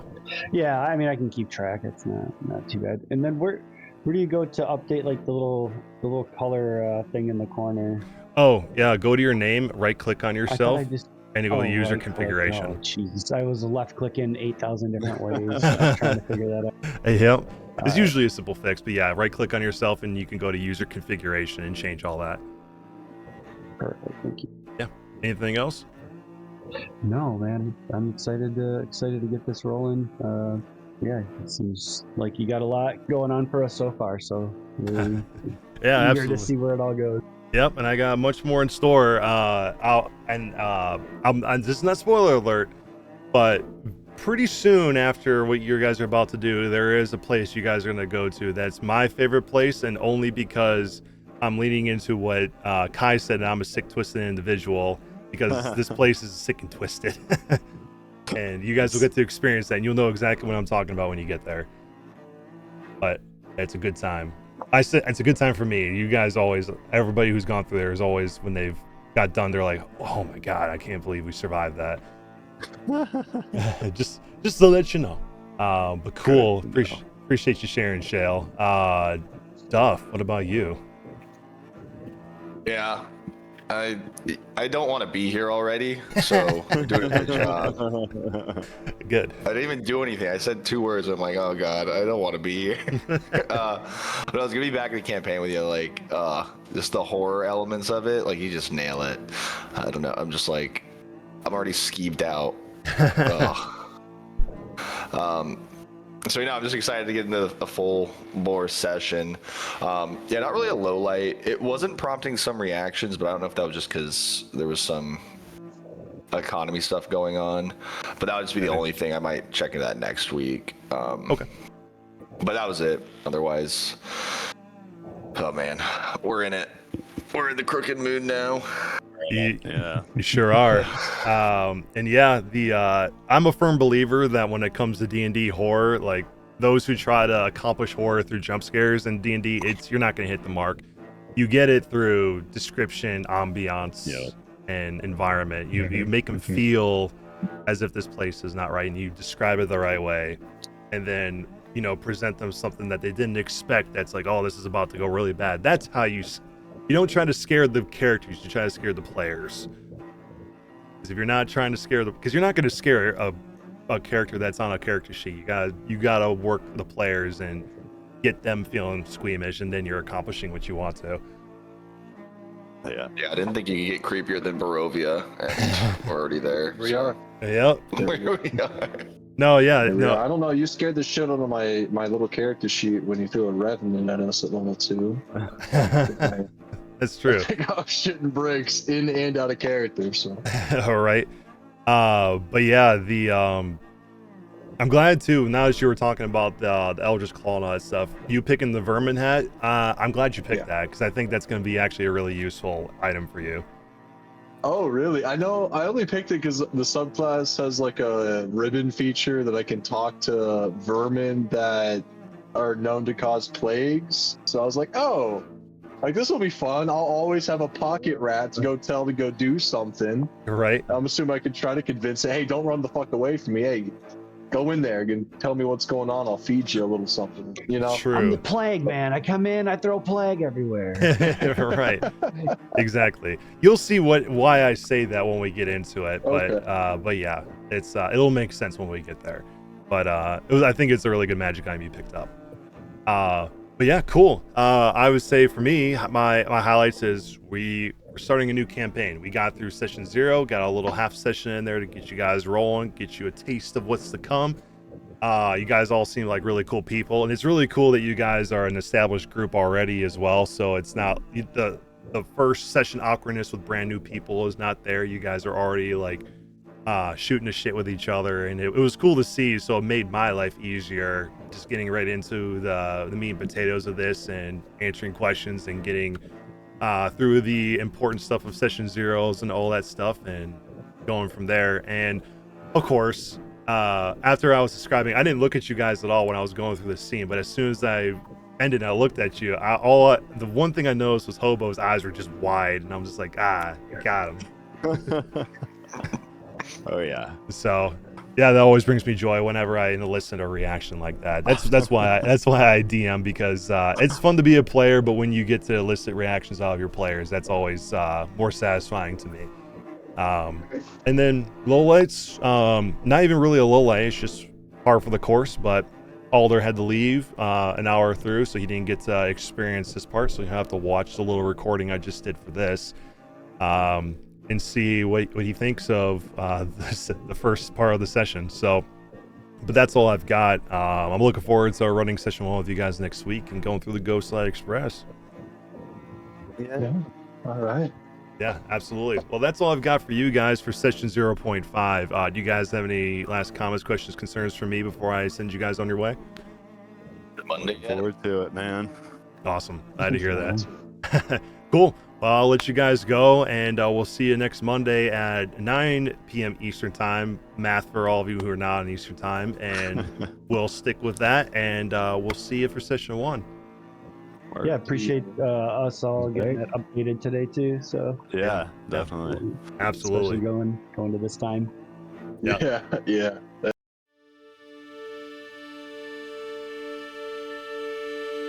What frozen fortune we meet again, where luster once glinted, so solemn and grim.